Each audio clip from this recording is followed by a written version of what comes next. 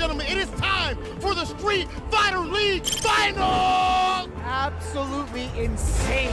Another Kipling taking the victory. That is insane. Ladies and gentlemen, Pump the God doing it again for his team. FlyQuest is your champion. The shark stands in good eight's way. You know what's coming on the Super Calamity. It's a big move. Kawano takes AW against the shark. The machine gun upper is a better, and that's good eight's one as your champions of Street Fighter League Japan. Oh my God! Why is he right all the time? He's a level 3. That's what it comes out. Kino being a Street Fighter League champion, but NIP.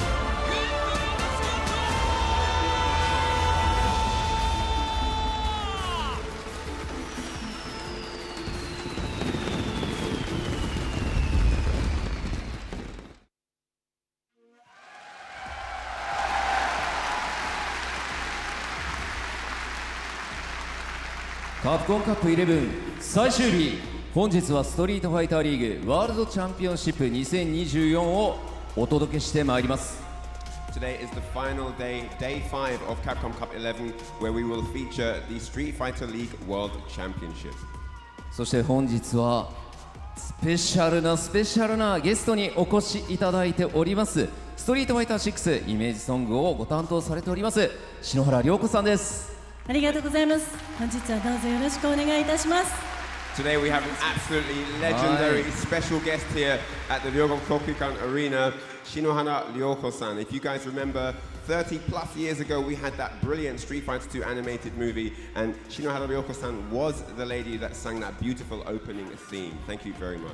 ありがとうございます。Thank you very much.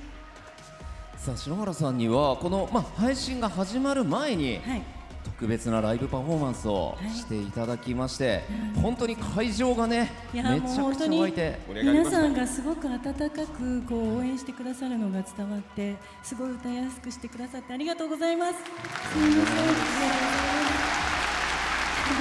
本当にこのカプコンカップという世界大会がですね、今年初めて日本開催をすることができて、そしてその初の日本開催が両国国技館すごいことですね。ということになりまして、しかもその最終日にです、お忙しい中で篠原さんが駆けつけてくださったという。結構この前からお話しいただいてて、今日の日を私もすごく楽しみにしていたんです。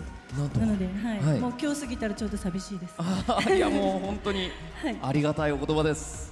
So we actually have, 30 plus years ago here at the Ryogoku Kokukan Arena, a Street Fighter tournament, and that's very, very nostalgic for a lot of the older people that, have supported the community and been a part of the scene for that long time. And to have, Shinohara-san take time out of her very busy schedule to come here and bless us with her beautiful vocals is just an absolute treat, and we are all very, very honored to be in your presence. Thank you very much. Thank you very much. ありがとうございます。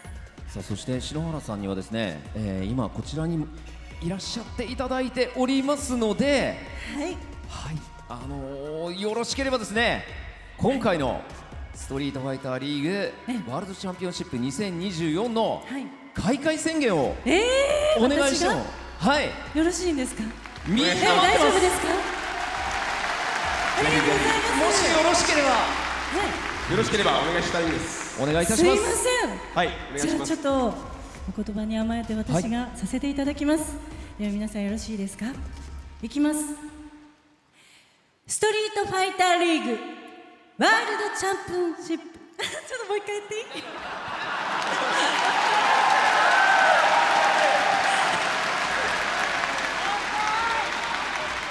ごめんなさい。わざとです。これがプロだから。これで温めてだから。そう、これ言ったらもう私終わりなんで、ちょっともう一回やらせてください。すみません。じゃあみんな初めての手でドキドキしてね。そう、すごい大切なことだから緊張しちゃった。じゃあ振りますね、僕がね、また。お願いします。それでは篠原涼子さん、開会宣言をお願いいたします。ストリートファイターリーグワールドチャンピオンシップ2024開幕。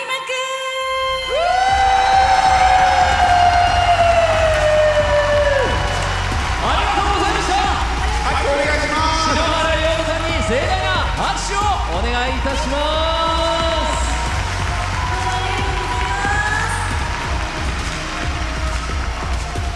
ありがとうございました。ペシャルゲスト篠原涼子さんでした。すごかったですね。なんと素敵な声。すごいよね、はい、もうあれだってさ、はい、子供の頃っていうか、ゲーセンに通いまくってた頃に聴いた曲だから、その当時のことを思い出しちゃったもん。そうですよね。なんか懐かしさがやばいですよね。そう、なんか50円ぐらいのハンバーガーいつも食べてたそう、まあそういうね、当時を思い出した方たくさんいらっしゃるかとは思いますが、ここからは本日行われるストリートファイターリーグワールドチャンピオンシップ2024についてご説明をさせていただきます。 And now it's time to get into the introduction of the Street Fighter League World Championship 2024, which is taking place momentarily. ストリートファイターリーグワールドチャンピオンシップとは、北米、ヨーロッパ、そして日本という世界3地域で行われたストリートファイターリーグの各優勝チームが一堂に集結し、世界最強をかけて戦う大会です。 The Street Fighter League World Championship is a Street Fighter League where the 3 winning teams from their regions, Street Fighter League held in 3 regions around the world, North America, Europe and Japan, come together to compete for the title of World Champion. 昨日まで行われたカプコンカップ11では個人戦による世界最強が決まったわけですが、今日はチームの世界最強が決定いたします。その熱戦にご期待ください。 Yesterday we witnessed the crowning of the champion in the Capcom Cup singles tournament, and today we'll be crowning 3 more champions in a team format, so get hyped for a spectacular day of Street Fighter League action. ここで今大会のスポンサー様のご紹介です。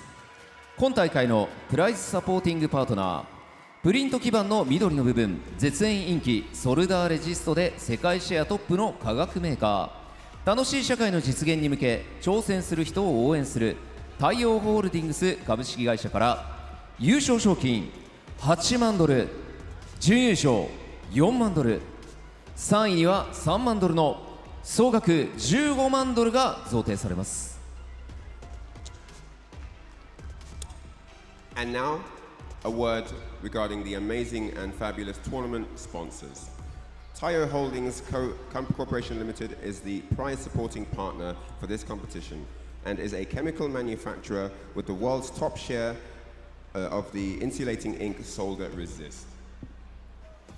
そしてこの配信は大会プライズサポーティングパートナー太陽ホールディングス、鈴木株式会社ほかフモフのお店、NTT 東日本、オフィシャル PC パートナーのガレリア、オフィシャルモニターパートナーの MSI とご覧の各社の協賛でお送りしております。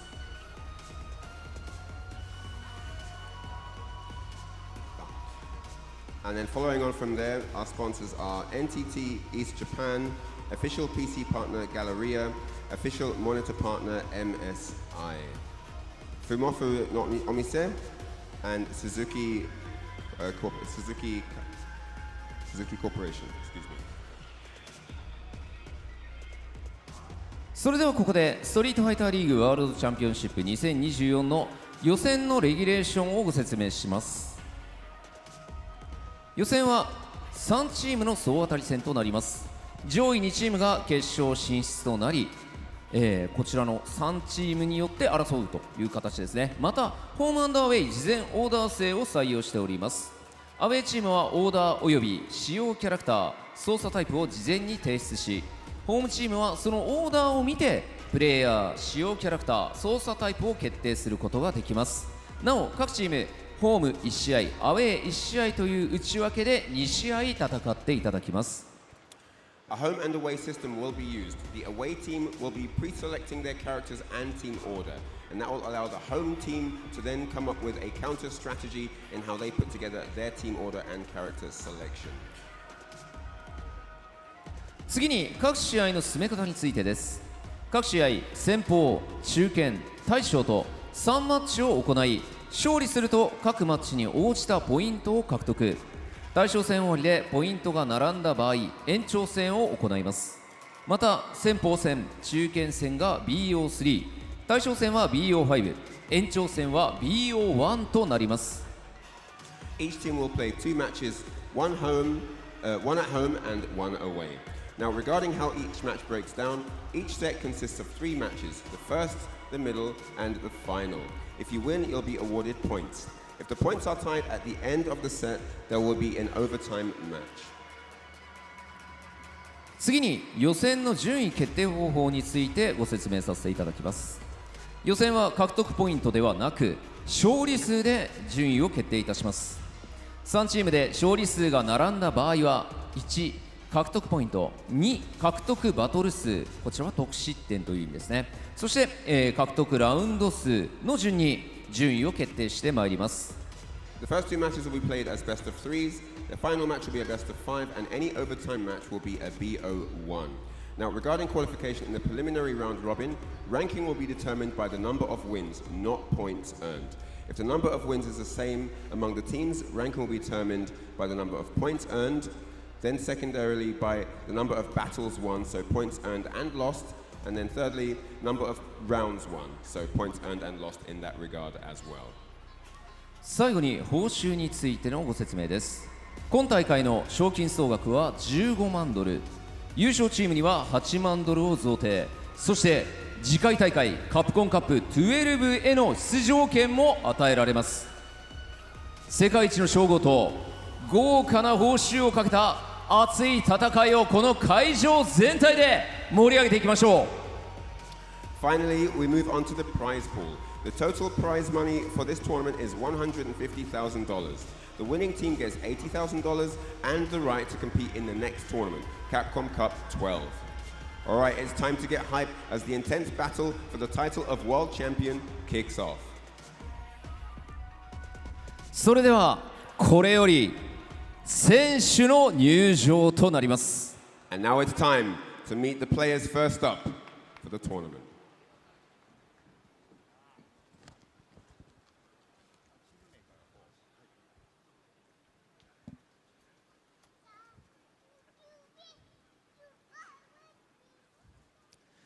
まずはヨーロッパ代表忍者ス in Pyjamas. First up, the European representatives on their way out to the stage is the Ninjas in Pyjamas. アラビアンストリートファイターマシーンアングリーバー Absolutely dominant run in the European Street Fighter League in Angry Bird. So I'ma tell the truth, I get my grind on. You know the pressure make all of these diamonds. Tell them big back, stick back, fast track, big lap, big facts. Absolutely solid run all through the tournament. Looks like an absolute beast, completely unstoppable all the way through. And here he is. アブダビの巨匠ビッグバー Also from Abu Dhabi, UAE. Next up, the Ninjas in Pyjamas, it's Big Bird! Again, another very, very solid competitor. We've seen him in multiple Street Fighter leagues. We've also seen him dominant in North America as well. And here he is now looking to take gold here at the Street Fighter League Championship at the Ryogoku Kokugikan Arena. ウォール・オブ・ザ・バイキングウェイギー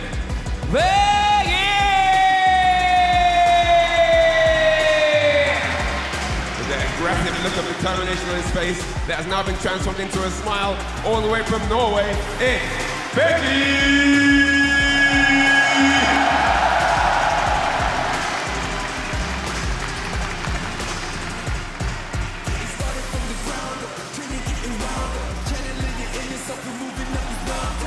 ノルウェーの怪力フェノー Next up, none other than Norway's finest. He's here, the Phenom. With his hand raised, it's time to welcome the captain of Ninjas in Pyjamas, it's Phenom!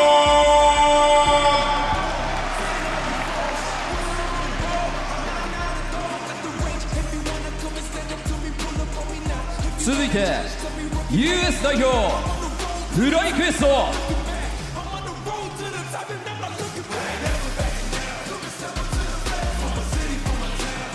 まずはニューヨークの講師はシャイ Next up, representing North America, representing FlyQuest, he's here, 1/4 of the dominant SLL North America champion. It is Shine!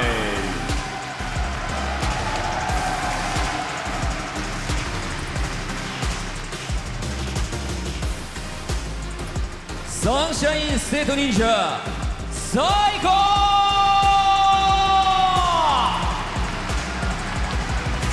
Coming down second to the team, it's none other than Psycho!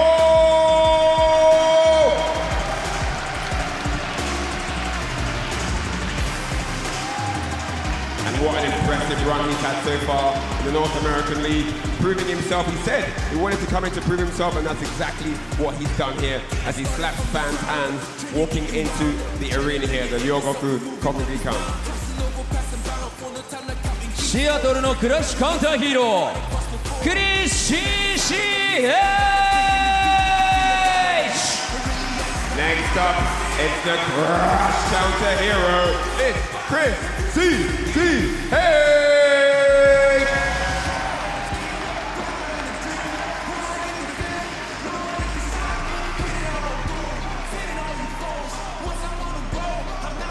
G Alpha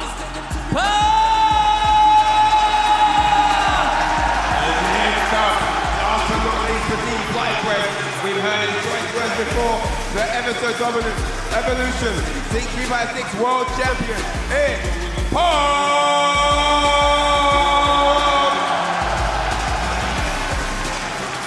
And what a year of Street Fighter this gentleman has had. Absolute dominant run at the Street Fighter League in North America. Just to top off his Evolution championship run as well. And now he's got a shot at taking the title at the Street Fighter League World Championship. 続いて日本代表グッドエイドスクワット And now the Japan representatives, Team Good 8 Squad. 島根の仙人 YG モチ First up for the Good 8 Squad, it's YG Mochi!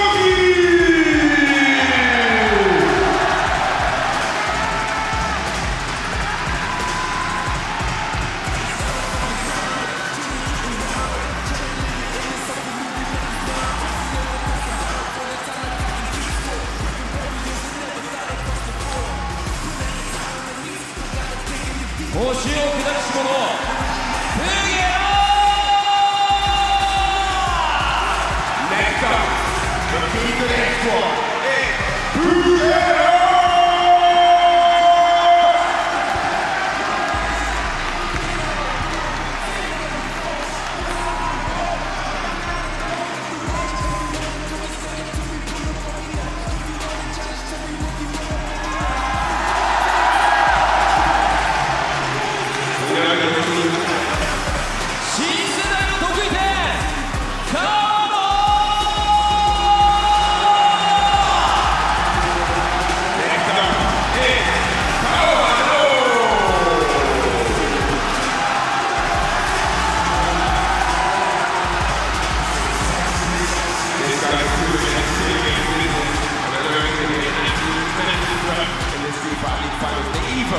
World champion, here he is, Kawana.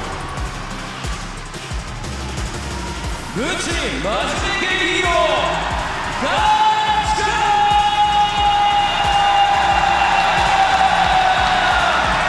Next up, look at that squad. Last but not least, it's Gachika!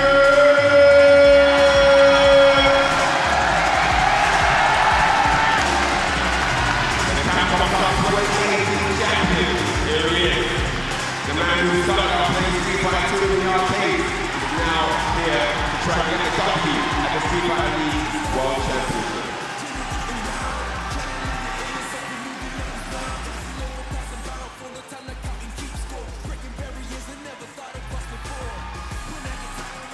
Serious business now. You see the focus on the players' faces as this is about to get underway. さあすべてのチームの選手たちが今ステージの上に上がりました。各地域リーグを勝ち抜いた3チームの中から本日世界最強チームが決定いたします。皆様今一度盛大な拍手をお願いしま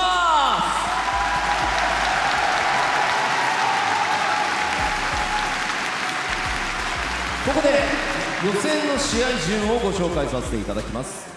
この後すぐ第1試合ヨーロッパ代表忍者スインパジャマス対日本代表グッドエイトスクワット。第2試合日本代表グッドエイトスクワット対アメリカ代表フライクエスト。第3試合アメリカ代表フライクエスト対ヨーロッパ代表忍者スインパジャマスとなります。And now, the order of the qualifying rounds is as follows. In match 1, we're going to have the European representatives, Ninjas in Pyjamas, taking on the Japanese representatives, Good 8 Squad. In match 2, we're going to have Good 8 Squad versus the USA representatives, FlyQuest. And in match 3, it's going to be FlyQuest versus Ninjas in Pyjamas.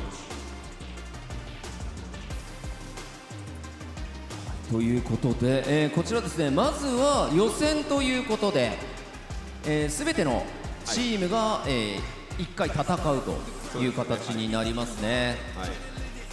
さあまあこの3地域どこも強豪揃い、そして個人戦のカプコンカップでも活躍した選手がたくさん見られますよね。それはそうですよね。やっぱりそのホーム状態になっている有利が一応あって、それもとても大切になると思いますけどね。確かに。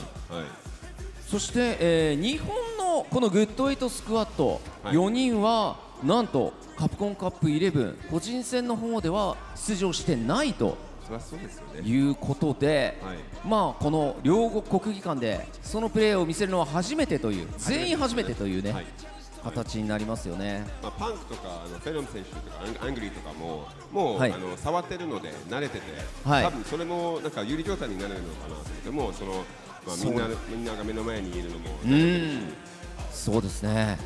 さあそれでは第1試合のヨーロッパ代表忍者スビインパジャマスと日本代表グッドエイトスクワットの選手の皆さんはスタンバイをお願いいたします。 Alright, so with that said, it's time to get the players ready to start the first match, which is going to be Ninjas in Pyjamas versus Good 8 Squad. We're going to get all the players prepared and set up to do battle momentarily.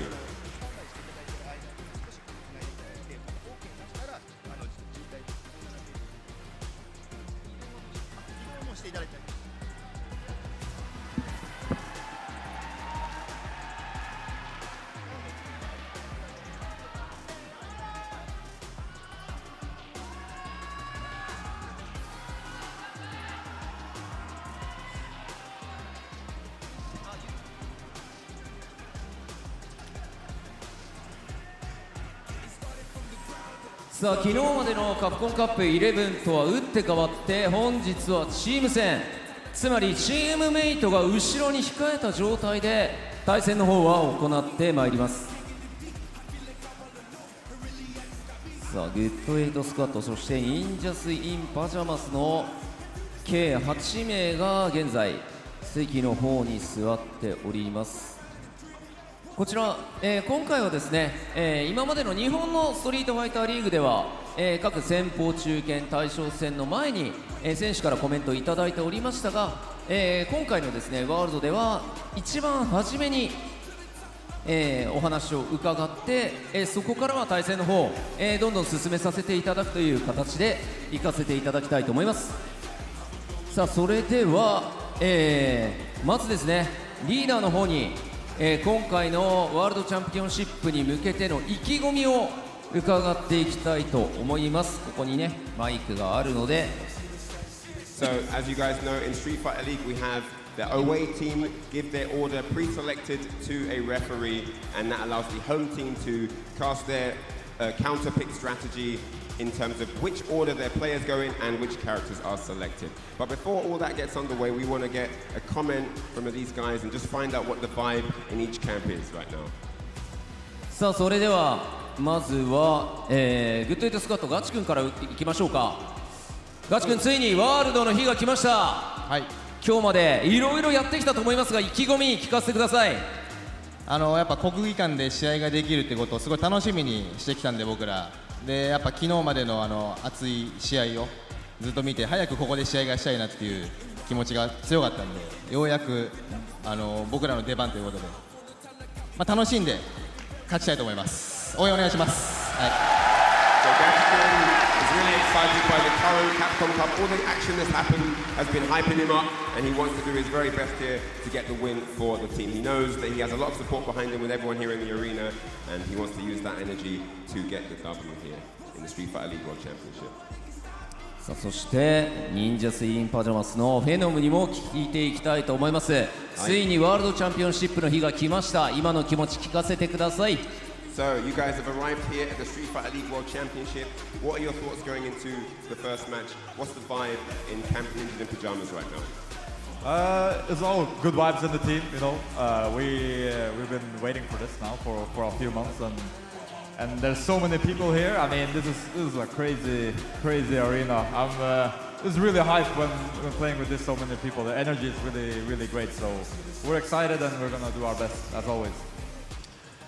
明らかになる時がやっと来て、この両国機関に来てくださっている方々、もう満席ですごいなんか有名でしか見れないような光景ですごい、やりたがってるし、やる気満々って感じで、頑張りたいと思います。いいですね。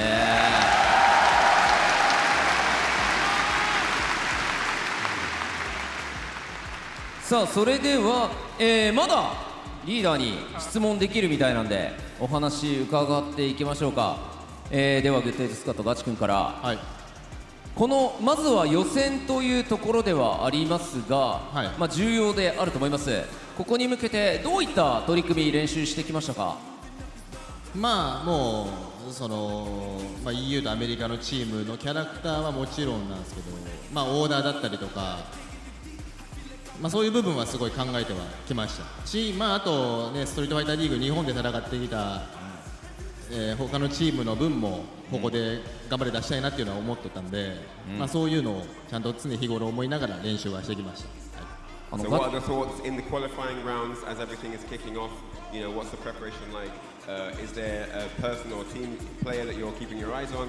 And he said that, yeah, obviously the character and the team order is going to play a big role. They're thinking a lot about what FlyQuest, what Ninjas in Pyjamas might bring, and that's the focus right now. So, yeah. ちょっとガチ君の隣にすごい貫禄の方がいらっしゃるんで、この方にもすごい自信がありそうなんでお話伺えますかね。はい。何でしょう。今日ワールドなんですけど、はい、どうですかね、勝てそうですか？選手たちの仕上がりは上々じゃないのかなと思います。やっぱり監督の目から見ても、はい、僕の目から見てもかなり今年は出来がいいですね。はい、やっぱり選手たちハードなトレーニング積んできましたかね？そうですね。ただもうあとは信頼するだけだと思ってるんで。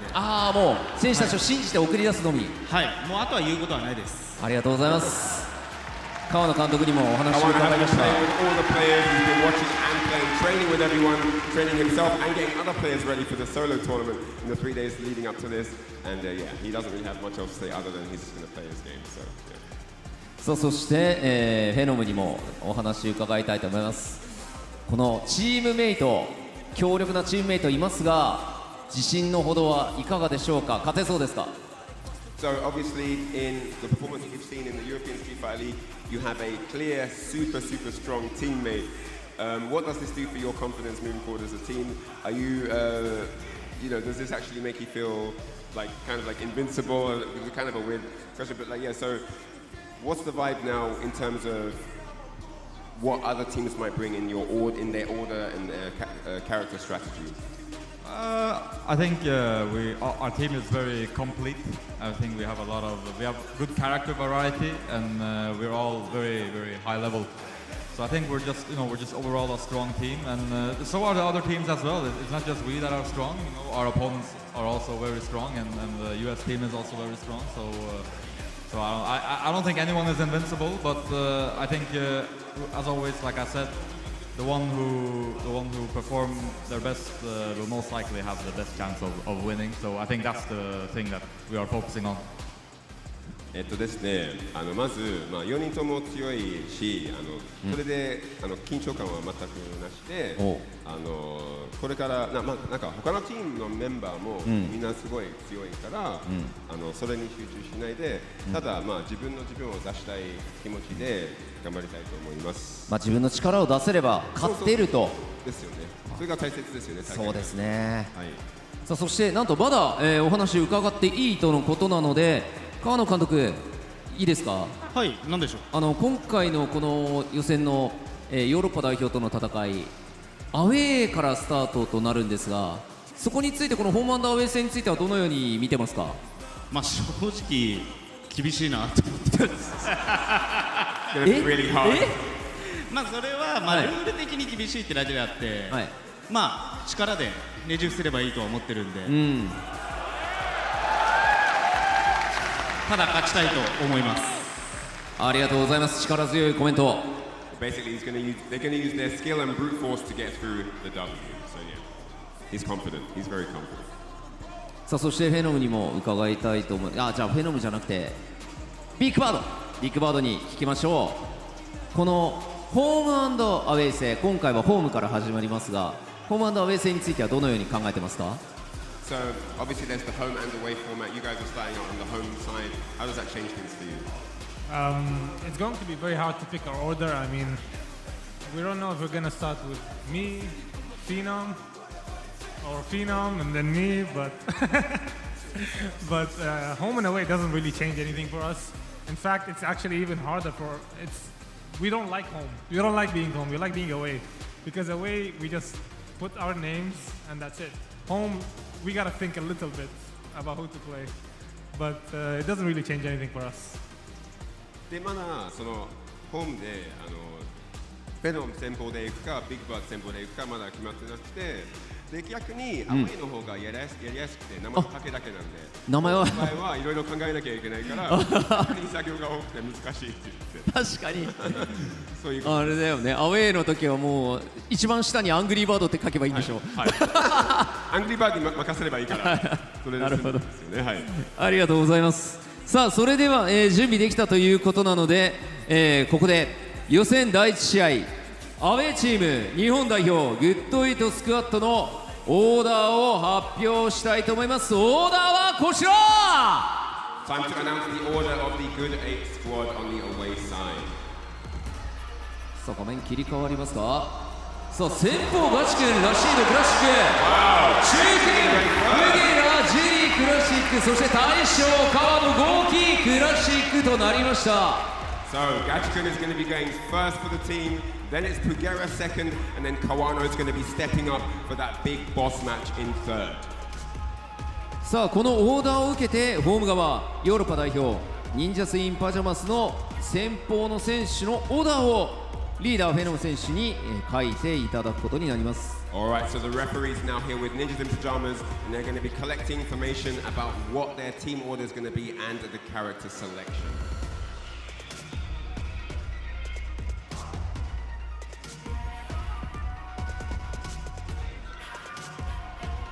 Carefully planning now, careful decision making. They've done the strategy, they've done the homework, and now it's all time to reveal everything.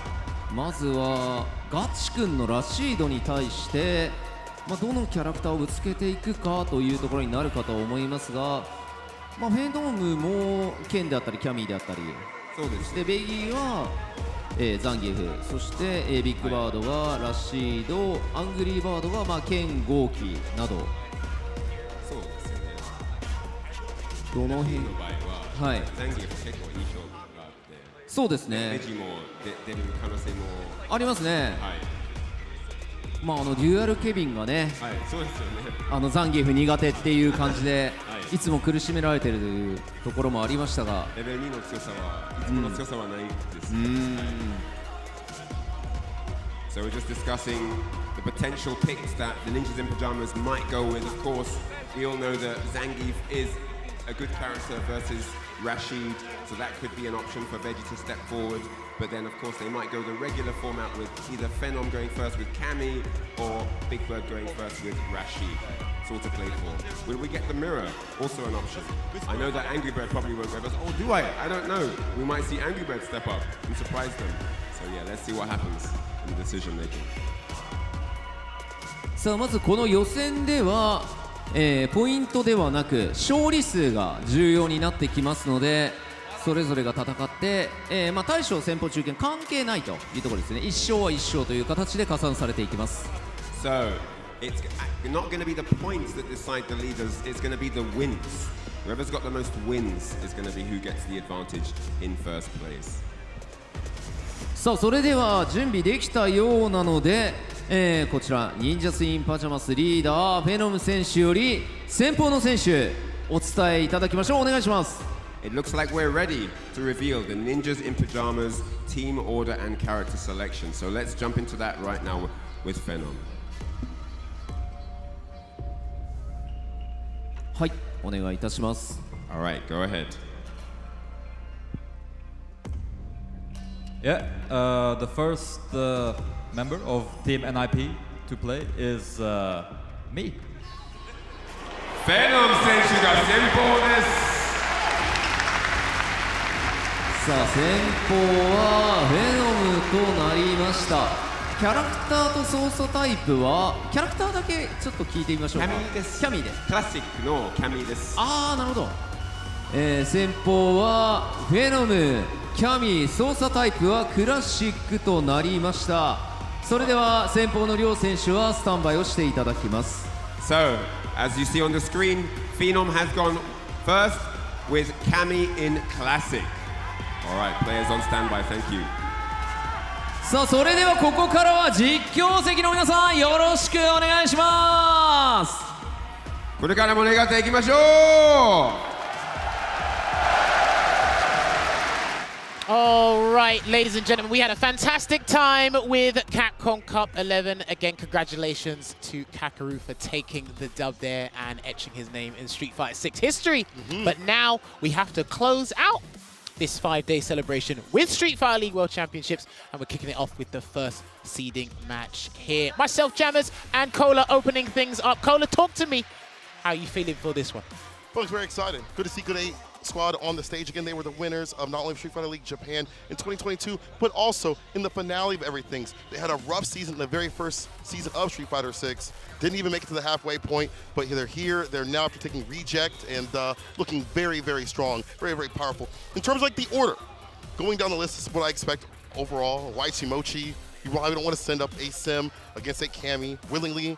So I like the positioning of what they have. You know, you put Kawano, he's a clutch factor we saw in Street Fighter League Japan in the finale. There was a mistake he had against, Lashar, but he proved that was not just a fluke for that win. In the end, he was able to take it. But having Pugera with JURI is an interesting pick. What do you think that might be the cause of in terms of like the selection on your side of things? Well, because he's got an array of characters, Pugera, it's very tricky for NIP to find out exactly how to prepare for him necessarily, because he might have been the one they were least expecting, because you know who Gachikin's going to play, you know what Kawano is known for, you know that YHC Mochi has been a Dowson player for over 2 decades. Those are the easy parts. Yeah. They're going to have to probably learn on the fly how to adjust. But again, with the order you're seeing right here, Good 8 squad, they are the away side, so they had to expose their roster prior the fixture. It's going to be a captaincy battle. They are both going to be in the vanguard position and leading the charge here for their respective teams. You can see it, the Moose going up against the Honest Hero here. And it was interesting because I was part of SFL EU with Damascus, Logan, and Yipe. Shouts to the Screw. Also, special shouts to F-Word. It's such a shame he couldn't be with us there, but he was watching in spirit. And listen, you heard it from Big Bird in the pre-show talk. It's just easier for your away. We just put the line up. You got to deal with it. I want to be the one causing the problems, not dealing with it. But I know NIP extremely well. I can probably predict what the order's going to be, but I'm not going to spoil the rest of it for you. So if anything, we'll just let Phenom take the charge, and hopefully the respective teammates follow suit. Now, on paper, I think he should be taking the charge quite a bit. I feel like he's going to be a very important part. Over in Street Fighter League Japan Finals, Cammy was such a big problem for a lot of these characters. Rashid is definitely one of those matchups that I feel like Cammy loves to fight, along with Sim, along with Bison. But that's why we saw Pugera come out with the DJ to try to fight that and combat that. So again, as you mentioned, Pugera was kind of like that question mark was going to come with. He's going to have a secondary selection to fight for Cammy. That was a big part of why they were able to make it through against Reject. We'll come on to Puger in a second because he is the enigma of this whole fixture in general, but let's focus on the captains here as well. Let's forget, because you did bring it up, right? Good 8 Squad, they have won a Street Fighter League championship before, but guess what? Phenom's actually a 2-time SFL EU champion. He done it first with Nordovin. True. And then he went and done it with NIP. And listen, you thought your phone upgrade was good. Let me tell you about the team selection. The upgrade, as you can see it with Big Bird and Angry Bird. Dominated Street Fighter League Europe for very good reason here. And hopefully, in front of this massive crowd of the Japanese audience, they can see at large how formidable NIP is as a whole. The guys are coming in.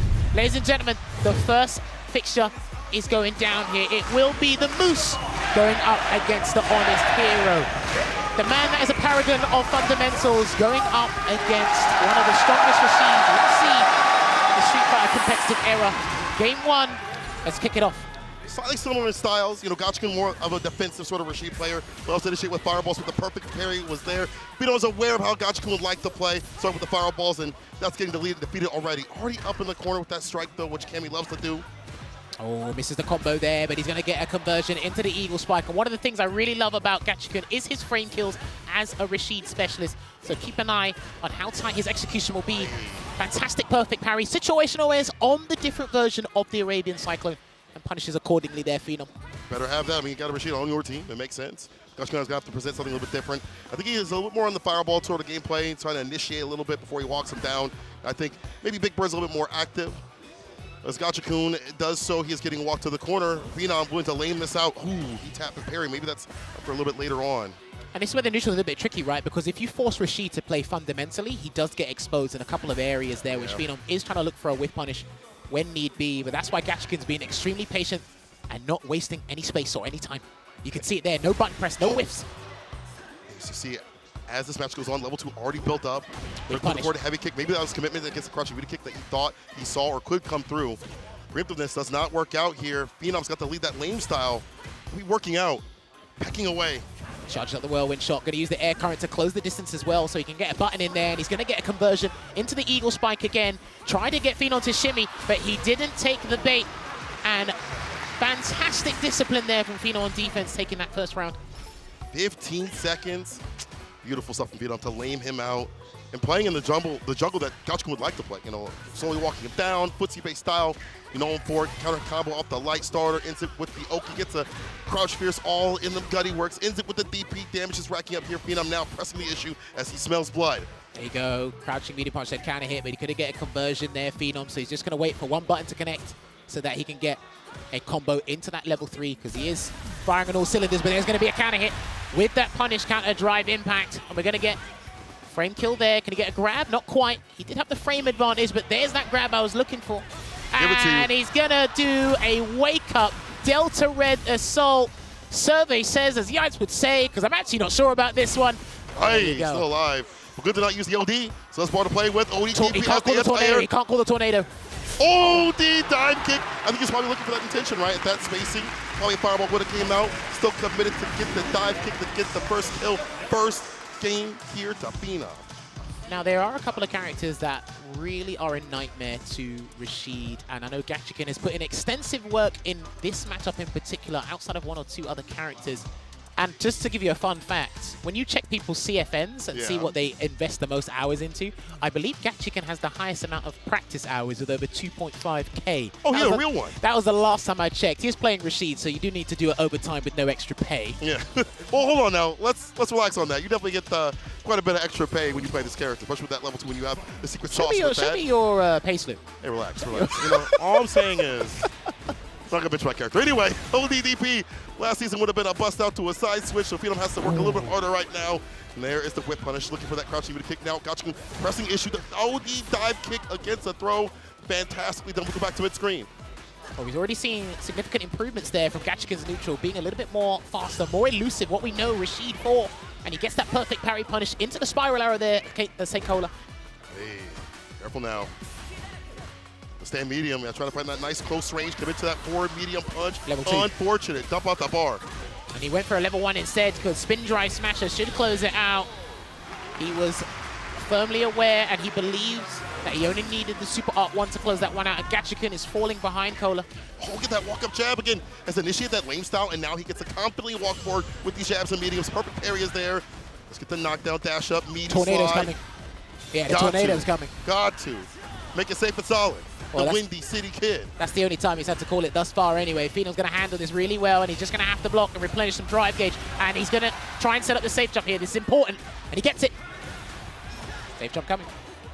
Oh, empty jump low instead. He's got another opportunity here, so if Phenom gets this wrong, that's going to be the round. Is it high or low? Mix up. Oh, he blocks it up, but the shimmy, the finesse, and plus will put him to rest.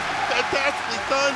Has been saucing up the corner with a lot of these throws, and then ends out the strongest mix in the world, strike and throw. I'm telling you, man, that is one of Rashid's strongest traits. That float Oki in the situation in the corner there. But he has to take you to the corner because the magic only happens for Rashid in the corner. That's true. He can take you there with one combo, but he has to do a little bit of work to get there in the first place. Gets another punish counter dive kick there in the neutral to Phenom. That's the throw. Gotcha with the driver's forward heavy kick. Got him. Shimmy. Tornado's coming again. He's going to call it again. Yeah, you're right. You're right. Get that proper knockdown. Not as easy to do as in previous seasons, so you have to make sure that you do it properly and correctly. Burn him out. Oh, yeah, he does. As you mentioned, has the enhancement still. The throw, he'll take this. Here comes the pressure. You got to hold the string. And the nasty drive impact reset. And Gatchikun finds a way to equalize here for Good 8 Squad. Again, the captaincy doing his duties and saying, we are not going down without a fight. This is only the first fixture today, Cola. Yeah. It's so exciting. My heart is pounding. Honestly, I like the way that Gatchikun's playing this. You know, you mentioned the footsie game not being so strong for the side of Rashid. He's got to use a little bit more drive gauge compared to other characters, and the way that you can walk down people with Cammy makes it very difficult. However, on the reverse side of things, Gatchikun is making the most out of every interaction. Knock down to level 2, as we mentioned, to make sure it's true. Make sure you can actually get that down and take it to the corner and erasing the drive gauge. Well, let's pay attention to how Gatchikun has made the micro adjustments to send Phenom into the corner and then make him guess with all the frame kills, all the setups here, because Phenom's actually been handling himself well. But when he's put in the corner against Rashid, that's when the million-dollar question is being asked. He's going to get a punish counter throw fortuitously. Nice check. Yeah, that jab has been doing wonders right now and gets a counter combo. Very good stuff here for Phenom. Playing a little bit more on the lamer side, back to the basics. Oh, he tried to get the TK Arabian Sky High there, but Phenom shut him down and swatted him back on the floor. Hey, and that is going to be good damage here. Just end it with the cannon spike. That's correct. Delay a little bit. Could have finished the job, but the heavy kick will still be jail, no bail. Walling him out, not letting him leave. Like we said, no wasted air, no pun intended, no wasted movements here for Gatchikun, and he's going to get another whiff punish across the screen. And he gets a delay. That is perfect against defensive dive kicks. Delayed crouch medium punch from Rashid is perfect against Cammy's wake-up dive kick on defense. I think Gatchikun has that answer. Had the pick up two as well. Gets the counter off that crouching jab for the crouching medium kick to Link. Like Mixer. This time a throw? Yes, sir. Makes sense. Good call, Cola. And then this time he changes it up because the dive kick has been stopped before. And a perfect parry into the conversion. Will close it out with a crouching heavy punch. And boy, he is going down and making sure Phenom works for this win. Got him sweating. I like that. Again, crouch block and the crouch medium kick has been hit continuously. I haven't seen Phenom be able to expose those toes continuously. No whip punish, but will finally find the entry point right here. Target combo, spiral arrow. Waits for a little bit, tries to go for the throw. No back throw happening here. Good back. Here comes the tornado. He's got to call it again. He's got to call it again. My win condition, go! Just weighing it out. He might have to actually just deplete the drive gauge. Yeah, just take the drive gauge damage and a back throw there. That worked out for Phenom here. Right. And again with the drive rush, gets a throw right after. Drive bar so far, well spent here for Phenom. Burns himself out, but knows if he can get a significant conversion right now and put this man close to that door. Now definitely, I think with a big jump, it could be able to get the win. He's coming again. It's going to come again. Another one. He's got to hold it. If he gets grabbed after the tornado, he might be screwed. Oh my God. Yeah. Okay, he's going to, don't kick at him, please don't. Chill, he knows chill. it as well because the level 3's there. Yeah, you're right. Could bust through. Enhancement. Oh, and he got him! He got him! He got him to flinch! And he's going to convert into the EX Spinning Mixer there, and he was almost down for the count, but the captain of Good 8 Squad sets precedence here, and a fantastic example to lead the charge and put these guys in prime position to sit pretty in the grand finals. They've been on this stage before. They've got rings on their left fingers. They want them on their right. And what a good fight, though, here for Gatchikun again. As you had mentioned, it's the corner where he's making his money. Not trying to be funny or anything like that, but some real deal stuff. You see the mix-ups continuously off Arabian Cyclone, what he's doing off of level 2. stealing the drive gauge to be like, if I can't kill you with this level skill, I'll steal your drive gauge. Maybe I'll make you pensive and set up for things later on. In the first of 2 set, very well done. The quick adjustments and quick kills. Let's take a look back at what transpired during that set there. Phenom, fantastic start, but again, it's not about how you start, it's how you finish. Handled the neutral really well, but again, he was getting a lot of defensive dive kicks to connect. He was whiff punishing things where Gachikun was whiffing here and there. He played solid. He played by the book, Phenom. Nothing wrong, but like we said, where Rashid shines, where he excels is in the corner. So then you just pay attention to how Gachikun was changing up his spatial awareness, getting those conversions to the Eagle Spike, and then say, hey, I've got a bunch of frame kills. Do you remember all my frame kills that set me up for the ideal frame advantage? Exactly. I'm not sure. Then tested it. And then again, you don't want to deal with Rashid's throw loop, but also if you whiff a grab, he's got all that dry gauge to set up the nasty safe jump that's got 20 different ways into it, right? Yeah, that's a good point you bring up about the drive gauge. Just in general, he had so much when he was in the corner, built some up at level 2, or if we took him there, he would already have a lot built up, and this was a beautiful perfect parry. I feel like there's a couple perfect parries that were happening in this instance to disallow Phenom to get that comfortability in the neutral, swinging back with stand medium kick, and what a shimmy right there to end things off. It all worked out. Gachikun's corner pressure, and with the Frankers, as you mentioned, put Phenom on the back foot. You know, Gachikun's a big lab rat. You mentioned that he is constantly training. If you check his CFN stats, he is there. Many of us aren't, but he is. But look at what the reward is. The first win to Good 8 squad. Again, they've been on that stage. They're hungry for another success right here. And riding the wins right now, success. It's looking a little dicey, but we'll see. Bugera is up next. We'll see who they send up against him. Who do you call up against a JURI? If I know NIP, okay, if you know, they're going to send a certain specialist up there. The robot might be in reserve. We might have to make sure the batteries are fully charged for that anchor match, but we'll cross that bridge when we come to it here. They are just making sure that everything is ready on the stage. Make sure you tweet out the stream, everyone. Twitch.tv/Capcom Fighters, and let everybody know that Street Fighter League World Championships is on. Remember, Street Fighter League US, their team is going to be playing very shortly as well, because we need to crown the ultimate champion of the Street Fighter League as a whole. Ultimate champion. After how many fantastic moments we've had League around the world, how many blow-ups and upsets and things that we did expect to happen, all that occurring to this, culminating to right here, right now, especially for Street Fighter Japan. Just speaking about like how we've had so many different new players and things coming through. Even though Good 8 squad was the one to take in the end, there were moments where even both squads, in terms of like the divisions, kind of dicey for like the top level of play, or should I say the teams in general. So it's great to see like this is it. This is what we get for the ending. We have a lot of variation for the characters, the players, and stuff like that as well. A lot of storylines that are behind this. For EU, as you mentioned, for Japan, for US, we'll get into that when we get into that.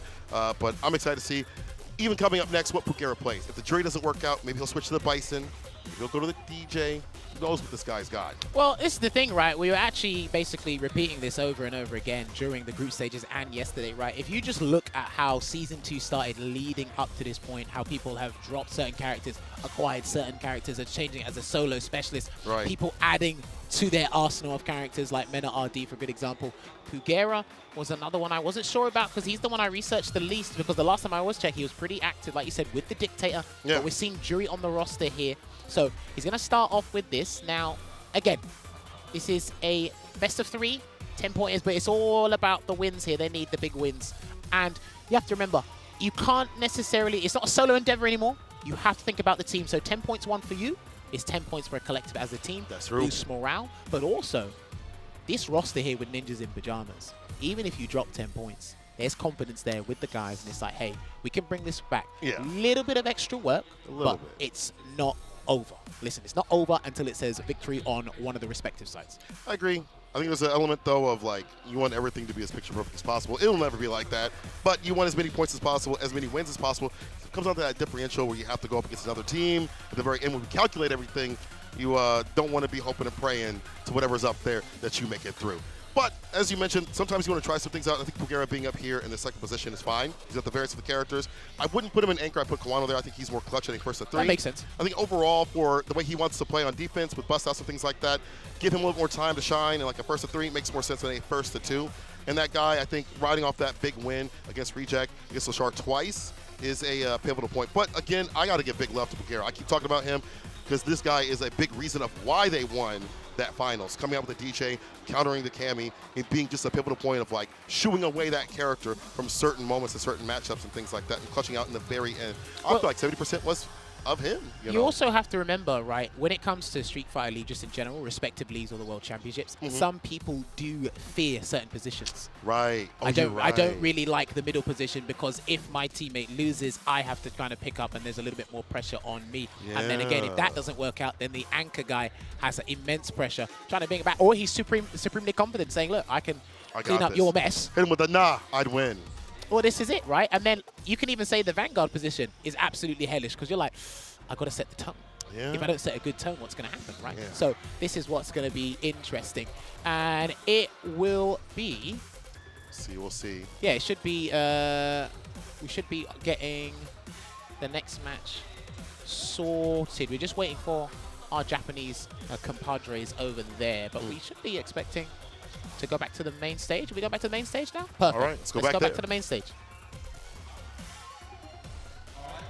For the second match, the player that we will send up, his name is Big Bird.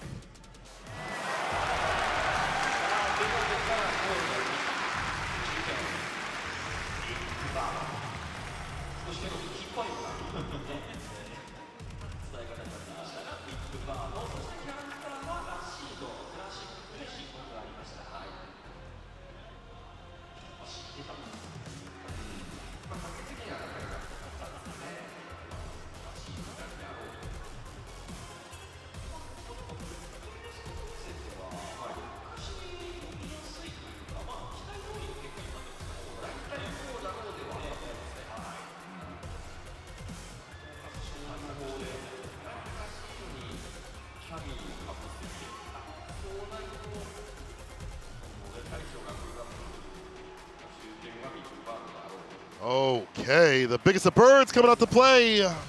Looking to put this Pugera into the nest. Now, it makes sense, you know, every time I talk to just Kid or Jack, whoever it will be for him, back when he was having troubles in the mirror match, he wanted to pick Rashid and fight that character. It's not like a desperate match. Actually, you know what? Let me not speak as a Rashid player, because you are the resident Rashid player out here. You see this match, do you like fighting JURI? Who? You. Rashid? Me? Yeah. What? Yeah. You're talking to the wrong guy, Hold on, now bro. we played at EWC, you were playing a little bit more Rashid than a cool. You're talking to the wrong guy, bro. I was always a my player. What are you talking about? Oh, about that. What do you think about this matchup, though? It was one of the more annoying ones when I was trying to actively play Rashid and, you know, cosmically failed. Really? But it's because the Fireball has such horizontal dominance. JURI is great at monopolizing the screen. And this is another character that Rashid is going up against someone that's got exceptional buttons in the neutral, whether you use Drive Rush to enhance the frame rate or the movement or not, right? Okay. And then she has pretty solid counters to what Rashid does, and she's very good at harassing her opponents, whether it be mid-screen or the corner here. But Big Bird, I just like the fluidity in his gameplay and how he's got a healthy mindset towards competing in good matchups, bad matchups. He'll tell you which ones are the unfavorable ones. Oh, yeah, yeah. He'll be honest. He had this problem with last season in Group B, Capcom, I think Nephew and Despair King were there. Yeah, you're right. I think they were the two JURI players, so it was a little bit of a tall order. But everyone has accumulated a year's extra worth of experience. So now you can categorize different play styles. You have an understanding of the movement in the matchup, and then you've got understanding of the drive system a little bit better. So I think he can be pretty good here. And of course, like you said, the significant advantage both of these two teams had is they got the insider scoop. They got the 4-on-1s of Rashid's. Oh, yeah. Big Bird will break down Gachikin's playstyle and the character to his teammates, and obviously Gachikin will go and talk to Good 8 squad there. So there's nothing you can really surprise them with if we're talking about Rashid mechanically, and he's a mechanically laid character. Yeah. You have to, as a team, because remember, it's Big Bird versus Pugera, but it could be Big Bird versus Good 8 squad as a whole. Right. It's a team element, as you mentioned, and that's been a big thing for League.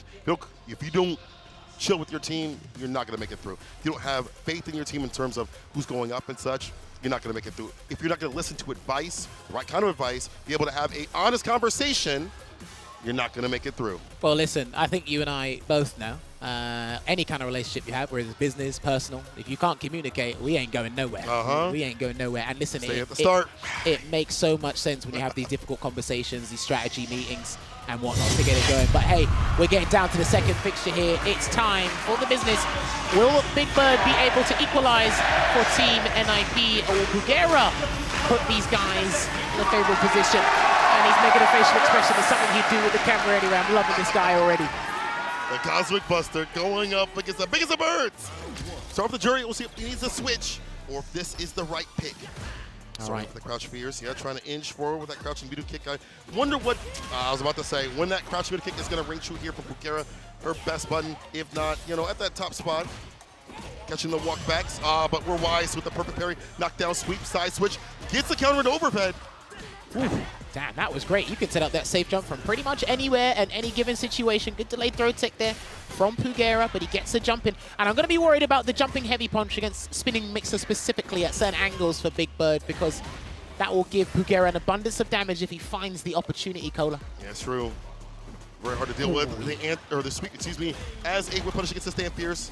He's hunting for that fireball, dash up. Nothing big right here. Keep him locked up at the corner as much as possible.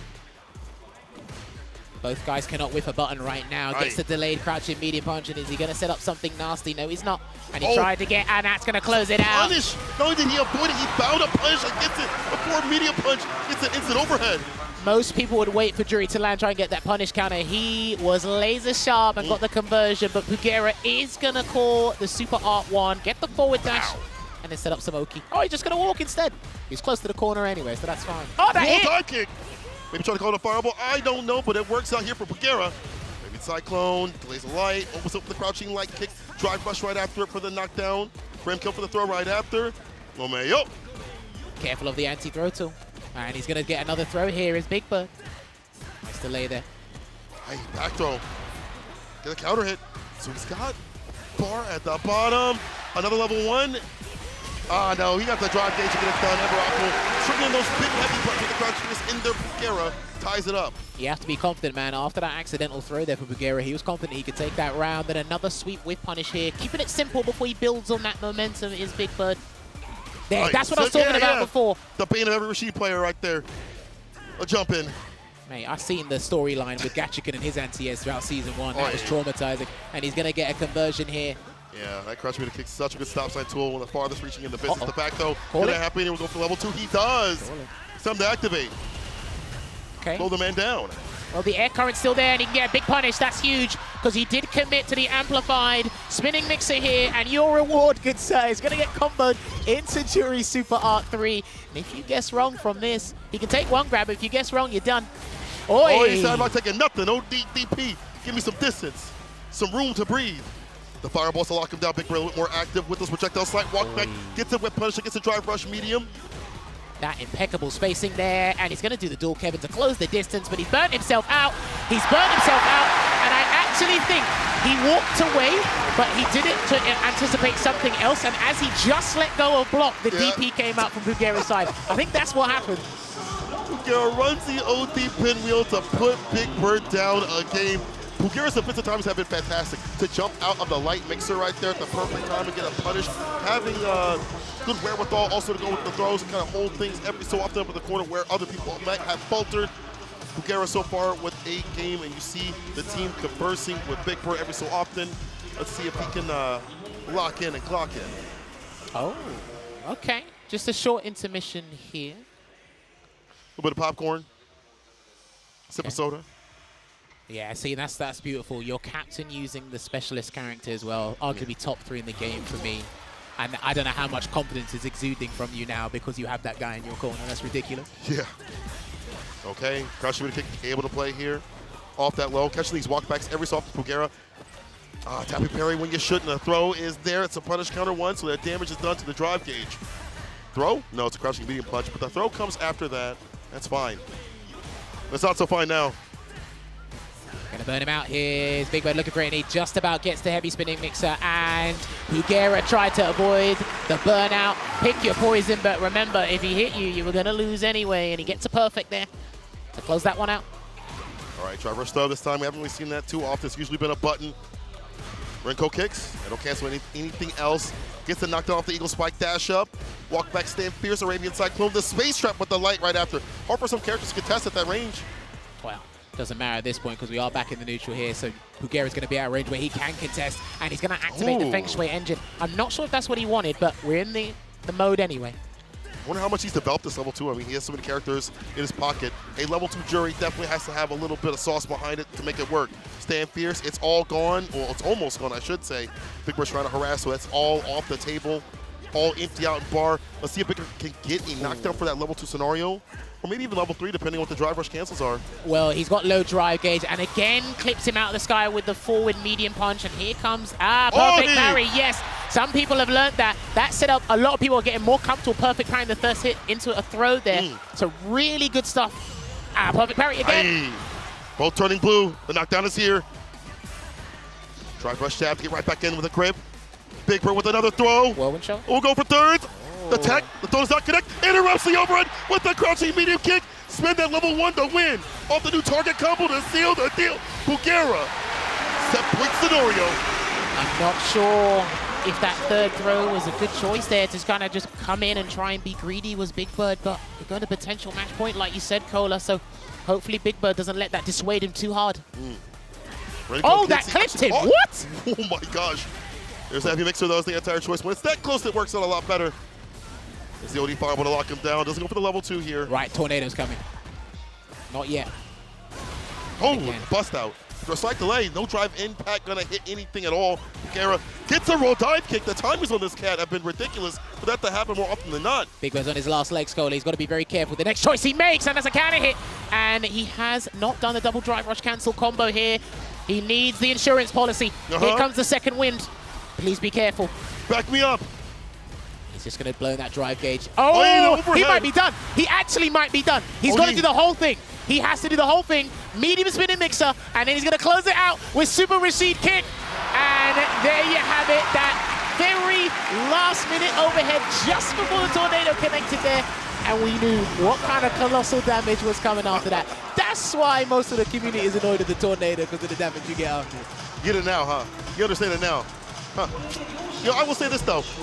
Hey man, listen, when you buy a product, they tell you to buy insurance. That's true, you're right. They said $9.99 for a little bit extra right there, and unfortunately, Bulgara did not get that payment plan off. Now, on the reverse of things, first overhead didn't work, backed up on the level 2, you know what to do. That one did, and Bulgara, although having such dominance in the round, it's how Big Bird has been adjusting that level 2 and making the neutral a little bit more unusual and optimizing when need be up at that corner scenario. Well, this is why you need to be very careful with your dry gauge management with a character as intricate as Rashid. And let's see, this game is a free-for-all, honestly. We could slug it out, or we could be respectful. And right now, we're going to get a big punish here into the Eagle Spike from Big Bird. Just the backdash. Oh, we're slugging it out. Yeah, we're slugging it out. We're out in the Waffle House parking lot. Shoes off, shirt off. We just swinging right now. Good old Fight Club, yeah. Bulgara, again, sticks with the JURI. I think he wants that reversal of this matchup. Seeing him bust out continuously. Does get the punish and the DP. Easily done. Bulgara locking Big Bird down. That's around in that set point again, but he needs to close this out. Well, I'm looking at Big Bird's player cam here in the mental. It looks like it's not 100% just yet, but he can recover that over time, and he doesn't get the cancel on the dive kick, and I saw Bulgara's beat himself up about that mentally. All right, I'm trying to go for the answer. The foot dive. Gets the punish too as well against the throw. Stocks him with the Huajin. No feng shui yet. He doesn't even need it, because I think that's it. I think he's level closed 3. it out into the level 3. Oh yeah, off the target combo. The Foot Clan finisher. Bulgara, the Cosmic Buster, taking a significant win. Good A squad. Already 2 games on Ninjas in Pyjamas. This is what can be difficult for Rashid in close proximity. It's just some of the other characters' buttons are slightly faster, slightly better. There's maybe special cancel. So you are limited in certain options there, but it was unfortunate because Big Bird was slowly coming back, and I thought they were going to try and take it there to get that equalization on the 10 points there. But 20-0. 20-0 right now to your boys, Cola. Good 8 squad. I'm sweating, bro. I'm sweating right here. You know, I want to go back to what you're talking about, like the faster buttons, that crouching mini kick of JURI. We see continuously. Unfortunately, Rashid's not as good. And as you mentioned, that close range, that CQC, you see, has been difficult. The jump-ins, some of them anti-air, but most not. And it also, when it does happen as a Rashid player, I'm sure you're like, okay, man, I can't even. That's got to be an annoying thing to just have in the back of your mind, that if cheat jumps, you can't always get an anti-air fine, you know. Yes, this was a lovely back and forth between these two. I got to say, the rally of adaptation we saw was really good. I did see a couple of jumping heavy punches work, and then Big Bird handled it accordingly. But hey, listen, we got to give credit to Big Bird when a couple of jumps that didn't work out for Bulgara. What was he ready with? Forward medium punch, immediate buffer into medium eagle spike or EX eagle spike there.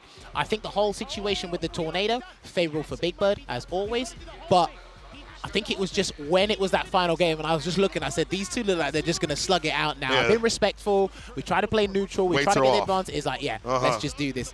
Nice and easy there. And that's the thing as well. Because JURI, in a lot of situations, this matchup doesn't have to, utilize level 1 or rely on Feng Shui Engine. You can build up to that level 3. That's a really good point. And have all the combo flexibility as possible, right? Which is why that is. And you could lose track on how much super meter JURI has in a match like that. She can build it up really quick. She can be a battery, especially up in the corner where she can harass you with Stand Fierce, the fireballs, the pressure off the mediums. It sticks to you a lot more. So her up in the corner is almost as dangerous as Rashid. Not as much, but is definitely up there. And Pugera is a very dangerous cat, scoring another significant win. That's 2 games already, and now we go to the anchor position. Now listen, it's going to be a deciding factor, I do feel, as you see Phenom Big Bird only able to get some, games here and there, but not full matches. 20 points to good 8 squad Kawano. And I'm just going to say it. I know you might say it too as well. It's going to be Angry Bird on the other side, I'm guessing. It has to be, because if you haven't caught up with Street Fighter League EU or you're unaware, basically NIP, their formation was Phenom would start as the vanguard, Big Bird would be the middleman, and then Angry Bird would be the anchor. And he did actually say, he said he's uncomfortable in first to two in these kind of environments, so I prefer you just put me at the back. And he's been in this situation before. I did call Ninjas in Pyjamas the super soldiers of SFL EU. They almost looked invincible and unbeatable. But right now they're looking a very bit human here, but they are on the international stage. Now, Angry Bird is more than capable of doing this, but he is going up against, as they call him, what is it, the Singularity? Is that what Kawano's nickname was? Listen, I don't know what that means, but I just know that him with the Akuma is some dangerous business, or the Goki, because we're here in Japan. Either way, this man in a first to 3 in a similar fashion to Angry Bird loves to be able to have that room to be able to figure out the opponent and the player and see what they can do on defense. You know, Kawano, we saw at EWC with the bust outs against Bonchan in that mirror match, which I actually expect to happen. Okay. I think that unless he's changed his mind, well, we'll talk about this here in a second. Our third match, we will be sending Angry Bird.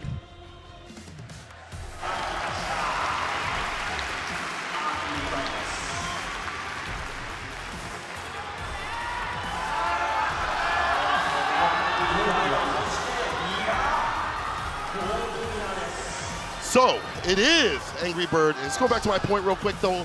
Kawano did some work against Bonchan in the mirror match at EWC. He likes that mirror match. We've seen him play continuously throughout CPTs and things like that. I think he's well adjusted. But so is Angry Bird. We just saw him fight NL just this week. Well, look, he's been putting in a lot of hours and a lot of investment even before Street Fighter League EU with the Akuma here. And he's coming out firing on all cylinders. Well, he has to at this point now. You need to earn your paycheck now, buddy. Oh, yeah. But listen, he's the robot. He just came fourth at yesterday's Capcom Cup. I gotta say that top 8 was magical. Yeah. And we are gonna see him here. Hopefully, he can equalize for the team. The Ninja in Pyjamas, the team at home. Shout outs to all the production crew and everyone behind the scenes in the management side, as well as the fans at home. Wow. They're probably watching this now. That artwork was brilliant, by the way. That was, bro, they had a Picasso on that. You feel me? But here, back to this match, though, you know, I also want to mention that Angry Bird just, like, after EWC, was like, bro, I'm not playing no mirror matches unless it's like Akuma and Akuma. You know, when it comes to Ken and Akuma, I don't want to play that. I'd rather just run the mirror match, more comfortable with that. So I expect that from him. On paper, I feel like there are things that Ken can do. He run DPs on the fireballs. Obviously, the variance makes it a lot harder, but they did nerf it, so his hands are out in the battle a little bit harder. So, like, that hurt box is out for a little bit longer. But in terms of like the neutral, the fireballs, the walk speed, some of the footsies that are presented with the 4 Fierce, Stand Fierce are great for Akuma. And the corner pressure, of course, we all die to that. But the reverse of things, maybe the Ken, but I think it's just going to be the mirror match. That's what I feel. Well, as we saw yesterday, I think it was after Angry Bird lost to Juicy Joe in the Cup, he started playing Akuma just from then on. Now, I'll regurgitate this point as much as possible. Angry Bird's player psychology is some of the best, the creme de la creme for me, because this guy knows what you want to do when you need it most. He has a correct defensive choice. But also, what Kawano's Akuma has done is it's grown on me over time, because at first his defensive choices were strange, but then when you watch it against the opponents he's facing, they're all top level, and they make so much sense at this point here. So I want to see Angry Bird asking the questions to Kawano, and let's see how he responds on defense. And he came up with some nasty tech at EWC, I remember that. Yes, sir. Angry Bird Kawano as our anchor match. Will this be a deficit of points here for Ninjas Pyjamas? Angry Bird turned the ship and gave us at least a first to death. Right now, There you go, gonna get the anti-air to open things up here. Almost was able to get a punish on that whiff throw there from Angry Bird, and the standing light kick drive rush cancel here from Kawano. Yeah, Japanese players love that stand light kick drive rush right after. Here's the back throw, switching positions. You really thought you could throw, stand fierce, try to go for another guillotine. The DP is there. Anti-airs have been pretty good on both sides, I gotta say. Backing away at the moment here. Kawano in a good position here, but low on drive gauge. Gets the whip punish with that sweet DI. Too many fireballs. Eat some damage. Safe to setup. Stand fierce. Drive rush throw right after. Damage is racking up. Almost equalized. I like that throw there. There's a drive reversal. Right, we're going to slug it out in burnout. Never mind. We're going to end it with the Misatsu. But I do like that throw that Angry Bird did before, because that drive gauge cancel sequence could have actually burnt out Kawano, so he might have just blocked, and then that's what snuck in the throw there for Angry Bird. Overhead. There. Yeah, get the overhead right after. Close enough to do so. Doesn't have the best drive rush distance, but is able to get it off. OD. Get some of that reversal and the fire with the light punch version as well to stay nice and close. Yeah. And you see him just inching forward, able to get the anti-air with the Shoryuken again. Probably looking for Angry Bird when he wants to go for that demon flip. That's going to miss. Bye-bye. That's going to miss. And that's going to be massive here for Angry Bird. He might not spend any bar needed. Oh, no, he's going to go for it. Yes, he's going to go for it. And that will be the Sip of Calamity to take that round. Fun fact, ladies and gentlemen, when Akuma puts in EX Air Fireball in the corner, that means he's looking to get rid of your life bar. Especially when he turns gray, right? But I feel like, as an Akuma player, you can build up that bar to at least level 2, so these fireballs to fight back. But we'll see if you can get that fight back. And we get Tatsu forward fierce, backs up for the anti-air, perfectly done again. He's protecting that neck from the guillotine. All right, good block there from Angry Bird, but he needs a drive rush cancel to get out of the corner. Ooh. There you go, there it is. Trying to go for the space trap with the crouching medium punch, but Kwano walking back. That 4 Fierce inflicts so much of I can press a button, but at certain distances, it's a bad idea. 4 Fierce now as the offensive tool is the whip punish. Lovely whip punish there from Angry Bird, and he gets hit, and that's going to be a level 2. He's going to spend the level 2 on the Empyrean's end, and I'm not sure about this one. Still alive, but Kwano's fine to fight and burnout. Also the type to go gray, go ashy. He can just block this out, get the bar back, but the overhead lands. He said, I like that. Let me try that. It looks like it's one. Oh, he missed the 4 Fierce beating. And a reversal jab, Kawano. You talked about how he had improved that defense on Wake Up. I think he's really understanding what players want to do, what they're going to come through on, what's real and what's not. These reversal jabs have been saving his ass. But you also have to remember how that jab came out there, right? I believe Angry Bird did a jab into drive rush cancel. There's low block stun there, and a lot of the players are starting to identify that you can't necessarily do that, because it's a thing where more people are confident now. They're not intimidated by the drive rush. They've actually identified what drive rush cancel you're doing the button from, and then they're challenging accordingly. So good situational awareness there from Kawano. Thinks be able to corral the chaos. Perfect pair against the fireball, but too close for comfort. Tossing that out. We're just looking for that corner carry. Misses. Trying to get the DP. Yeah, you should have backed up just a little bit. It's difficult to gauge. He's going to come through the very scenario approach from Akuma. Well, because he's focusing on the ground there, he wasn't really paying attention to maybe an aerial approach he could have gone for, or maybe an air-to-air, excuse me. Good point. It's very hard, man. These guys have been pretty solid on the ground, and so much stuff happens. This is where all the strongest tools are. They're on the ground in Street Fighter 6. Fast fireballs make it even worse. A lot of mental stack coming through. Stand like it, try to buffer it. The forward Fierce is there. Oh, no, he's done. After a slight delay. Doesn't even need the bar at the bottom. Keeps that level 2 in his pocket. You got to look at the button choices from both of these two. Angry Bird is starting to use a little bit more heavies as opposed to what Kawano's doing. Kawano's comfortable using lights and mediums and only using heavies in combos. Angry Bird is flailing, and that it will hit. The jump back getting caught with the fireball, level 1 style. Buffer with the crouching mini punch, drive rushes up. Heavy kick Tatsu for the maximum amount of corner carry. Opens up with the crouching light kick, resets with the dash up. You knew the follow-up was not going to be enough. It's a one-touch scenario. Wake up, demon. Blocked. No, it's a super instead, but either way, you're dead. Hey, the robot is doing what a robot does, showing a lack of emotion at the moment here, but the mathematics don't lie. And Big Bird just stepping up and talking to his Middle Eastern compadre here. Yeah, you can say... Said, man, the math ain't adding up, bro. The math ain't adding up. He knows something's wrong, but I think it's just a very aggressive and haphazard approach I'm seeing from Angry Bird. He's one of the most entertaining Akumas I've been watching since Street Fighter 5, but right now he needs to calm down, because it's very easy to get into that flow state and get into your own head about, listen, if I just hit this guy once, he's gonna explode. It's very... And the thing is as well, it's like you're playing a mirror match, you're looking in the mirror, mate. Yeah. So you think, well, hold on, why is nothing that I'm doing working and all the stuff he's doing is working? It's very demoralizing in this game. It is, and the player-to-player sort of aspect that comes through. You talk about the difference that stand light kick Kawano's using at close range. I do like these entrances, like the perfect pair gets a fireball, and he goes for it again, but too far out for a follow-up. Meaty stand medium, heavy kick Tatsu. It's just the mid-screen corner carry that's been happening. Kawano jailing him in and taking so much health continuously has been a problematic factor. Throw? No, it's a medium instead. Dude, Kawano is chilling, dude. 2 games up, absolutely poised in the neutral right now as well. Not overexerted with a demon flip or anything. Gets opened up with the overhead here. His DPs have been pretty damn confident and successful as well. True. So Angry Birds does have to consider a DP on defense sometimes. It's a throw, the dash up, this time a stand medium. Yeah, easily done. No bar necessary. This character's combos get even juicier up in the corner, even more damaging. Staves all set point is Angry Bird. That's How fine. long? This is fine because you might see Kawano try to escape a little bit more, maybe jump out because he is 2 games up, so he doesn't have to risk the DP. Can preserve the 2 drive stocks for a combo later if it goes to that point. Whiffed. Oh, if he done crouching meeting kick, that would have caught that whiff throw, but crouching meeting punch does have more damage behind it. Snowball continuously off of damn near any interaction. Tatsu, 4 fears, waits this time, doesn't go for a button like previously, backs up for the anti-air again. Angry Bird's game to win. Odie Fireball, he'll be able to do it he's here. Going for it. He's going for it. Back heavy kick. That is the Angry Bird style to get that back heavy kick juggle into that sip, that calamity. Big gulp.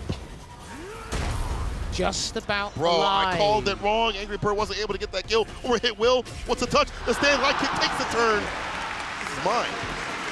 All right, and he's going back to character select screen again, and I like that. These short, quick intermissions. Let me just double check if my 2nd, my 3rd, my 4th pair of eyes have seen something in the back. Like I said, man, with these 1v1s, it's 4v1s if you really think about it, especially when you're locked in.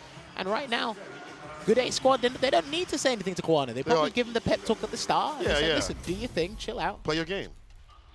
Don't make him like explode too quickly. Yeah. We need to make something good for the fans. They pay good money to come and watch this. Make it exciting.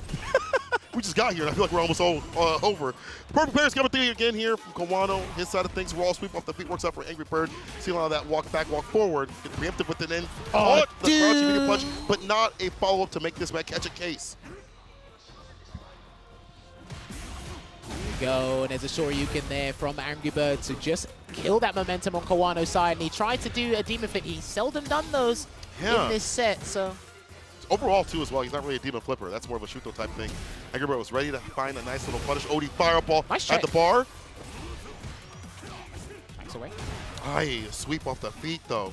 Kawano's trying to play the same style of Angry Bird. Has some more bar to work with. The trade. Drive impact. You can't do that. You don't got the health and playing around the pro player reactions. Good stuff. I'm starting to see in certain areas in this match, Angry Bird is starting to test how exceptional Kawano's reactions are on defensive choices, so hopefully he doesn't get exploited too hard. And a reaction with the drive impact there for the counter impact. Look at that damage there, Cola. Those big boy buttons, you get DI right after. No back throw. Don't touch me. Can't afford this chain. The top kick's able to hit those. The punish counter, such a good anti-fireball tool. Probably seen that a little more common as they put down the projectiles. And Fierce able to connect the 3-piece drive punch. Oh, that might be. No, if that standing media kick connected, that would have been it. But he's going to have the combo into the Super Calamity anyway. Adds the extra damage with that light DP. We've got a question mark on our hands. Let's find out. Oh, that's time. Yes, at the end of the day, 6 feet under. And what a tie up here for Angry Bird. Playing around the reactions, I feel. Getting better about using that Odie Fireball every so often. The team now be like, okay, man, it's time to squabble up, all right? No, but it's interesting, right? Because Good 8 squad were not talking to him when he was 2-0 up. Right. Even when he was 2-1 down, they didn't say anything. So they have been observing, and they've been playing close attention and being attentive to what it is. Smart. Coming up now when, okay, I've got a little data on him, what he's been doing. Phenom's just saying, look at that damage, man. I hope... He's probably saying, oh, cool as you, man. See what he did? See how it walks me? Can't wait for next season. Final game. Will Kawano secure 40 points for his team, or Angry Bird taking us to another match? Okay, they've got to be careful of the fireball usage because they haven't really been using it or engaging in that fireball wall, because one guy will do a demon flip or jump soon if you're not careful. And a whip punish opener there from Kawano once again. Has him with the -4 fireball, but the pushback makes you can't punish. Oh, wow. Sharing a brain cell. Damn. The dive kick able to hit them from Angry Bird. Drive rush, breaks, hits the DP. He might DP soon, actually. Jumps out. Back throw? Yeah, this one works out here. Stubborn with his drive gauge, so make sure he does get that, and that's expensive. And then there is a Demon Raid into a counter hit conversion there, and I think he wanted to jump forward, but he didn't quite get it there, Angry Bird. That block low, but still got opened up either way. Back jump is there, the jab. I thought it was going to be another level 1, but Guano did not want to spin that part just yet. That's fine. Defense, overhead. Overhead again, seconds. Going to die. ODDP puts Angry Bird to burnout, but I've said this before, Angry Bird is one of the best at fighting and burnout with this character. No, As I say that, I curse this man. Level 1 lands, it's not enough. It's not enough. They've got to be careful with their fireballs. Angry Bird still has a level 1 to work with and a level 2 if he can get close enough to chip him. No, that's not what he wanted. I think he wanted the level 1. He's trying to get him to jump. Trade. Push him to the corner. Good DP! The lead to fireball to the table. Kawano secures around a set-point scenario. Angry Bird is not going to take that kindly. You took my lunch money from me. I have the right to take it back from you, but he tried to get a throw there, and it's not working. Oh, but too far out. Should have maybe went for a crouching medium kick, possibly. I'm not sure. The sweep is there against the 4 Fears. Good patience. The sweep again for the knockdown. The crowd is going wild. Every hit that Kawano connects here, Angry Birds needs to find a clean hit and silence this crowd. The further this gets in terms of the drive gauge being buffer here for Kawano in terms of the damage, is being dumped out the worst. Scale damage, looking for that positional advantage. My dude. Oh no. Oh, throw. One more guess. One more guess. DT plus face. The neutral jump in for a perfect KO. Kawano, a good 8 squad, secure 40 points on Ninjas in Pyjamas. What a bait. What a reward. That might actually be their first team loss, even from Street Fighter League EU. They're on the international stage, and a dominant performance from the home team here representing Japan is Good 8 Squad. They had a fantastic finals there at Street Fighter League Japan, and they fire on all cylinders to set pace and a message to the other teams about we are coming for those gold rings, as you said. But my word, I know that was a mirror match, but what a spectacle in the difference of play styles. First of all, I love the Akuma mirror match. I think it's super sick. You see the difference in terms of how they play, what buttons they use. You mentioned more lines from Kawano, which is definitely, like, I feel like a Japan thing. The stand like kick, drive, rush, buffer. It worked out well. The approach with the fireballs, not taking that off the table when obviously there were chances where Angry Bird would go for like the perfect parry, drive, rush, punish right after. You see him outspace that. The delayed jabs every so often working out to the defensive choices instead of just going for OD bust outs continuously, or, you know, maybe not making the right decisions on tap parry. Kawano doesn't really do that anymore. You see him really intentful, really aiming for the player-to-player sort of aspect, saying, I know what you want to do, I know what you're going for. And I thought it was going to be a demon here. It was actually a super mind mistake, but either way, Kawano was able to block that out like a pack of Legos. Let's not forget as well, right, Kawano, I think where things were really kicking things off for him was the confidence in his whiff punish sweeps. Yes. Right? Every time Angry Bird walked away and wanted to get a drive rush cancel or some sort of conversion from a crouching medium kick, Kawano's is ready there with that sweep, build momentum as well. And like I said, we saw more light attack usages from Kawano as opposed to Angry Bird, because Angry Bird was playing catch-up a fair bit. And this interaction there, bro, that was ballsy, I've got to say. But hey, listen, it worked out. And then that guillotine there, you know what? That could have been anything, because the guillotine's like +3, +4. So it's like, are you going to DP there? Are you going to try and jump forward? Everything to play for with that slither of health left. Man, it was rough. It was rough. Hella rough, but really good stuff from Kawano. Love seeing the way that his Akuma has evolved. Again, the mirror match we saw over in EWC. We've seen it so continuously in CPT as well. When I watch his stream, I feel like he runs into a lot of Akumas. It all worked out for him to get this win. Anchor position with those 20 points. And the 20 points they earned previously, it leads to 40 for Good 8 Squad 0 for NIP. After the dominance they had in EU, excuse me, it's strange to see this happen. It can be strange to a lot of people, but also remember their opponents. They're champions in their respective league as well. So is it that strange? This is a possibility on one of the score lines that you can see, but that is not a mistake, everybody. 40 points to Good 8 Squad, and they're in a good position here. So they have to pay close attention to FlyQuest and obviously keep up this performance as well, because again, if you are too premature in your situation, you might actually lose the race. So definitely be careful with that one there. It's definitely one of those things where you have to worry about the endurance as you have a whole day of Street Fighter League play, what players are sending up now, showing your hand sometime. You know, now people are looking at Kawano to be like that guy in the anchor position. I'm sure that people already knew, but it's now more even established here up on this stage. So regardless, great play from Kawano and the entirety of the team. This is all put on by our beautiful sponsors. Let's give love to the sponsors above and talk about them real quick. In fact, we will start, looks like, with Taiyo Holdings. Yes. Love them, and I love their commercial they have for Street Fighter League, by the way. They're the world's #1 manufacturer of the Soldier Resist, with its global operations focused on electronics, medical and pharmaceuticals, and ICT sustainability business built on a foundation of chemistry. Soldier Resist is an insulating ink that covers the surface of printed circuit boards and protects circuit patterns.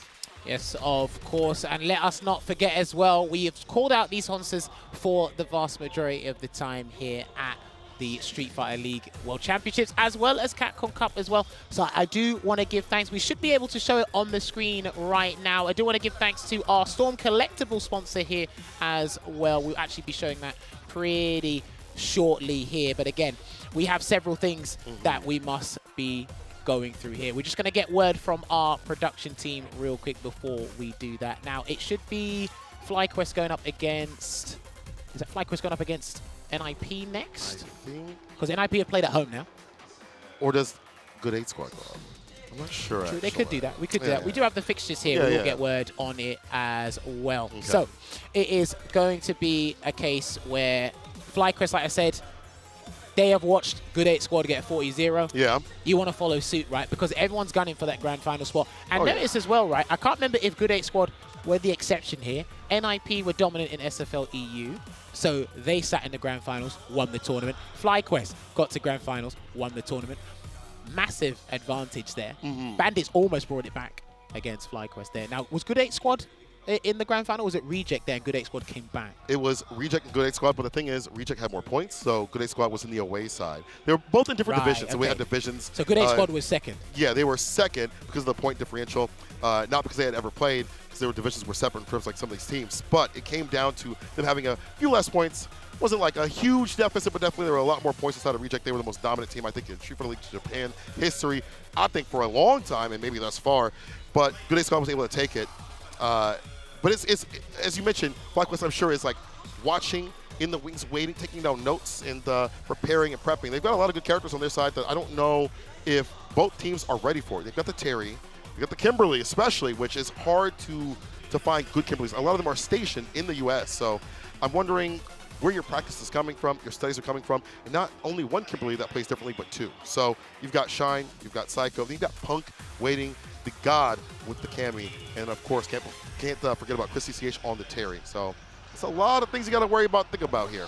Well, just going back to what you mentioned about Psycho and Shine, right? Doubling up on the same character in Street Fighter League is actually not a bad tactic. It's one that probably is uncommon, but it's like, okay, in this game... Well, Japan it wasn't, but yeah. Well, I mean, listen, we're going to talk about SFL US, but listen, you know, they all lead to the same like combo routes and optimization, but the philosophy and the style will be different because, as you guys know, it's just a life lesson.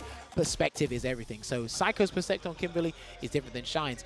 Shine's got one or two other characters in the tank he can bring out as well. Chris, he let himself down in the cup, but he has a great chance to redeem himself here. And I know he probably was beating himself up about the finals when he was going up against Bandits in SFL US, but this is a very, very good chance. Not a once-in-a-lifetime chance, but a very good chance for him to kind of make stuff there. So, again, we want to give shout-outs to our sponsors here at Capcom Cup 11. First, like we were talking about before, it is Taiyo Holdings. We will show that on the screen very shortly so we guys can see that here. But like we said, Taiyo Holdings is the world #1 manufacturer of Soldier Resist, with its global operations focused on the electronics, medical and pharmaceuticals, and ICT and sustainability business built on a foundation of chemistry.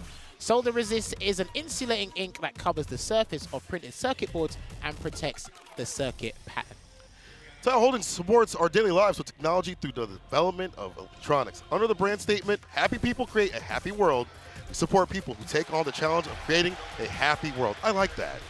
I know you like that, but I know what I also know you like are those Storm Collectible Cola. I saw you trying to run away with one and purchase it real quick there. But Storm Collectibles is a figure designer and production company from Hong Kong, which makes high-quality, officially licensed collectible action figures and specializes in fighting games.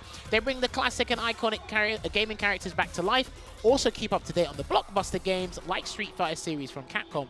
With the Storm Collectibles, product quality is at a standard meant for the true collectors, with high likeliness to the finest details from the head sculpt to the body, articulation and accessories. Check out the Street Fighter character figurines on their website, as you can see there, www.stormco.com.hk. Do not forget that .hk at the end. Merchant Ambassador, MA is a leading producer of board games, licensed games, kids action games, arcade games, game tables, poker and casino games, and puzzles. That's a lot. With the launch of our Street Fighter II line of tabletop arcade games in 2025, we're bringing the legendary fighting game series to life. The iconic tabletop arcade experiences, including pinball and air hockey games, available in various sizes and price points. Our products capture the essence of Street Fighter II, enabling fans to relive the excitement of classic arcade game battles at home. These games will be sold to the leading retailers and distributors worldwide. Follow them on SNS for more updates. And of course, let's not forget the Capcom Arcade Classic and Fighters Pack here with what we've been showing at the Capcom Cup. It will be what we should be seeing on screen in just a moment. There we go. Hit your friends with the punishing story you can in our Capcom Arcade Classic and Fighters Pack. You can also dive into a robust collection of Street Fighter titles, including Street Fighter V Championship Edition and Street Fighter 30th Anniversary Collection. And fantastic arcade titles like Mega Man and Final Fight, so you can get hyped for the tournament season, test your skills, and help support the Children's Miracle Network Hospital with your purchase. You can see that there, and it includes a 50% off coupon for Street Fighter 6 if you've been enjoying this weekend and you haven't purchased the game already.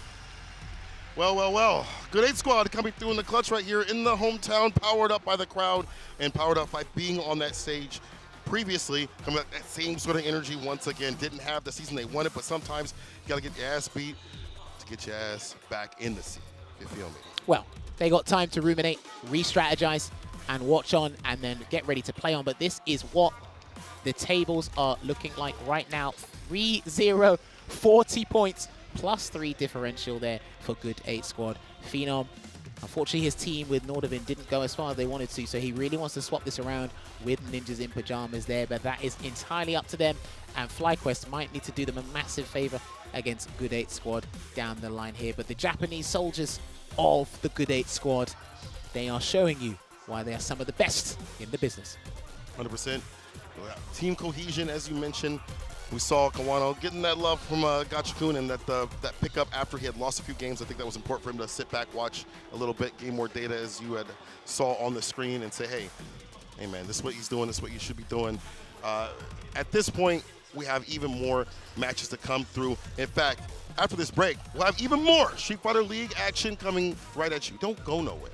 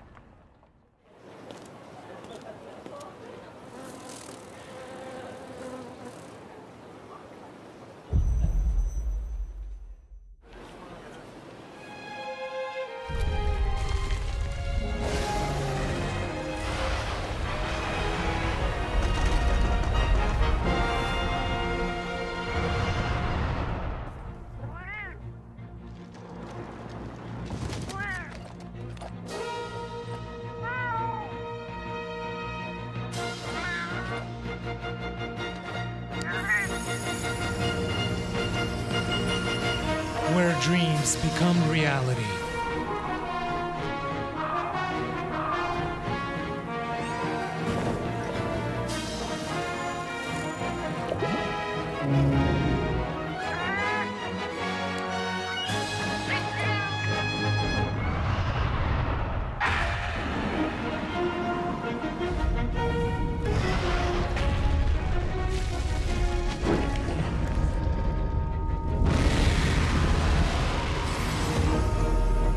Monster Hunter Bridge.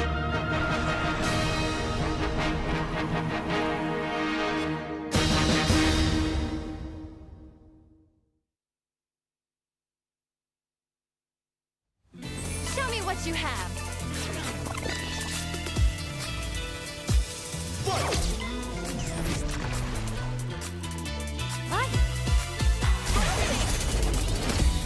How silly.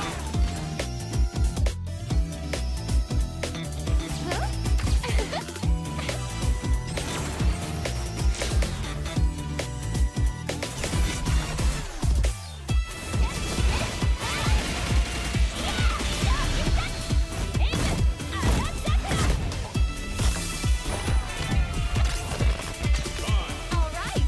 It's my time to shine.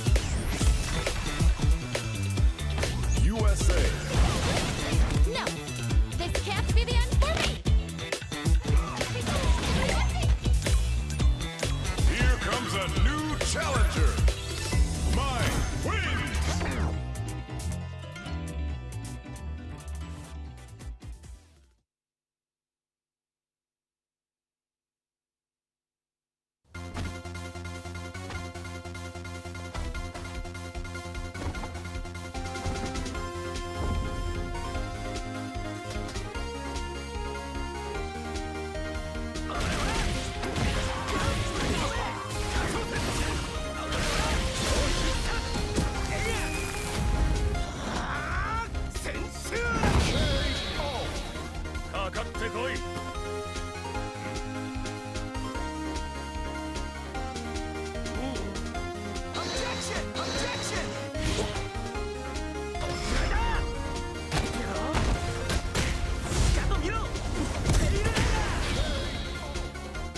Here comes a new challenger. Here comes a new challenger.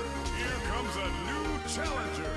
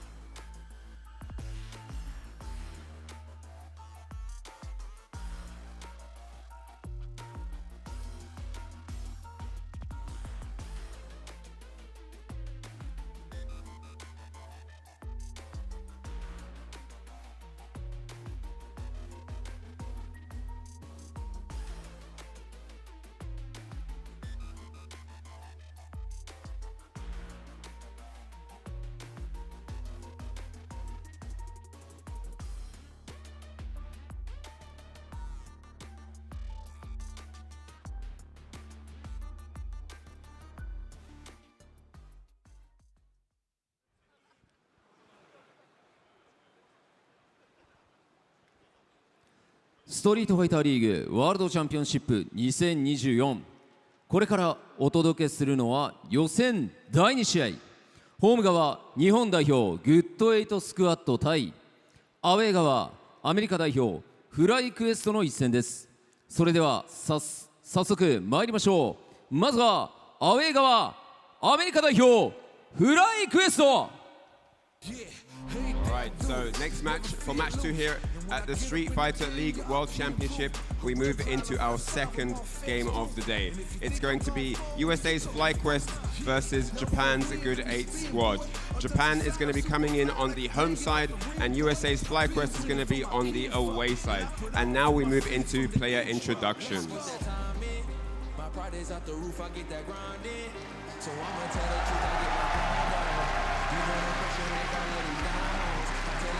最後にこのアメリカ代表を決めたこの4人、まさかのキンバリー2枚体制でここまで来た。そしてシャインが先頭にアメリカを代表すると。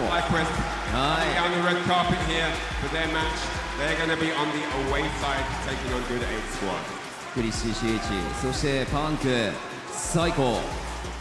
このパンク対象シフトをどうやって崩すのか。 Shine, Chris CCH, Psycho, and Punk. Are they going to be able to stop Good 8 squad? We saw them take on Ninjas in Pyjamas and come away with 40 points undefeated. Can FlyQuest get the job done?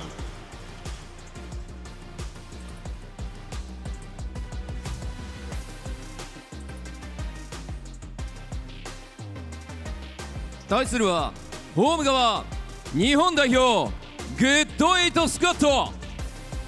Next up, the Japan representatives is none other than the 40-0 champions Good 8 squad. YHC もちを先頭に川野、ガチ君、ペゲラと続く。先ほどの忍者スインパジャマス戦では圧巻の40ポイント。 YHC Mochi leading the squad down the red carpet, followed by Kawano, Gachikun and Pugera. They have a lot of momentum on their side right now, and they're going to be looking to capitalize on that first victory against Ninjas in Pyjamas.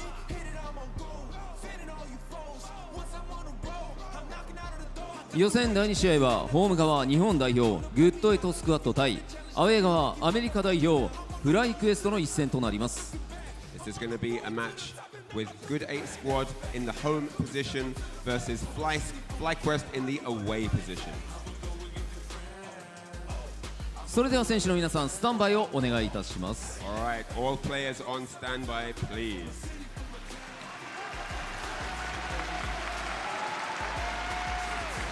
皆様お楽しみなのでしょうか。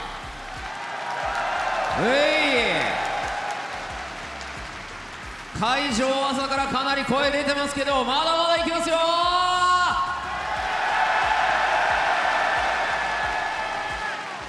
俺の喉はもう大丈夫だ。直してきた。任すげい。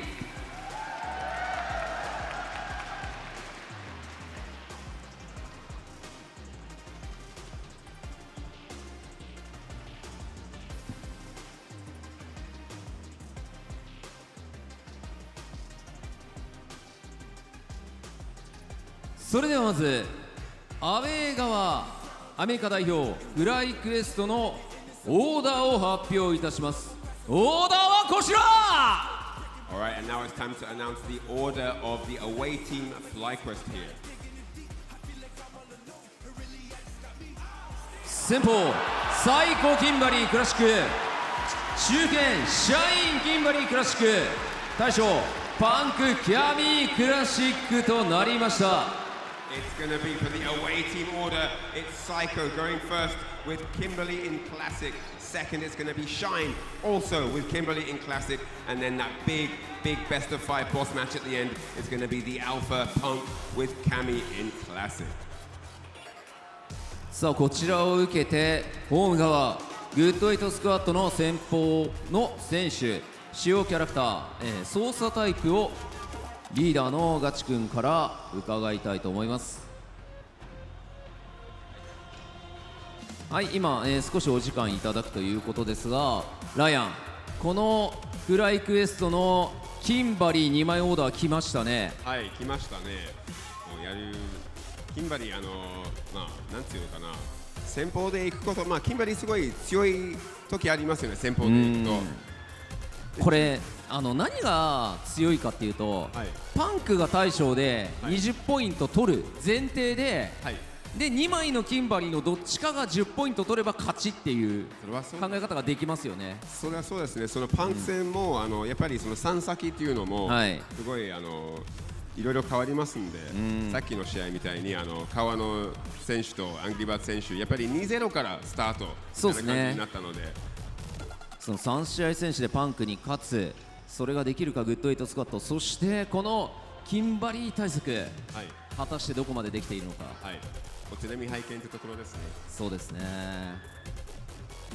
さあ、ただいまガチ君が先方の選手を考えている。さあ、この間にですね、アメリカチームのリーダーの選手に質問していきたいと思います。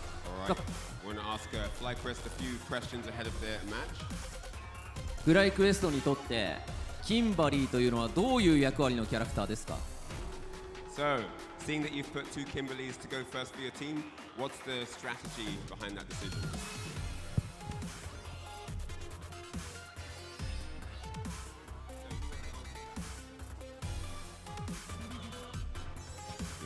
Go ahead.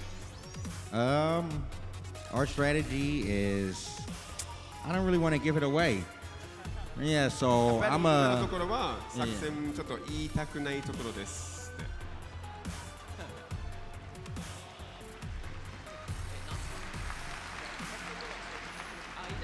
なるほど。そしたら、この両国国技館のこの会場でのストリートファイターリーグ、どんな気分ですか？ What is it like for you guys performing right here in the Sumo Ryogoku Kokukan Arena as part of the Street Fighter League World Championship? What's that experience like for you? I think it's very good for all of us, and you know, we're just looking forward to getting in these matches and getting our W's. ここでやるのはすごい素敵な感覚とすごいいい経験になってるし、一生残る思い出なので、でもまずは早速試合に入りたくてもううずうずしてて、勝ちたいと思ってます。ありがとうございます。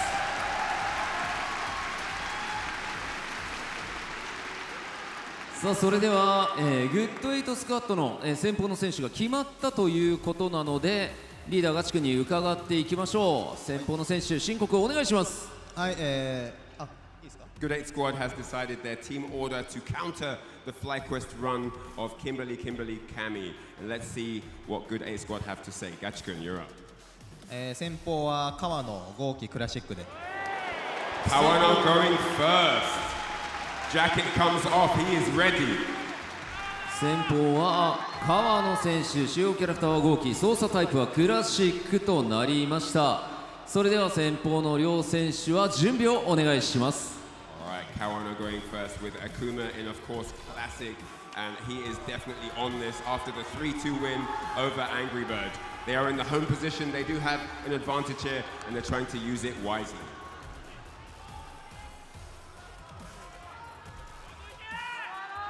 All right, guys, as we get into the action, let's head back over to the casters desk. Welcome back to the SFL World Championships. You got Reg of the Living Legend, IFC Yipes in the building. You know we couldn't close out Capcom Cup without getting the block together. Man, absolutely, bro. Like, I mean, come on. We dragged it all the way on to the SFL, and it's cool, but you know what?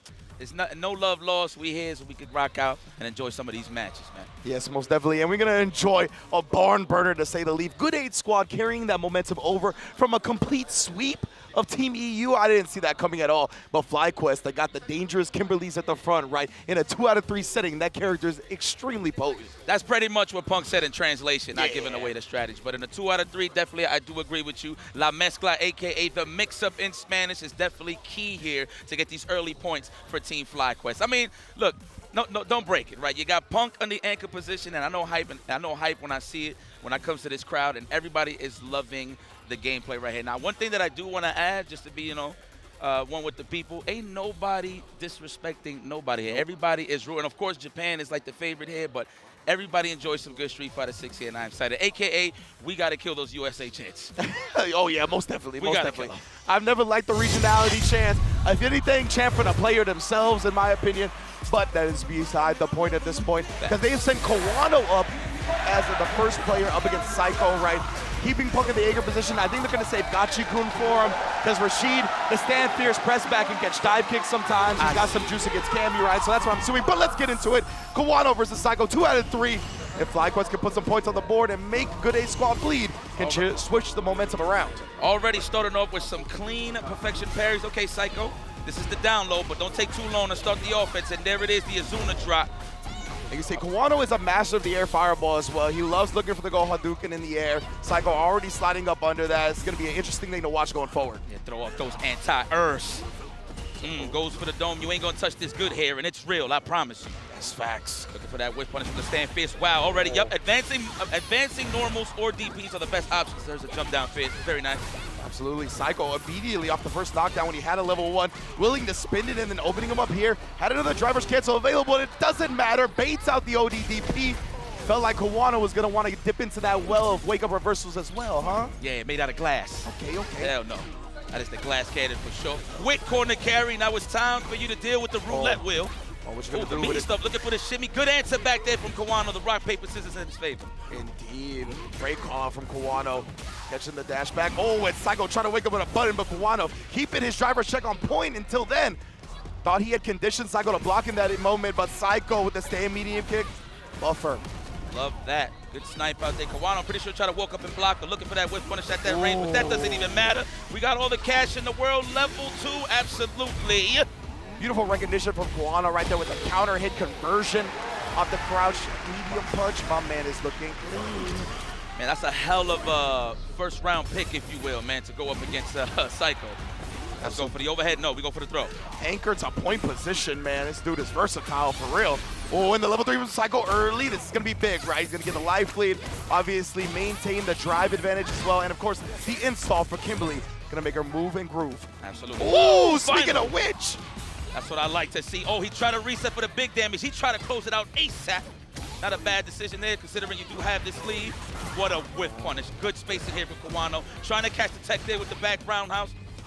Precisely. You know, since that first jump, a fireball, I was going to say he hadn't done it in quite some time. Really respecting the slide option from Kimberly to get under it. Didn't check the run. A little too late there. We might get the wall bounce. We are definitely close. Oh, yeah, this is my corner. Oh, for the setup. Woo! What in the world ends up thinking about? He tried to parry. The blue stuff gets shot down. That's a good option, right throw to catch the parry on the wake up or the crouch jab to catch the technical. That was layered offense right there from Kawano. That was looking like Essence of Street Fighter 4 there for a second. Legitimately, right? Especially from that close. Psycho was looking to walk under the jump in, but that quick fireball hits him with the headshot. Kawano 1-0 already. Yeah, not a bad look for Psycho though. He's looking good. That wasn't like a wash or anything. Went back and forth, but again, did Kawano get comfortable enough to deal with this? Look at Punk the guard already giving Psycho some good advice, I'm pretty sure, to go up against the Good 8 squad. And that's always one of the sickest things about SFL, right? Like getting the player-to-player coaching and advice between the sets and between the matches definitely adds a new aspect of not only camaraderie, but team building. Yeah. Even if you're riding that pond, man, you can just step up and talk to your people. So, yes, I can agree with you. I concur. The DP early on represented from Kawano. Could have been another one there, a fierce one, but switching up options is Psycho. Yeah, I don't think Kawano expected the jump to reach that far. Azuna drop from the top rope. No technicalities here, please. No tech. We're definitely playing Street Fighter. Kawano pressing that time, but we wake up with it. Oh my, Psycho, speaking of waking up with it. The light kick, let's go. Complimentary breakfast right there. Oh, okay, yeah, included. All right, we're at that range. Try to walk out of range, but caught him on the way. Walking back is Kawano. And we're back in everybody's favorite corner. Listen, man, I'll be back at 5 o'clock to pick up. Kawano, you saw him give him some space right there to try to thwart any jump outs or anything like that, but Psycho instead going for the slide, catching Kawano walking back and forth. Oh, no, that's big. right there in his leg. Now, mind you, that's not much of a danger if he drive rush goes low, right? Because it's only light. So definitely you're going to have to be aware of those overheads consistently. That was the only one he got hit. Before that, he was blocking most of those. So yeah, players are doing a great job now of like fuzzy blocking where they block low and then, you know, go high because the startup of the overhead takes longer. Oh, response with a run, and Connor trying to escape through the skies. Not going to happen. Kawano, no fly zone. No fly zone indeed for FlyQuest zone Psycho. I mean, he had the right idea. I guess he was reading a throw possibly or a drive reversal considering that he was jumping back. But man, that level 3 caught him on the way up. Of course, Good A squad looking comfortable. Set point here for Kawano. First throw in the favor of the Good A. And remember, Good A squad has not lost a set. They swept the EUs, and the momentum is heavily in their side right now. Psycho trying to give FlyQuest a great start. And he's been looking good, but it's been slipping through his fingers a little bit here. Kawano's just not playing reckless at all. Good check on the low forward attempt right there from Kawano. There it is, time to throw. No, we're going for the mix. Wow, on the walk forward. Yeah, exactly. No counter hit, no nothing. It was literally just Psycho walking forward. He's got level 3. He's going to pop off with an invincible super. He does, but Kawano baits it out. And that is going to be the first game in the books for Good 8 Squad. Got slowed down. You know what it was about Kawano that I love about this match? He just didn't put himself in danger. Psycho kind of gave that tail where he was just always looking for that whiff punch to stand fierce on the low forward. But Kawano, of course, even on top of that, with the level list, moving forward with that, with the low forward, of course. Very tough to snipe out, though, but excellent job of Kawano sitting comfortably, getting those 10 points. Yeah, very impressive with Kawano. Like, one of the things I highlighted early on was the fact that we saw him always look for the air fireball. He's one of the best at it. He'll like neutral jump, and right before he lands, he'll do the OD air fireball, catch people trying to catch his landing, all kinds of cool stuff. Right there, the first one we saw, Psycho slid right up under it and got a punish, right? So Kawano actually put the brakes on that strat a little bit, conditioned him with other things, and then when he would do it, it would be more point blank, right? So there wasn't that much of an opportunity to slide under. Very, very smart adjustments. Well, looks like it's going to be Sean, and it's going to be another Kimberly for sure, but we're trying to figure out who are they going to send over to deal with my man Sean. But let's take a look at this replay one more time. Again, Psycho started very well. I feel like it was more so on the side of Kawano, slowing down to see exactly how Psycho approaches. Once he lost that one game, that's when he got more comfortable. Like you said, trying to throw off those antis with the fireballs. But I think after a while, he actually just started playing a little more safe and just been more grounded. So yeah, absolutely. I think this was one of the more grounded sets I've seen from Kawano, honestly. Like, yeah, that was the headshot that I was talking about from the point blank fireball. But yeah, he's usually good at the shenanigans with those air fireballs, but in this set, he was like, I'm just going to stick to the ground, as you said, play very safe and just stoic. Well done from Kawano, even in the face of somebody as impressive as Kimberly, right? Yeah, she ain't going nowhere right there. So fast on the super. And on top of that, took away the elbow from Psycho, trying to bait out those DPs. So that kind of kept them more grounded on top of that, just to piggyback on what you said there. So yeah, 100% right there. That's something that you got to be really aware of, right? And I love Kawano getting the landing frame. Like, a lot of those moves have a lot of recovery when landing, right? Whether it be a dive kick, whether it be the elbow drop like that. Correct. So you don't have to be scared when you're actually in range of the anti-air, because it will clip them on the ground. Super sick. Now, I wonder. Now, let's see. If I was Good 8 squad against Kimberly, definitely keep Mochi in the back burner. Yeah, I don't know how he feels like the Dalsum side of things, but I do believe we might see. Yeah, I think we're going to see Pugera for sure. I think it's Pugera. I would do Pugera. Mochi, I would have loved to see. I'm a huge fan of his Dalsum. He's actually had some of the sickest plays, I think, in Street Fighter 6. But against Kimberly, that sounds like an oppression session, to take one out of your book, that you do not want to see. So I'm going to assume Pugera as well, simply because I think they're saving Gachikun for Punk, right? Like I said earlier, I think Rashid's got some juice against Cammy with the press backs, like that Stand Fierce, being able to not only check her on the ground, but if she goes to the dive kick, it's got a high enough hitbox to usually catch people trying to take their turn back that way. So I think they'll save him for there, but of course, we're going to find out soon. We'll see. Listen, historically, I would definitely send Mochi to go up against Punk the God, only because Punk don't really like dealing with that character. There's one thing that Punk has done for years is give a lot of props to the character Dalsum, because people always put him under the radar. Yeah. I mean, it's a different game compared to 5, but let's see. Again, I don't think he's going to send Mochi, but I would love to see him just for the throwback side of things.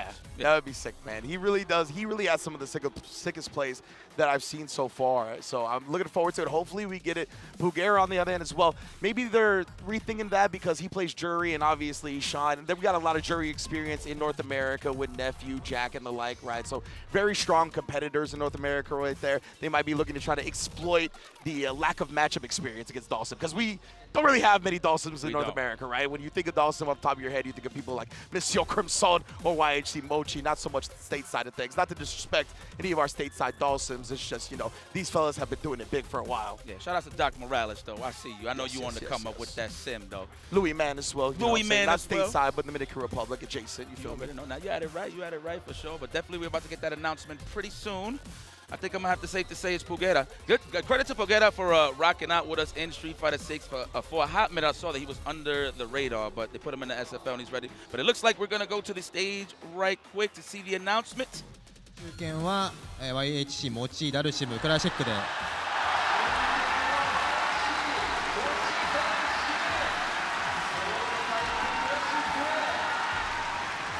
at that! That was on point. I was on lure. Woo! That man is dusty. Let me see what's saying. Yes. Yes. 44.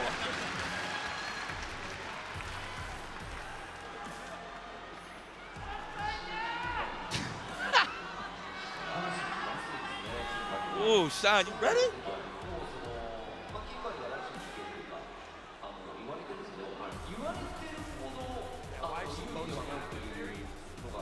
Plays out right.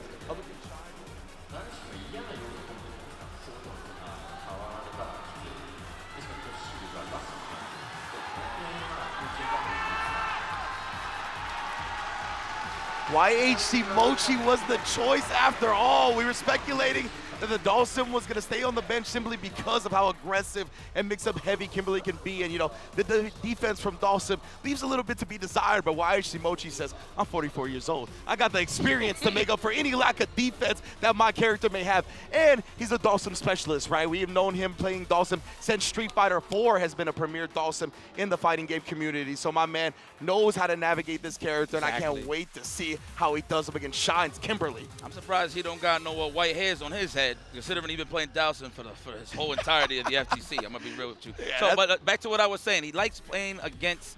Oh, I mean, Dawson naturally is a defensive character, right? But Mochi's always active, so it's up to Shine to stick on him like white on rice.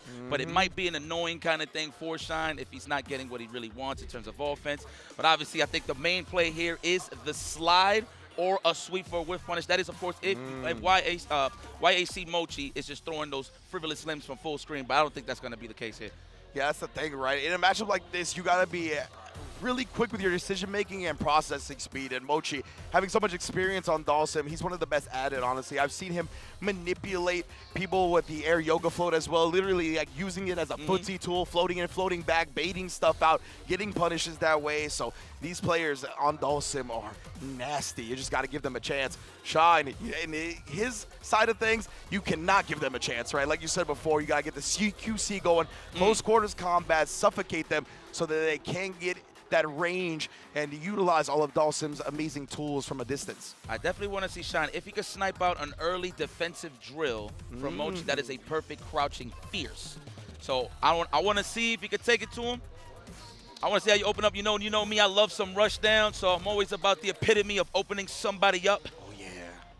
And these are the opposite ends of the spectrum, right? This is one of the best things about fighting games, seeing two characters with complete opposite archetypes go at it and see how the players navigate each other. And, you know, obviously we've been talking a lot about Dawson being frustrated by the Kimberly rushdown, but I've mentioned it, right? It can be very annoying on the Kimberly side of things as well. If Mochi's elusive, if he's slippery, if he doesn't get caught by Shine and keeps the full screen, picks the right limbs, baits him out with the drills and the yoga floats, all kinds of cool stuff available to both of these characters. And of course, Shine looking to put FlyQuest on the board and hand Good 8 Squad their first loss of the World Championships. They still are undefeated, 4-0 over both sets. Let's get into it. Man, this is, yeah, they look all right. Yep, already at that range. That's where you play footsies with Dawson. It's back there. No, I like about Dawson as well. You get lulled to sleep, just keeping an eye on that fireball for too long. That way, of course, getting away with those teleports for the mix-ups, baiting out those parries so you can get those easy throws for the big damage. Yeah, already. Mochi already so good at covering his ankles and even falling with the roundhouse, catching Shine on the OD run. All right, stand strong, raise the right. That's when I'm looking for the crouching roundhouse for the whiff punish to get the party started. Wailing at the drive gauge, and his Shine hasn't even got close yet. Already, that was the first attack there on the jump in. Mochi now going to be able to back throw him in the corner. Let's go to work. Oh, faked him out with the float. saw the parry was being held. Oh yeah, that's plus. You gotta deal with this. Oh my goodness, and the dive kick when he caught Shine, trying to piss back. You don't take your turn like that, sir. Yo, he is getting busy with Sim. Come on over here. Touch this athlete's foot right here. Full screen. Oh, got double dap up, full screen. The double dap. I like that. There's the stand shot. That was the first one of the match. Oh no, reading the offensive patterns of Shine here with that perfect parry. A little bit of flub on the combo, trying to get that low grab right there. Scoop her up by the legs, and the teleport away, perfectly spaced to whip punish. Mochi is cooking right now. Oh, look at this. Yeah, now we're back. I like how he just mounts some offense and just dips. Oh yeah, there it is. And now Shine got him where he wants him. Stay on him, white on rice. Oh, avoid the explosion. Mochi's so good at knowing the timing of the can right there, able to get out and avoid it with the cinematic throw. Oh, to the other side we go. The air reset, and he was winning the challenge too, Mochi. I was gonna say he was trying to strike a deal with him. Oh, that's the handshake back. Bars. 8, and we got enough, and you gotta watch the show and think about it, Shine. And man, when it was that quick, I would have expected Kimberly to be the one with the dub. But Mochi, we talked about it, right? The processing speed, 44 years old. He's got so many years of Dawson experience. This dude is second nature to him. All these situations he finds himself in, he knows the correct answer easy. This guy's dealt with Young, Abel, Rashid, you name it all. Anything that can impress, he's ready. So this is kind of looking light to him. And then credit to Mochi, it's not much he has to worry about in terms of the neutral besides the runs, the random elbows and stuff like that. Because it's not like no fireball placements or anything from a character like Kimberly, right? So he got clear airspace, is what I'm trying to say here. Oh, finally Shine finds a perfect whip punish in behind a limb with a drive rush. Always love seeing that. Unhand me. Oh, look at that, not getting thirsty with the teleport. That's what Shine's looking for, so Mochi's definitely sizing him up. Gonna throw him back as well. Oh, look at the parry off of the plus frames. He's been representing it quite a bit. We'll see if Shine starts going for throw a bit more.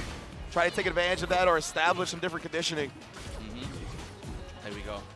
Shine taking the sweet old time. You do have a nice lead here, my boy, so there's not much you really need to worry about. Oh, the alley-oop. Why, you worried about a little fire? Relax. Walking blocks, not bad. I get it. You don't want to block it and deal with a teleport mix-up. I get it. Man, the limbs, bruh. Catching him in every which way, but again, snipes the little moment he had with that fireball startup, and that's what I talked about, right? We've seen a lot of parry from Mochi. Go for the throw, but he messed up the meaty. That hurts. That really threading the needle with that one. See how quick Mochi recognized that he jumped and went with a roundhouse. Very, very smart. Getting the air-to-air out. Oh, my Lord! Mochi setting up shot, baiting him into the teleport just to kick him in the face. One round away from a 2-0. He was definitely ready for that one. It was all part of the plan, for sure. All right, stand strong, Zode. Oh, no way you're going, my friend. Goodness, the fast fall with the jump medium punch to dodge that. Nah, Mochi's ridiculous. He's ridiculous. That is sent now, no? Oh, there we go, there we go. Shine getting up in. Still couldn't get a full conversion, though. Ooh. Oh, there we go, there we go. Here we go, set it up, yep. Good blocks. Wow. The defense, but got opened up by the low forward, but didn't get much. It wasn't a count hit. Yeah, exactly. Nice check on the teleport that time, not letting him escape for free at the very least. Overheads blocked left and right. Mochi's defense, like we said, more than makes up for the lack of the defense on Dawson himself. Ooh, alley-oop. Oh, try to beat him halfway, okay.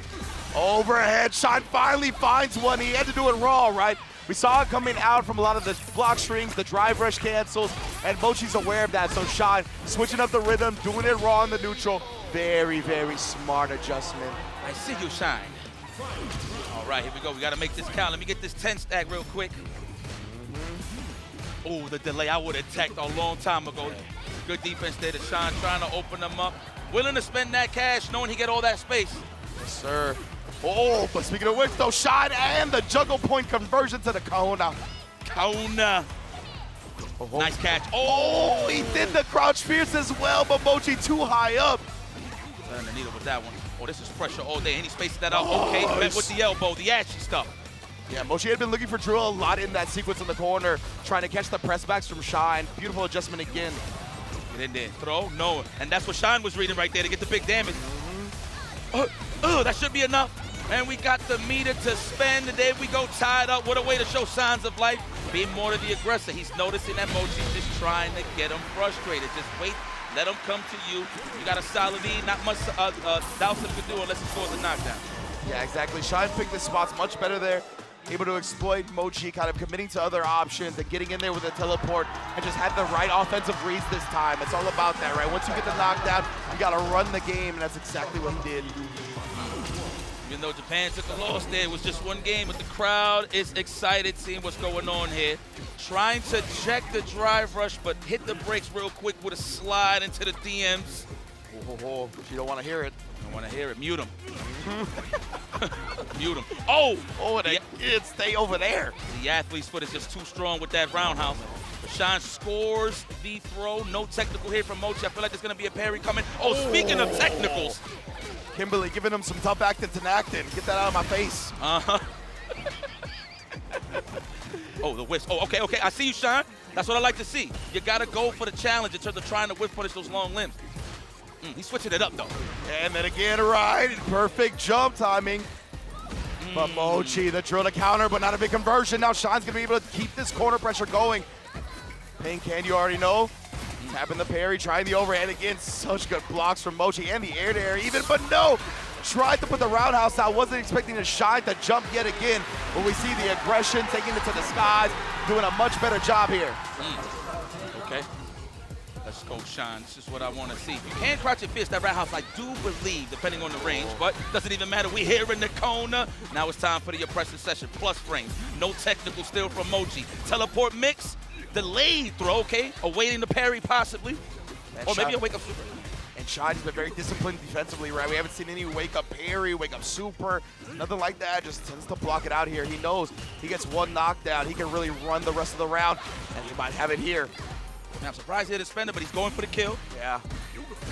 Right, he knows double drive rush combo into level 3 kills from here. Facts. Oh, out of range. I think that's like the second iteration that happened. Second time for sure. Oh, no, last time was on the roundhouse. That's right. My goodness, bro. Mochi being active with the buttons, but Shine has managed to avoid all of them. Finds the overhead again, and that's all he's going to need to send some points FlyQuest his way. Oh, he's alive. He's alive. You saw Shine. He put the finger up. He's like, hold up. Let's not celebrate yet. Survey says, there it is. Right. Shine don't like that karma. There's a lot of stuff exactly. Breaking tables and all that, but he is breaking the undefeated streak of Good 8 squad. They can bleed. It has been proven, and Punk is excited for his teammate. Now he could go a little bit more on the calm side, going into the anchor position to get these quick, big points. Yeah, I think one of the things about FlyQuest and Punk's journey in SFL is so cool compared to last year, right, where it was kind of the super team, where it was Punk, Nephew, and the two Birds, right? And they actually didn't make it to the Grand Finals. They didn't make it to the World Championship, losing to Bandits. So the fact that Punk kind of put the homies on the squad this time, right? Psycho from Florida, obviously, very close with him. Shine as well, been a training partner for many years. So it's cool that they ended up making it to the Grand Finals here. And look at this, Shine already putting up on the board. You can tell the chemistry and the camaraderie for teams is so important for Street Fighter League. It just gives you a different feel of, I really want to hold my homies down. You know what I'm saying? I don't want to let them down, so I'm going to try my best. And this is definitely a big sign of trust. Of course, it's a team format. Punk the God being the best player on the team, of course. But obviously, you can't do it alone. So you really got to look in your friend's eyes and be like, listen, we're here to do a job, and we finished the job. And we're here today in the Street Fighter League World Championships. 2024, of course, for people that don't get confused. I mean, it's only been a couple of months of 2025. Man, but I like that point that you threw out there. Yeah, most definitely. And you know Punk's got to be happy about that, right? Obviously, because they got a dub. But you know all he wanted was a single dub, because the single dub means that his match decides the winner of the set. That's what we're going to see next, right? I'm expecting Gachikun in response from Good 8 squad, like we've been highlighting from before. But Pugera is still there now since they used Mochi in the second match. So maybe he's going to be looking to break out the JURI. But I think the SAR and the wins are coming. The winds of change, perhaps. The winds have changed, just like this weather here in Tokyo. My goodness. Shout out to Japan. You guys have a lovely country. But yes, here it is. Punk the God awaiting Good 8 squad pick. I do believe it will be Gachi-kun. I mean, especially how people was roaring for him as soon as he stepped into the building. So. Most definitely. Man, it's been such a sick event, really, for Capcom Cup. Just hearing the Japan crowd, all of the support. And as you mentioned, it's not just for the Japanese players, right? They get hype for everybody, especially like the stories of Capcom Cup, like we saw with Blas. And they have a lot of fan favorites as well. Meta RDs, Noah the Prodigy. Like, there's just so much love being shown by the Japanese audience. It's really great vibes all around. Yeah, this opened my eyes. Now, mind you, I was one of those complainers. Sorry to sound like a broken record, but back at home, I'd be like, and I said this on Twitter, kill those U.S. chants. This confirmed it. This gave me the period, the sentence ender. in terms of showing love. And mind you, it really looks like a wrestling match when you really look at it, right? Like obviously you go for your heels, your heroes and stuff like that. You really get that. You really get that here. No bulls. It's great. It's been great times already. So we already know Punk FlyQuest going to be on that anchor position. They were the away team, so they had to give the order first, and we're going to be awaiting the Good 8 squad member here in a moment, but it's going to be a good one, man. This next match is going to decide who gets into it. Rashid versus Cammy. I mean, no matter what the character is, you just don't want to deal with Punk, period. We can talk about the characters all day, but it's a player-to-player style. I ain't gonna lie, I like Pugera, man. He's a bit of that aggressive. You know what I'm saying? He got great anti-airs. He's very solid. He really knows how to open you up. Did you see what he did against Big Bird's level 2? He perfect parried and immediately went for the throw. I cannot, but that was the first time I ever seen it, by the way. So. 100%. I literally launched out of my chair when I saw that. Yeah, Pugera definitely looking on point already, right? And I think JURI Stand Fierce also acts pretty similarly where it can catch Cammy out, but looks like we got the announcements on the stage right now. 大将はプゲラジュリクラシックです。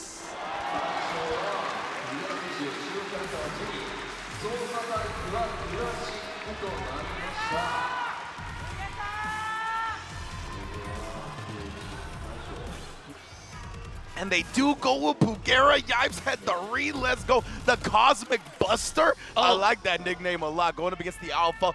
Punk's picture too. All business, all serious. He's talked about it. He wants to walk away from this event with the World Championship, right? He fell short on Capcom Cup, so you know he's going to be putting full focus into bringing it home for FlyQuest. Pugera on the other end here, looking to continue that momentum for Good 8 squad. If they win this set, they are guaranteed grand finals, right? They got the 2 dubs under their belt. That means they're going into it and have a chance at taking home everything. So this is big for both sides. And I mean, hey, you've seen that statement Punk made in the SFL US Finals. I mean, oh, yeah. He has, I wouldn't say he has a chip on his shoulder, but not only does he want to do it for USA, he wants to do it for the homies. It's definitely something him and Kawano could talk about when they go have some hookah at the end of all of this. Most definitely, man. For sure, but Punk, yeah, another thing he said recently after that SFL US and some of the interviews, I think it was like a Core 8 interview or one of the EVO interviews where he was like, I don't just like making my opponent salty, I like making their family salty. I like making their friends salty. And he is going up against Japan in Japan. You know what I mean? If there's any chance to do that, it's going to be one right now. So it's going to be interesting. Both players getting ready. We got a button check underway, I believe, before we get into this. Or maybe we're just going to get right into the match. We'll find out soon. I'm very excited for this one. Pugera and Punk. And you have the Pugera option. You obviously know that Punk's got plenty of JURI experience, but he has plenty of Rashid experience as well. So no matter what they threw at him, he was going to be ready. It's all about how the players perform in the game. You're such a great commentator, Rin. You know, I'll usually pop off, but I love Japan, and I love they go curry. You know that's facts. So I don't think he's really aiming at anybody here. No, but seriously, though, it's all love. You see, he got the mercenary face on. This is the Alpha. The Alpha Academy. I'm pretty sure they're watching on stream. Please throw whatever emotes and salty faces, happy faces, whatever you want to throw out there. Support your boy, because we out here versus the land of the rising sun. Punk with a chance to close this out and move forward. Yeah, big up. Much like his namesake, he is indeed a cult of personality himself, Punk the God. So you always know one of the fan favorites wherever he goes. And it's all love. He just likes the extra motivation. He likes playing heel. He likes being on the away side of things and feeding off the crowd one way or another. So we're about to get into it here. Good 8 squad, Pugera versus FlyQuest. Punk, best of 5 for the whole entire set. Get it. Big W's incoming for somebody. Of course, I'm going to be a little biased to go for FlyQuest, but hey, I'm a big fan of Pugera as well. Let's see it pop. Opening gambit time. Okay, the intros. We at the beach. Nice warm weather for some good neutral. I hope it's quiet, too. The sand between the toes. Yes. Get acquainted with the land. Feel the energy rise up to the core. Oh, speaking of which, crouching strong to the core of JURI. Pugera now suffer in the corner. You know, Punk is an exclusive mauler in this corner. Trust. You look for everything, for the stand jabs, the low forwards, the random drive rushes, the whole 9. There's the crouch jab already. Yeah, to go back to that first knockdown quickly, I saw the double frame kill with the jab and then the walk back. Usually you don't have enough time to walk back after the frame kills, right? That's what caught Pugera attacking. Very interesting already for Punk. And then the delay right there. Slight little hesitation to call it the timing. Ooh, wee. Yeah, and mind you, that's how you know he's comfortable. When Punk start doing those quadruple, quintuple jabs, that means he is in the zone. No fear here on the side of Vic. Yes, indeed. You saw that backdash get clipped by that long-range crouch fierce, but oh, I like that. Pugera recognizing there he's plus out of the dive kick, so just takes the throw. Oh, my lord. It's a rare thing to whiff punish Punk, let me tell you. Yeah, most definitely. Sending a message right there. Great empty jump from Punk right there to protect his landing frames. That raw sweep. We barely got to see those in the highest of levels, but it was a counter hit, so definitely anticipated a stand fierce or low forward. Punk's so good with Cammy's sweep. Oh, the Renko kicks actually reached. My goodness, I wasn't expecting that. Let's go. I think Punk just got caught walking into it. Look at that. Pugera scared to walk back and do that stand and hit that standing fierce because those legs would be exposed from Punk's low forward. And he's just stalking him down and always has level 3 in the tank, of course.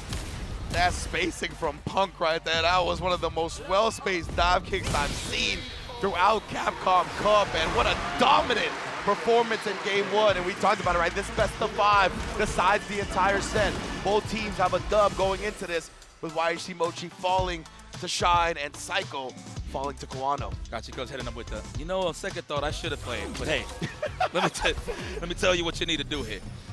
Nice anti-air already, man. I can always respect when somebody's aware of the beginning of the match. You know, sometimes you got to fill out their jump patterns, and then you start anti-airing. But the fact that he was ready, that man is locked in. That means that win, that loss, excuse me, did not shake up Pugera, not one bit. Absolutely. I think that even means he gathered some intel, right? Most definitely not lost about what happened. Already catching on to some of the decisions. And timing's a Punk and another whip punish. And it's on the stand medium kick, too. It's not even a heavy butt. Really impressive. Yeah, there was a couple of times he did try to whip punish it consistently, but the active frames of the standing medium kick, he was walking into it a little bit. Stand roundhouse. Looking for that punish counter to reset neutral hit. Ooh, and then the raw drive rush gets checked as well. I like Punk sprinkling in the roundhouse as well. Got more range. So Pugera's looking for the medium kick whip punish. This will thwart that. Oh, there it is. But not if Pugera's also looking for the roundhouse as well. Beautifully spaced, man. You don't see Punk whip punish this much ever. You seen that walk back like just right on the tippy toes and then go for the whip punish. That was nice there for Punk to guard. So good right now. Just tempting each other. Right, staying right outside the max ranges of their normals. And yeah, off of the hit, Punk definitely going to continue his turn. Oh, the deep jump, the delay stuff. You know, I've been seeing a lot of safe jump setups where people duck last second thinking it's going to be the empty jump. Yeah. So the credit to Punk there. Multiple people have definitely gotten hit by that over the course of Capcom Cup. Walk into that. Beautiful. Wow, still recovering on that crunch medium punch. Trying to catch that technical. Pugera says, no, I'm just going to backdash and avoid it all entirely. Oh, and no anti-air from Pugera that time. Open the door for Punk to get his offense going. It's for the boys. It's for the Alpha Academy. It's always, sorry, my bad. No, you good, brother. Not go. We in here. I was gonna say it was always scary as well, trying to anti-air from that range against Camby, right? Because of the dive kick option. So you can understand why a couple of them sneak through. Let's go. Stand roundhouse? No, not even. Crouch roundhouse, even better. Let's make it more potent. I wanted you to stay right there and make some sand angels. Oh. No technical. Nope. Oh, wow. I love going into the level 3 as well because if Pugera went into the drive rush cancel, he would have burnt himself out, right? So full into the super meter, build some green back, put Punk in the amber. Let's get it. The fact that he sniped out the jab, jab, jab, call your bluff dash, was very nice indeed there from Pugera. All right, waiting for that whiff punish. There it is, almost out of range. Both players sniffing for it, and Pugera just a walk back, makes the dive kick whiff again. Okay, a little bit of patience here from Punk. Pardon me, brother. You good. Oh, walk into that. Shake my hand. We're going to the next game. More deals made, this time on the side of Pugera. Good 8 squad. Already the adjustments. I'm loving how Pugera is identifying the walk forward momentum from Punk the God. You know, Punk is always anticipating that you're so scared to get hit with a dive kick that you're going to space it out regardless, right? Pugera's just standing his ground and waiting for that call so he can get that punish. Very nice stuff there from Pugera. That's a great observation because we've seen multiple times already, right? Punk also walked into the Renko kicks multiple times. Punk's just getting hit moving forward. Yeah, let's get it real quiet. Let's get neutral, huh? Yeah, that's another thing about this crowd. It's so sick. Like, it's so quiet between the hits, and then the hits, they just explode every time. So this is a fight of the drive gauge right now, unless somebody gets opened up. And, of course, first blood on that is Punk the God. Crouch fierce pressure, no stand fierce. Harassing. It actually reached. Oh, actually clipped him on the other side. Punk, I wonder what happened. Maybe crosscut, anticipating a regular jump, possibly. So, yeah. Usually see juries reset the whole situation with just a random dive just to get out the corner, but Pugera definitely hasn't been representing that. Oh, and man, ready with the anti-air. He did it so quick. I think Punk even dive kicked, but able to reach up that high, but this time not expecting it. See how Punk is like choosing instead of counterpoint. He goes for the jump. Got poked on the way in. Hold on. And again, that was another hit, right? Oh! And the fears. Punk trying to drive rush after that. Pugera showing no fear of continuing his turn. Takes the throw respectfully. I see you, Punk. Pugera though with a slight lead. Now he's going to play the acres of land here on the neutral.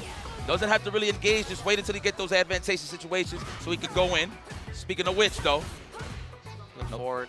Punk, usually people like to back throw in that instance, right? So he tried to frame trap him, but Pugera was not falling for it. Oh, whoa, that man is walking back. Bro, so many clean hits on Punk moving forward. This is wild. Yep. Whoa! Look, even the crowd was loving it. It was like, whoa! Yeah. They locked in. We blocking this time, says Punk to guard. I ain't gonna choose there. I'm gonna let you waste your drive gauge before I go in. Wow, even the crush medium punch catching the dive kick that time. Another optimal tool for JURI. And the sweet spot of the jump angle making the DP whip. Pugera bouncing back from that first game loss to take a lead in the set. Now I want to highlight that dash under there from Pugera. Notice how Punk is jumping up close with the jump in medium, light, excuse me. It's to catch the whip pinwheel reversal, right? That way he can get a clean hit. Pugera is identifying that and switching his options up just to be a little more evasive, a little more elusive. So I like that from Pugera. The fact that he was ready for that, he pretty much got this blueprint on Smash against Punk. So it's up to Punk to really readapt in this situation. And then Pugera kind of used that strat offensively against Punk right at the end right there, finding the sweet spot to make his DP whiff. That's exactly what Punk was trying to do beforehand, and Pugera was able to stay disciplined and dash out rather than go with the DP itself. So really smart play from him so far. Yep. The challenge, we are not scared of a delay crouch fierce or a throw attempt. We're going to see how tight your offense is, says Pugera.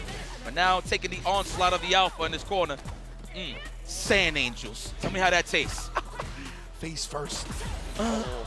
Okay, dominant. Okay, there you go, Punk. Back in stride. FlyQuest. Let's go. Captain. Quick little 21-second round, you know? Yeah, you 21, know. 21.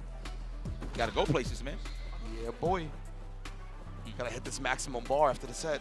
Stan Ross is coming. I thought it was as well. Oh, wow. Actually didn't get away. Punk even upset with that. You saw his face. Like, how did I not walk back out of that? That's exactly what I was trying to do. Misplaced for sure. Nice. He is waiting forever. Trying to hit him with the defensive dive kick or the jump out just to reset neutral and get more screen. No technicals here. Nice. And reaching that stand fierce. Oh, no whip punish from that time from Punk. A little bit surprising. Not expecting, I think, Pugera to be that active, but he does catch the whip that. And meaty here, but a combo drop. We'll take it, though. About even this shit, but bless the legs. And he got all the meat in the world. No! Oh, okay. I was about to say. I forgot. That's right. Cammy White locks in. Punk putting another game on the board here, tying up the set. We're going to a game 5 for the whole shebang when it comes to this set between Good 8 Squad and FlyQuest. Again, if Good 8 Squad wins this next match, they are guaranteed in the grand finals. They've already defeated SFL EU, but right now FlyQuest trying to make them earn that grand finals berth and put themselves in pole position. Don't think I ain't catch those balls earlier, man. Thank you. See you. I was trying to be in that range, man. You know, and a lot of juries like to be aggressive with their fist, but again, that's of course for people that just like to throw normals just to throw them. Punk is definitely not that guy. No wasted movements. How are we going to get out this corner? It looks like it's going to be a jump out or a dive kick, and there it is. He found his answer to get out of there, but met him halfway. Big damage. You don't even need a sped meter. Dominant, and now it's in the favor of Pugera. Yeah, and that was a little bit of jury privilege right there. Her heavy buttons move her forward, so usually when you jump and catch heavy buttons, that's like they're in the position to where you hit them, right? She moved forward to dodge the jump, and that's rough. Okay. Oh, sniped out the throw attempt there from Punk. Ooh, and we close to that level 3, so Punk is going to have to be very careful and really take care of his life ball here. Oh, I'm pretty sure he tried to DP, but there it is. Have it on wake up. Check the menu. It's complimentary. Yeah, Punk looking to roar back here and force a final round. Oh, but again, Bulgaria's just being a sniper with the crouch medium punch. Tried the overhead. Punk knew, right? He was actually going to be able to kill him off that if it connected. He's trying, but Punk knows. Oh, these space traps is just ridiculous here from Pugera, but he's in burnout. He's dehydrated, so he's going to put himself in danger. Trying to fake out the back throw. Oh. Next hit wins here for Pugera, so he's going to have to be easy. There it is. He gets the throw. He forces the final round. Incredible defense. Those overheads, if any of them connected, that was the set. Punk knew that exactly. Oh my God, they both got level 3 in the tank, bro. There it is, first blood for Pugera. That's about 2 hits away, depending on the situation. Punk looks like he tried to jump up forward again. There is the defensive dive kick. Oh, there it is. Next hit wins here for Punk. Possibly, yes, actually, yeah, depending on the starter. Oh, the dive kick, where was it? Put it on a milk cart, it's missing. You already know. Score. There it is. Next hit win for both of them, really. Yeah, for both of them at this point. Double drive rush CA damage will kill Punk. Oh, did he get the juggle again? Oh my God. This is so intense right now. Gets the low, and Punk finishes the job. FlyQuest is on the board, and we got a real SFL World Championship on our hands. Oh, Vic, the Alpha, holding it down for his team. El Capitan moves forward, and that is definitely the strategy that worked out, to be very honest. Again, starting off with the double Kimberleys, of course, in the 2 out of 3 setting. Why not throw some time bombs in there? Yep. Of course, finish it clean with Punk. But shout out to Pugera taking him to the distance. Yes, absolutely. Pugera made that extremely close last round. That was one of my favorite sets the whole week, honestly. Yep. It was a really sick set. And we obviously see it here at SFL World Championships. World-class players, as always. Punk started off strong early, right? Took that first game. But, man, what a bounce back from Pugera. Able to force him into a situation, back to the corner. But Punk, when he's a cornered animal, that might be when he's the most dangerous. Yeah, man, I'm telling you. But one credit to Punk on the defensive end. He didn't shy away for just trying to jump out and dive kicks, because that's what JURI does. She mauls you to death. You want to respect the plus range on the strong, on a consistent end, right? But Punk, man, he's just always trying to be elusive and just maul until he gets the job done, and that's how he finished the job here. Yeah, that was a great observation you had, right? Because he did get clipped, and it was just no counter hit, no nothing like that. So it was most likely a jump or a backdash. And I'm with you. I think it was a jump to get the dive kick, because the very next knockdown, he did it again, right? And Pugera thought he had maybe conditioned him to stay on the ground, went for the throw. Punk was like, I know I need to get my offense started, and hit it with a perfect call out. So, yeah, great stuff from Punk, staying persistent with the strat that he knew would switch the entirety of the momentum of the match. Man. Yo, shout outs to Vic. But credit to Pugera again, much respect. He did show that Punk does bleed a little bit in the neutral side of things, but that all depends on the high level that you bring to the table. And Pugera definitely represented that with good 8. I mean, they're here on the grand stage, so it makes much sense. So, credit to the Capitans and the team of Team Good 8 Squad. It was definitely a good call to put Pugera out there, but just fell to the Alpha at the end of the day. Yes, good calls, baby. Hey, I can't front. I got caught listening to it a little bit. This is what it is. Love your work. Appreciate yourself. It's all about self-love when it comes to this. But I hope you guys are loving all the action at home. Letting everybody know that Team FlyQuest is in the finale side of things. Indeed, 30 points to FlyQuest. We got one more match to go, right? It's going to be FlyQuest versus, Ninjas in Pyjamas, of course, representing SFL EU. I can't wait to see how that one plays out as well. But Punk, like we said, the Kimberleys in the front. All he needed was one of them to get a dub, right? And then Punk is going to put the team on his back. He wants to decide who takes home the set. He likes the pressure, especially when he's there to help out his boys. That's exactly what he did. Yeah, the game plan, the blueprint was perfect. I actually hollered at the players when they was chilling in the front. And the first thing I asked was, who's sitting out? And it was Chris ECH. And I was like, double Kimberly. Makes sense. Drop the time bombs. Those are landmines in the making, both from the top. Kimberly's in America, of course. Shout out to Fierce. I know he's one of them, a couple of others, but yeah, man, that was executed beautifully. Excuse me. Yes, absolutely. You can see the point totals as well, right? With FlyQuest getting 30 points via the 2 victories, and Good 8 Squad also adding another 10 points to their side of things because they did pick up a W at the end of the day. So we only got one more match to go. It's going to be FlyQuest versus Ninjas in Pyjamas, which means Ninjas in Pyjamas, I believe, needs a clean sweep to steal that grand final slot from FlyQuest. And man, that's a tall order for them to handle. Cool, but it looks like we have our interview ready on stage now, so let's go to them.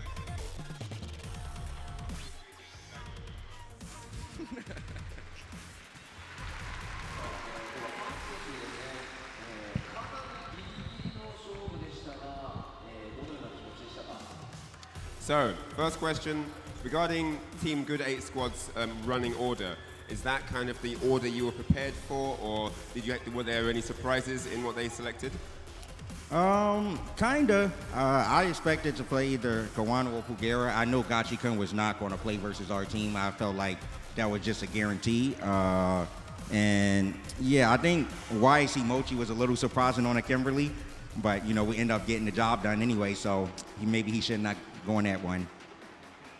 そのホームグレートスコアのホームセレクションのことを聞いたんですけれども、やっぱりプゲラさん先方で行くと思ってたんですけれども、ガチ君は絶対参加しないって分かってて、あともちさんも来るかどうか分かってなかったんですけれども、来るのは危なかったんですけど、まあなんか大事なところで勝つことができてよかったですって言って。Then second question, how do you feel about your team's performance overall in this set versus Good 8 Squad? I feel like everyone played really amazing. Even Psycho, he was doing really good. Just some unfortunate things at the end that cost him. And then Sean, you know, I feel like he just had to get in his rhythm. And once he found his rhythm, he did his thing. So I think everyone right now is playing amazing. We haven't seen Chris yet, so you know, we're gonna see maybe.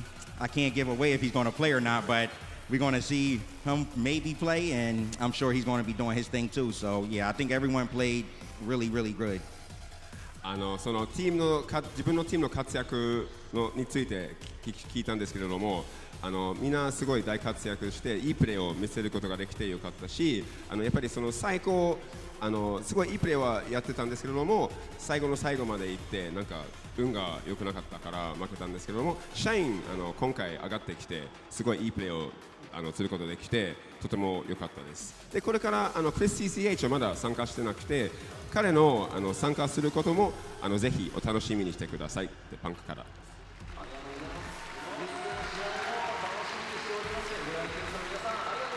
はい、続いて。I think we're good. We're live. Okay, there we go. Oh, well, yes. there you have it, ladies and gentlemen. That was Punk the God. Man, beautifully said. Yo, shout out to Punk. You know, throughout the years, I just told Renz this. He has gotten so well at speaking in public. You know, usually back in the day, he was more on the shy side of things, but now he's so confident. You can see what the kids like to call it now, aura, even though we've been saying it for years, but I think it's like now placed in the dictionary for sure. But guys, what we got to put in place here is all of these beautiful sponsors that have been holding it down here at the Capcom Cup. Let's start it off with Taiyo Holdings. Hopefully I'm saying that right. Oh, yeah, you got it. Taiyo Holdings is the world's #1 manufacturer of solder resist with its global operations focused on the electronics, medical, and pharmaceuticals, wow, and ICT and sustainability businesses built on a foundation of chemistry. Solder resist is an insulating ink that covers the surface of printed circuit boards and protects the circuit pattern. I wish I was around with the mod stick with this. Taiyo Holdings support our daily lives with technology through the development of electronics. Under the brand statement, happy people create a happy world. Facts. We support people who take on the challenge of creating a happy world. Yes, indeed. If you want to see that happy world as clear as day, then you need to pick up some Roto Z, one of the premier eye drops in Japan. You already know what it is. You're going to fight sharp and prevent eye droppings, frames, and everything else. Anti-bloodshot, anti-fatigue. Roto Z is what you need. And you can also freely download the Roto Z-Man suit costume in Street Fighter 6.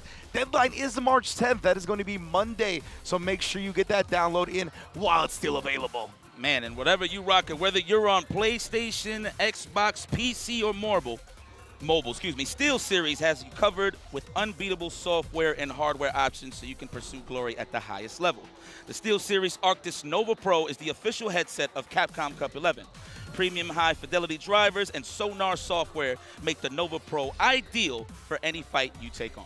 And of course, Red Bull Kumite is back for its epic 10th anniversary this year. Red Bull Kumite is heading to Paris, France at the iconic Maison de la Mutualité on April 5th through the 6th. 16 invitational players will battle out on a Great Gatsby-inspired stage in one of the most intense competitions of the year. That sounds so fire, actually. The theme is a clash of generations. On one side, it has its legendary warriors, champions of Red Bull Kumite, EVO, and Capcom Cup. On the other, the new generation of challengers. Hungry rookies alongside the winners of the Last Chance qualifier and play-in, all ready to shake up the scene. The format is first to 5 wins. The stakes are higher than ever. Fighting game fans around the world, get ready. The ultimate showdown starts now.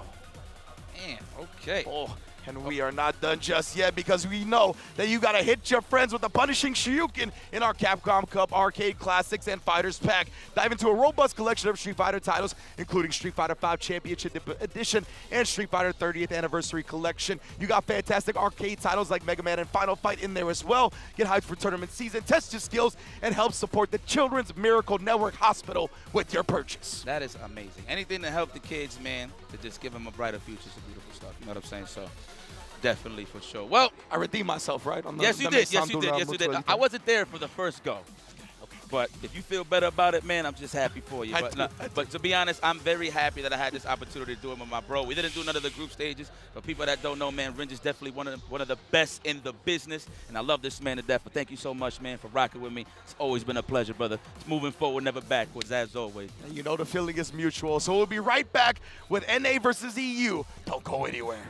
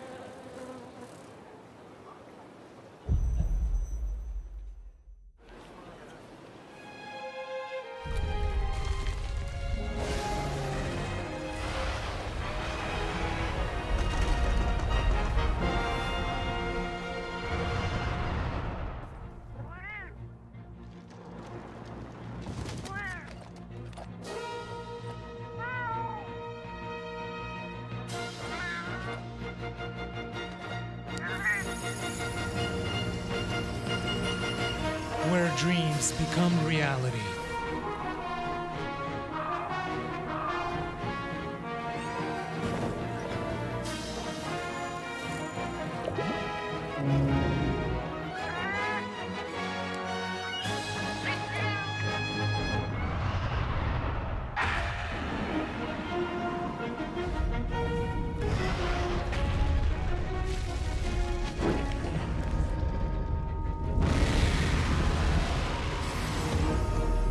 Monster Hunter Bridge.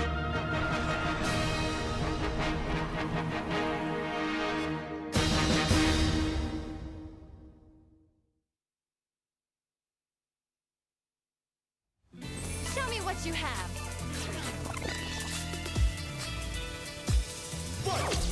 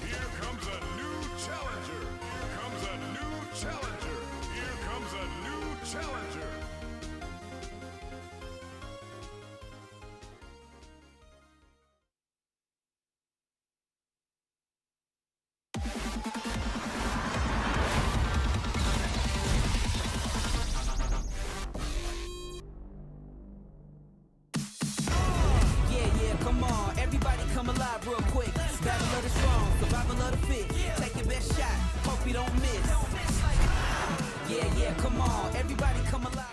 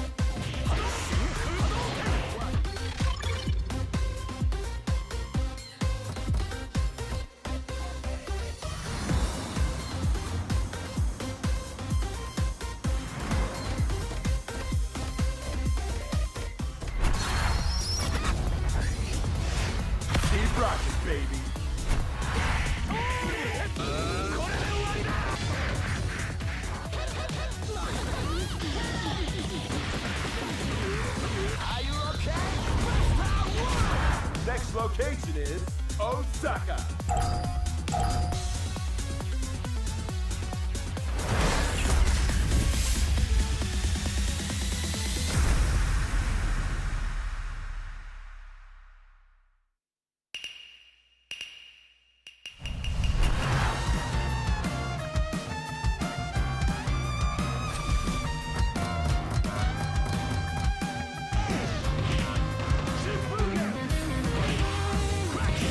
Power waves high.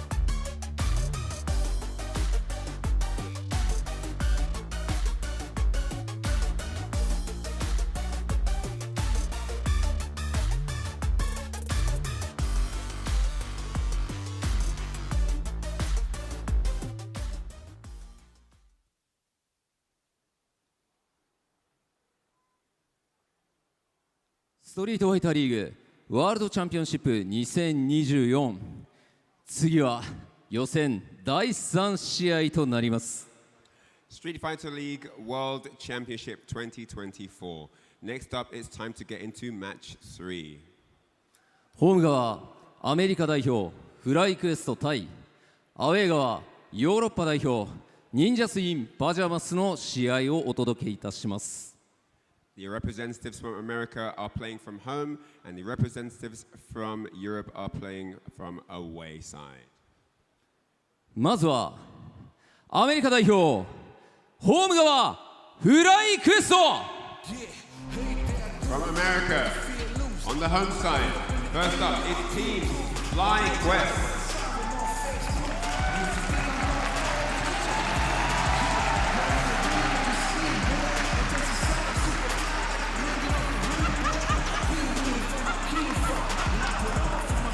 失礼いたしました。まずはアウェー側忍者スインパジャマス。 It's actually ninjas in pajamas.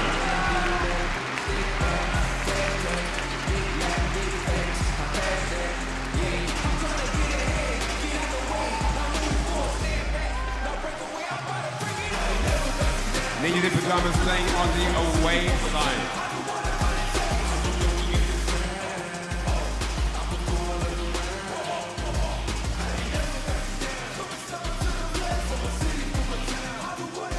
続いてホーム側アメリカ代表フライクエスト Next up, representing America, it's Team FlyQuest.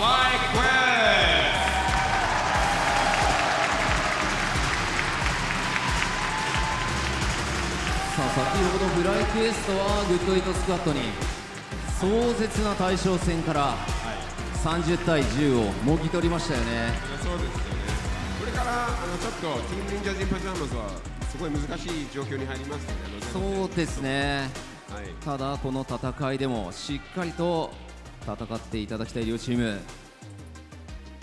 Alright, so Team FlyQuest on the stage take their positions as they come into this with the advantage, of course, having that victory over Good 8 Squad. Team Ninjas in Pajamas do need this victory, definitely. それでは両チームスタンバイをお願いいたします。 Alright, players at the ready. Matches will begin momentarily. .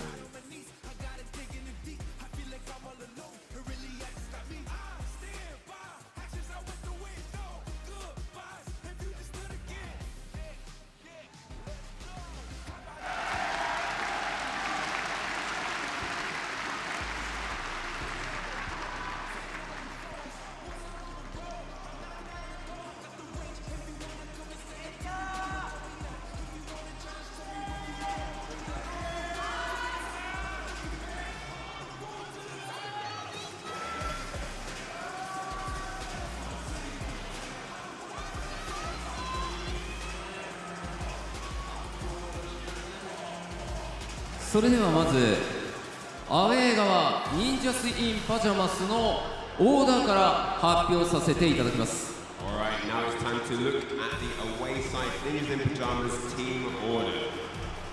アウェー側オーダーはこちら。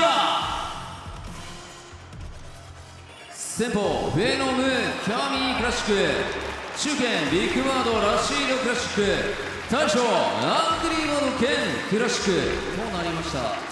Alright, an order we've seen time and time again be successful in the Street Fighter EU European League, and it's going to be Phenom starting out with the Cammy in Classic. Second up, it's going to be Big Bird with the Rashid in Classic, and then to finish off in that boss battle at the end, it's going to be Angry Bird. This time, going with Ken in Classic.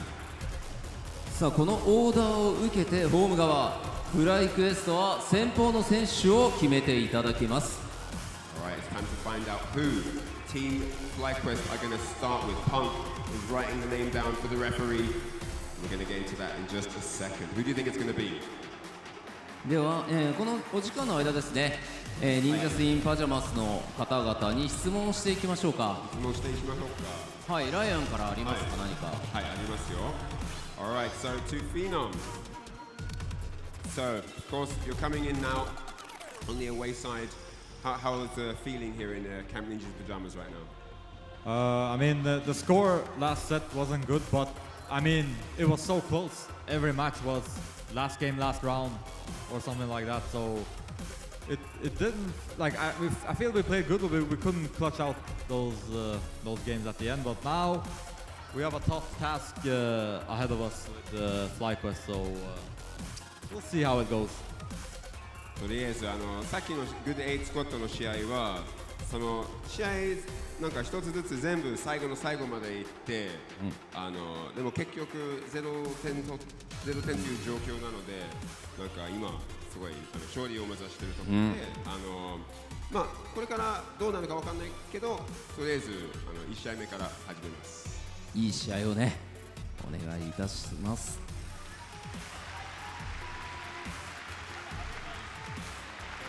さあまだお時間あるということなのでお話伺っていきましょうか。はい、ベジ選手。So, of course, coming in kind of like on the back foot, but it's nothing that you guys haven't done before. What are your feelings right now? What was that last part? It's nothing you guys haven't done before. What are your feelings right now? I think I have utmost belief in these guys, and I think there's a opportunity and there's a chance, and I'm excited to watch. And the more matches, if it goes our way, the more matches I'll get more cheerful, and I have strong belief. These are the best teammates anyone can ask for. こういう状況は初めてじゃないので、選手みんなチームの実力者に瀕しているので、今回からでも勝てる状態なので、頑張りたいと思います。ありがとうございます。ベジー選手から、はい。そうですよね。負けてから勝つのが大切なので、これからでもいい機会なので。まだ質問できるみたいですが、どうしましょう。はい。そしてじゃあアングリーバード選手。アングリーバード question for you. So you went with Akuma for the first set, and now you're going with Ken. What's the decision behind the switch? To be honest, when I played Akuma versus Kawano, since I played Akuma yesterday versus NL and I won that match, so I felt a little bit confident. But Kawano played amazing, and he beat me. And now back to my main character. なんで川の対決の時になんで合気ではい確かに今回剣頼んで、でやっぱり昨日の試合でエネル選手とやって、いいスコアが出せて合気対決ですごいいいスコア出せたので、川野も合気でいいのかなと思ってやって、でも今日の川野ものすごい強くて何もできなくて負けちゃいましたって言って、でもいつも通りの剣に戻って頑張りたいと思います。ありがとうございます。さあ会場にもねこの忍者ツインパジャマスの選手たちを応援している応援ボードたくさん見えます。皆さんありがとうございます。さあそれでは、こちら先鋒戦、フライクエストの方決まったということなので伺っていきましょう。 Alright, now it's time to reveal who Team FlyQuest are going to put up first in the battle against Ninjas in Pyjamas. Let's get to it. Chris CCH, Terry. Chris CCH 先鋒ですか。はい。先鋒はクリス CCH 選手。キャラクターはフィー、操作タイプはクラシックとなりました。さあそれでは先鋒の選手は準備をお願いします。Alright, so Chris CCH is going to get set up, and Ninjas in Pyjamas are now discussing the game plan here as the first player for Team FlyQuest has been revealed. Alright, time for us to get off the stage now. さあそれではここからは実況席の方にお渡しします。よろしくお願いします。We've had great team matches thus far here in the Street Fighter League World Championships, but we still got one more match to see who's going to be in the grand finals here, because again, it has been crazy matches, great hype, but it must go on. Myself, Jam, is going to be calling the action alongside Sherry. Is this your first appearance on a Street Fighter League? It is my very first time. Long-time spectator, was a participant back in the day, you know? Yes, that's right. I was part of this back in the day, but now I get to commentate it. That's good, that's good. Looking forward to this one here. Okay, so Chris CCH against Phenom. What are Sherry's thoughts behind this one? This is a very, very interesting pick because, you know, I'm very sure we're going to have not Punk go against Phenom, right? Because we saw how that went in the groups. Didn't want to do a Cammy Mirror match, but with Chris CCH, There's some tech with Terry that actually works really well with Cammy that he was talking to me about. Thanks to Sensei Flakido, actually, he discovered this. Something about, you know, Cammy's offense is really, really strong, especially with the aerial approach. You are wondering how you're going to anti-air her, whether or not she's going to do a dive kick, empty jump, or the jump roundhouse, right? Something about Terry's Fierce actually works really, really well against all the options. Okay. So that kind of negates the aerial approach. I don't think Phenom is one to do a lot of jumping anyways, so we'll kind of see how that goes. And, you know, that way Chris can kind of just focus on the ground game versus Phenom.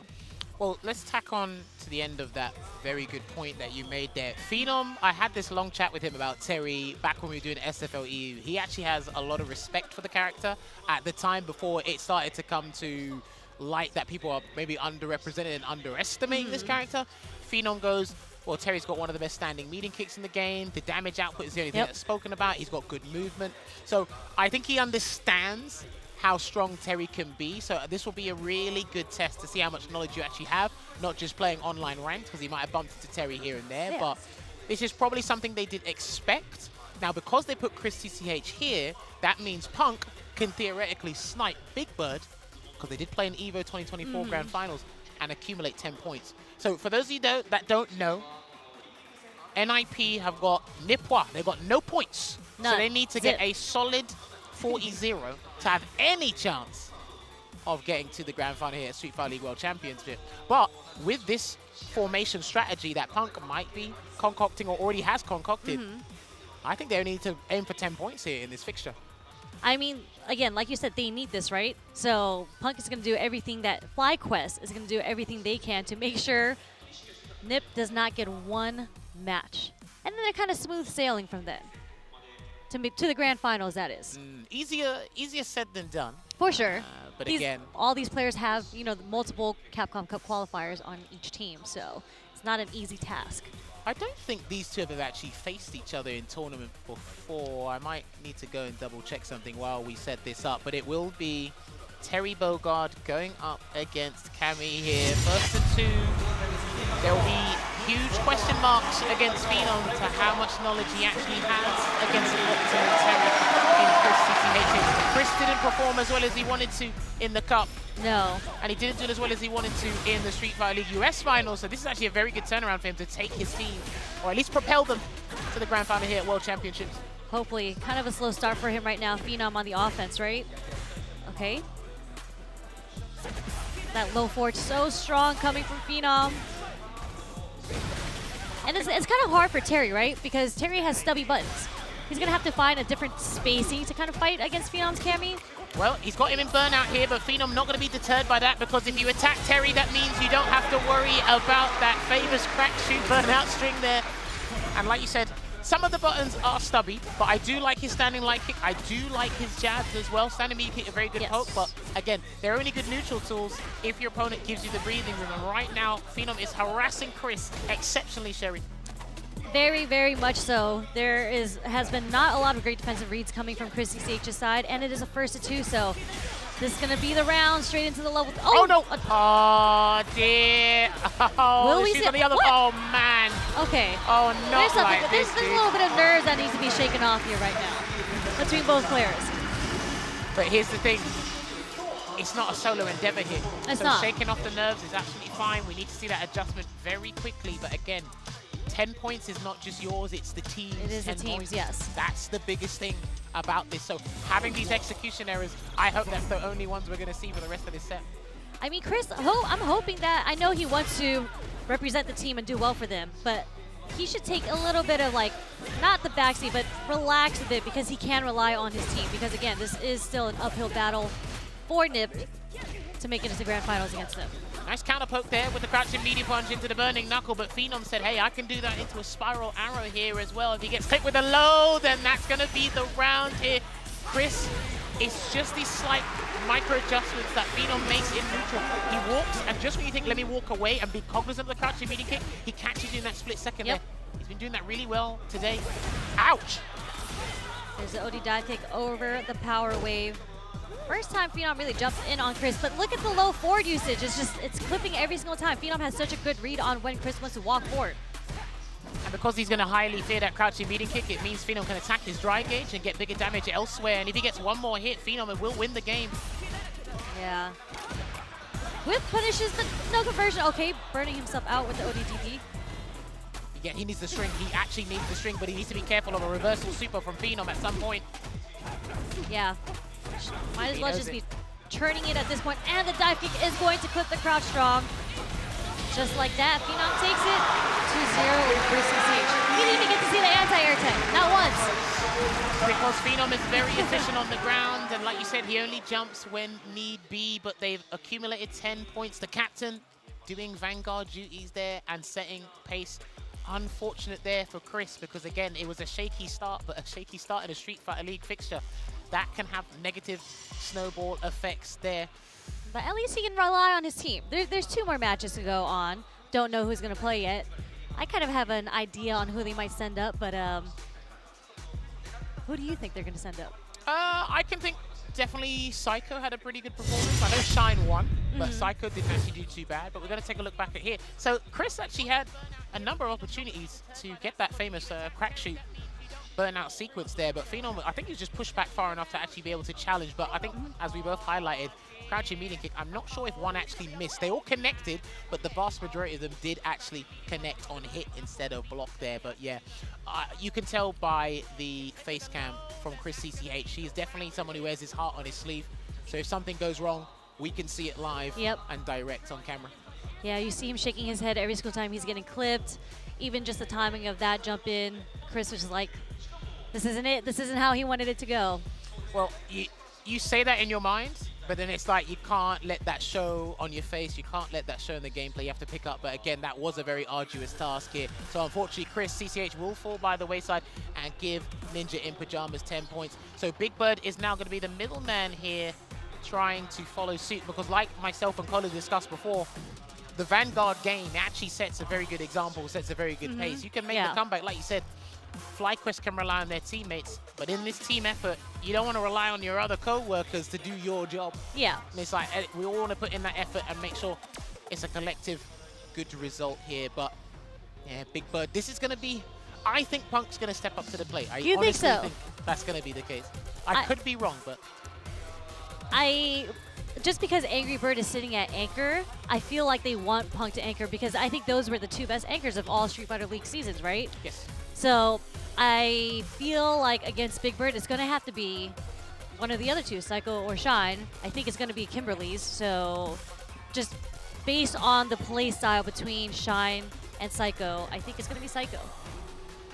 We definitely concur that it might be Psycho stepping up to the plate here, but there will only be one way to find out. We will actually be we should be going to the main stage very shortly here. But again, if you just look at historical events, like we said, EVO 2024, we seen that obviously on paper, statistically speaking, I think Cammy does exceptionally well against Rashid, but Big Bird actually has a very good game plan against Cammy as well. But in these environments, it's like, I need the 10 points. I need to pick up the 10 points. And then that actually might change Angry Bird's momentum as well. So we will find out very shortly, but we've got to shout out all the fans in this stadium, man. So these guys many have fans. come out. They've been electric. I can barely hear when every single time they do an announcement, because the cheering is so loud. I can barely hear you speaking, and you're right into my ear. Oh man, these guys are loving it. Do you know what? It's been eye-opening. Honestly, it's been eye-opening in this arena. How many people will show out for a Street Fighter event? Not only just today, but yesterday as well.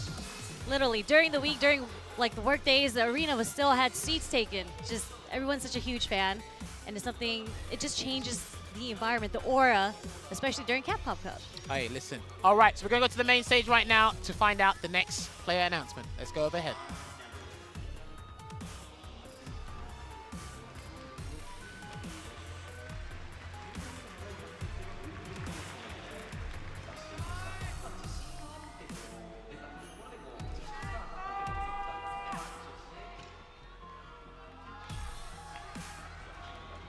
Okay, so it looks like the destructive Shine will be stepping up to the plate. At least we're both right. Kimberly was going to show up. Kimberly, I'm very surprised, because I think Big Bird, very similar playstyle to kind of like Oil King. Shine actually lost to Oil King during the SFL US, so I actually thought it was going to be Psycho with his playstyle that was going to combat Big Bird. So very interested in seeing how Shine's going to approach this matchup. It's interesting you think Big Bird has a similar style to Oil King. You don't think so? every Rashid player has a unique trait. Yes. From Dill Kevin to JB to Big Bird to Gachigan to like they all have something very different, and obviously they all summon the Tornado, so we all put them in the same bracket. Yeah, in the level 2, they're all the same. What's interesting to me is at one point I generally thought that Kimberly was extremely annoying for Rashid, but again, Big Bird, he's been a specialist for Rashid since Street Fighter 5. He said it's not too bad. I understand where I should be taking my chances, where I should actually be sitting back here and there. But this is going to be a true test for Shine as well. Let's not forget, because an exceptional Kimberly player and a specialist. I know he's got an array of characters, but Kimberly is the one true love for him in Street Fighter 6. So they are going to do a button check at the moment here. Now, he had actually an amazing performance against YHC Mochi before. It just incredible.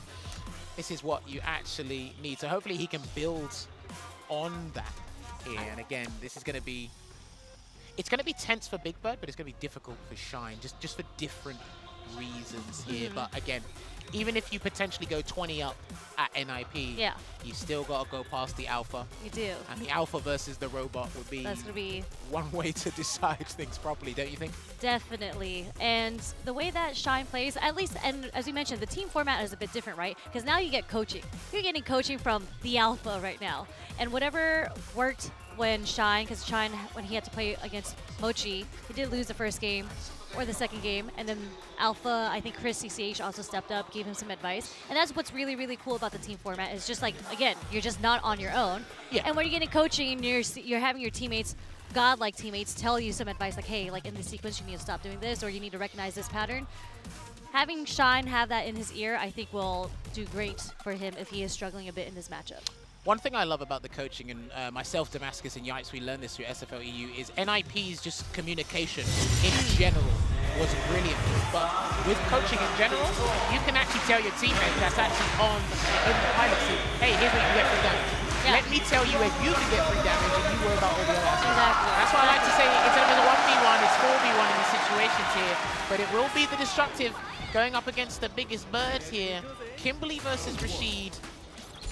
Let's see who hits the ground running, because both of these characters have a run and a perfect parry to open things up, but he didn't wait for it to be a little bit later so he can get the grounded punish there, Sherry. Yep, nice interruption from Shine with the crouch jab, just to stop Big Bird from advancing. Taking the throw, getting put into the corner. Oh, he gets the medium spinning mixer. I like that he didn't use the heavy one just in case an empty jump came and the heavy spinning mixer whiffed. We don't need that as a Rashid player. Nice drive reversal from Big Bird again, just keeping Shine in the corner. And this is kind of where Kimberly struggles, right? Having no reversal, only having level 1, definitely wouldn't spend it in this situation. Yeah, he's not having it. Not having it. Should have kept that either as a combo or a frame type block string there. So inputting the spinning mixer, it'll come out if you stop your pressure. Nice stuff from Big Bird in the first round. Let's see how Shine switches it up. Nice anti-air. We get the 50-50 mix up, left, right. Oi, okay. I like that he threw in time. Listen, some people are getting more confident in trying to challenge overheads from a drive rush cancel reset, so I really like that stuff from Shine there. But a tornado might come shortly. Here it comes. What's the mix-up? What we got? Watch out. Okay. The tornado's going to disappear now. Okay, 2 throws. We can live through that. No bite.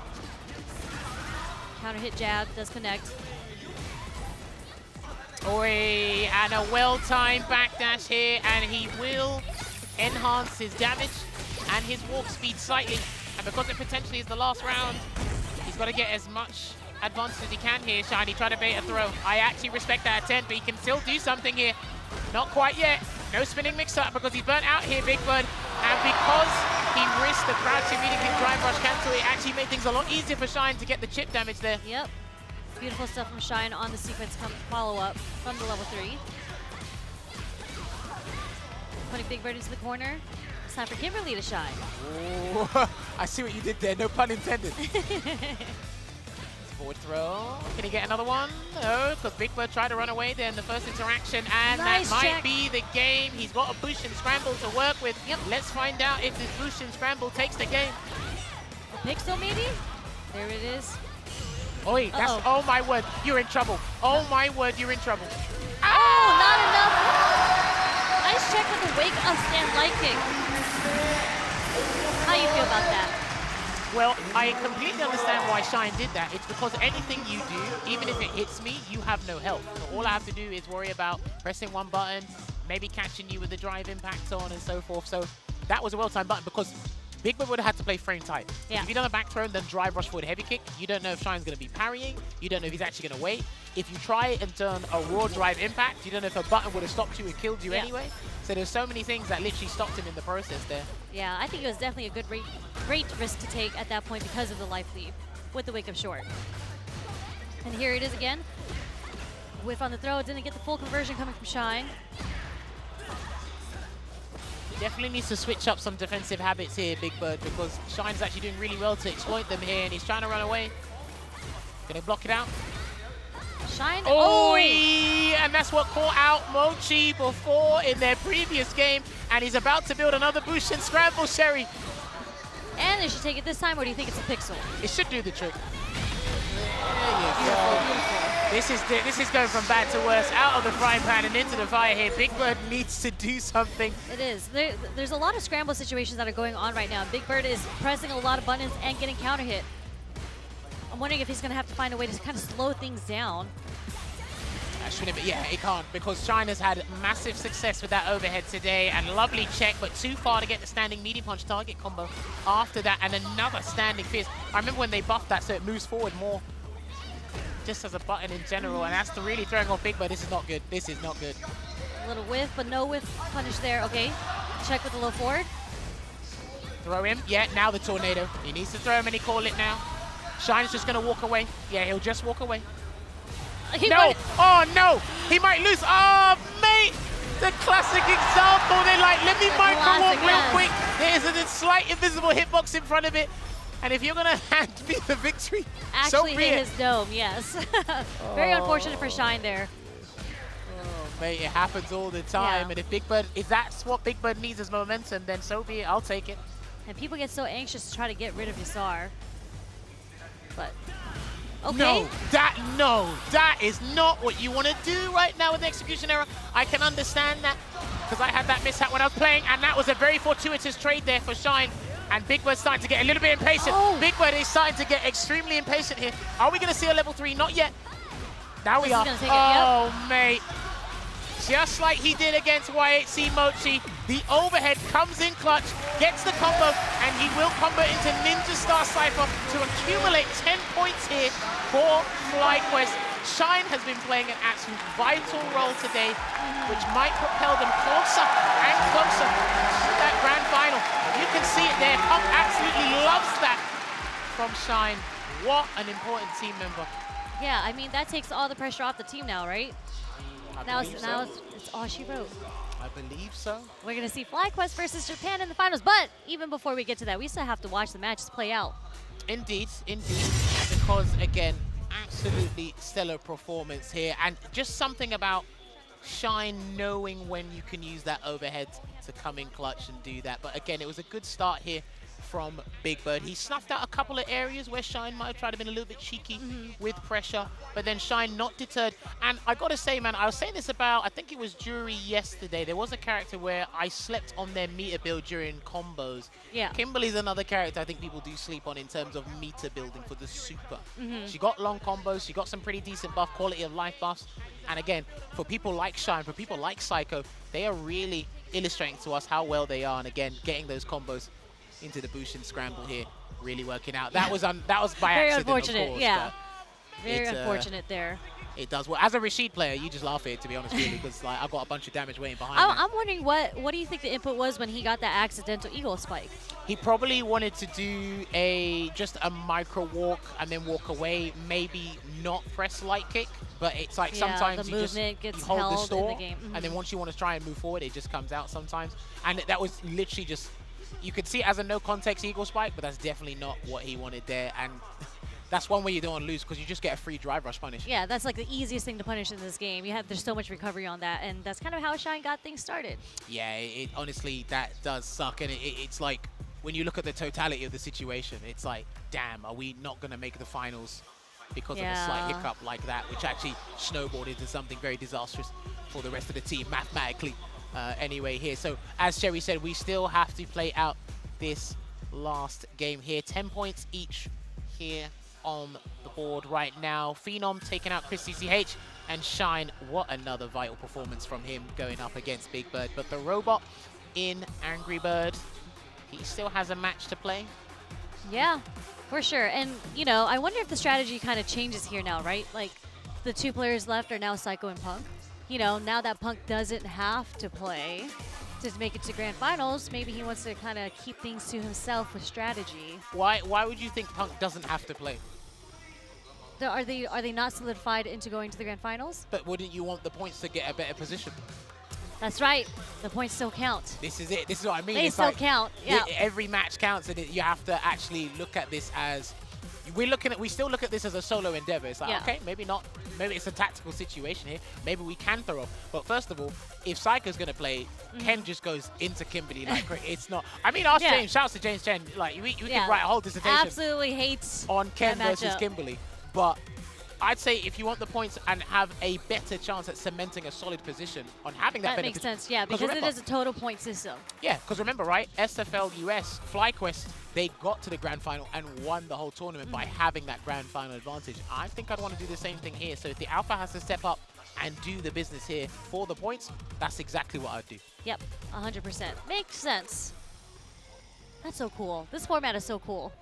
When you get to, like, in between the time of when we were doing each episodes live, Yeah. when you get to sit down and really, like, ruminate on what happened the night before and then think about, oh, okay, I didn't consider this. The players teach you something new when they communicate with each other and how they see the team format. And then you can go, oh, okay, this character works here, but this character is good in this position, but this player is a lot better. So I really like discussing it. And look, the more you actually get to commentate and see it and talk to the players, Yeah. the creative juices will start flowing. It's like, ah, okay. What seems strange on paper, Yeah. it won't that seem makes strange when you see the guys That up makes there sense. I mean, playing it's so cool. I already love team tournaments in general because even when I was a part of this, just the synergy, even when you're feeling down and just having your teammates be like, don't worry, we've got this, or the other way around, just the support, especially since they're all friends, it definitely changes how you play, the confidence you have as a competitor going into your match. Like, you're like, my team got my back. And Well- you don't want to disappoint your team either, so. Don't want to disappoint the team, but what we need to do is head on over to the main stage to find out who's going to fight Angry Birds. Punk Cammy.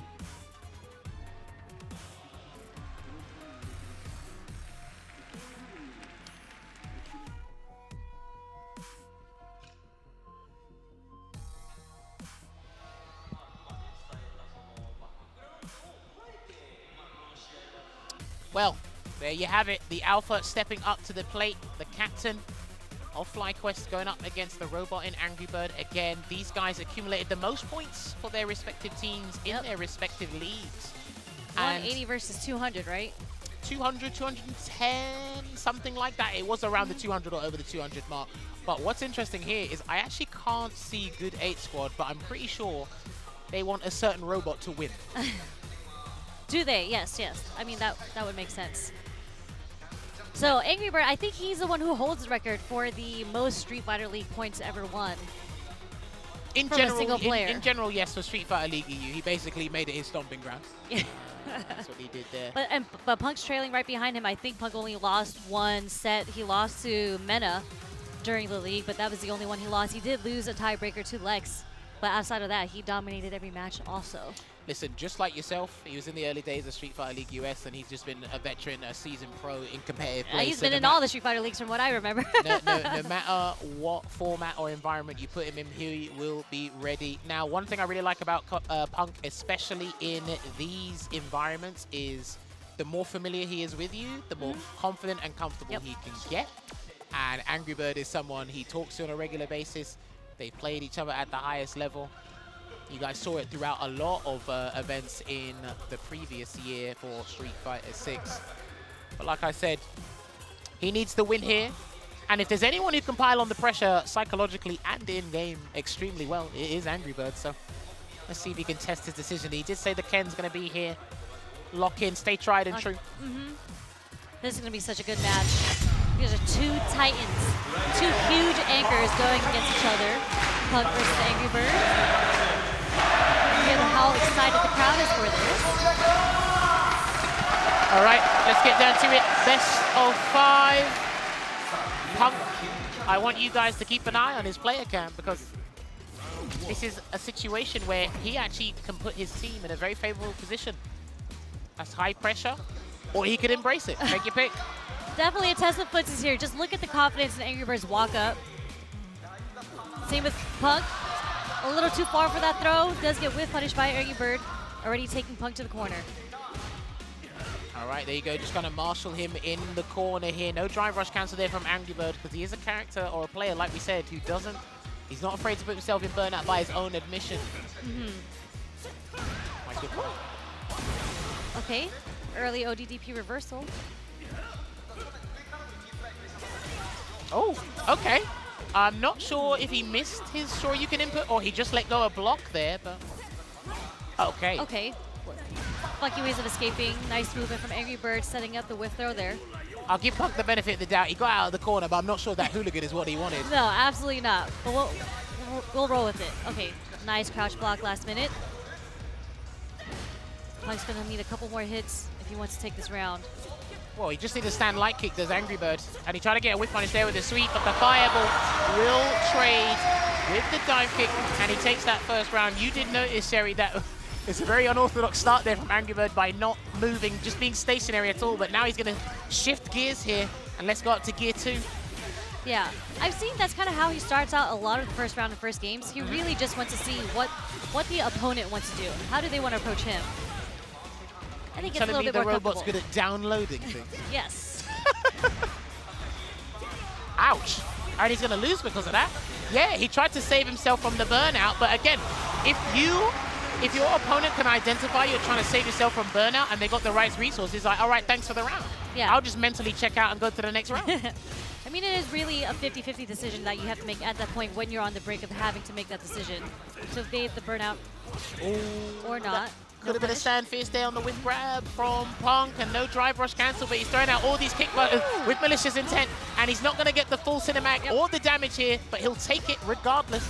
Ouch! He might be done. He actually might be done. Not quite. The second jab whiff, wasn't able to get the connect with spiral arrow. Angry Bird taking the first game. That was a little bit tough there. There are a couple of situations in the game where you know in your head 2 jabs, and I can confirm this, but there's just a weird spacing where it's like 1 jab will connect, but the second one will. But you've already committed in your mind that you're going to do a special cancel anyway. Ouch, again. Oh, the standing roundhouse at this range, right under the counter when Punk is in the corner. Angry Bird has been finding that so well, and the timing of it. Dude, similar to Akuma's heavies in the corner, can stand heavy punch and heavy kick when you're trapped in the corner are a nightmare to deal with, like you said, especially when well spaced. And that is going to be a spin drive smasher to put Angry Bird back in his cage. Nice jab. Yeah, getting the juggle because the jab did hit the dive kick. Oh, this is going to put Punk in the corner. He's not going to have enough bar left. Oi, and he's done it again. That incredible footwork there from Angry Bird. The forward dash to the back dash, and Punk is flinching. And like I said, keep an eye on the player cam because determining where his team will finish first or second, it's all down on him. Yeah, if Punk is to lose this match, I think he should maybe take a little team break, a team huddle. Oh, they'll come over, don't worry. Nice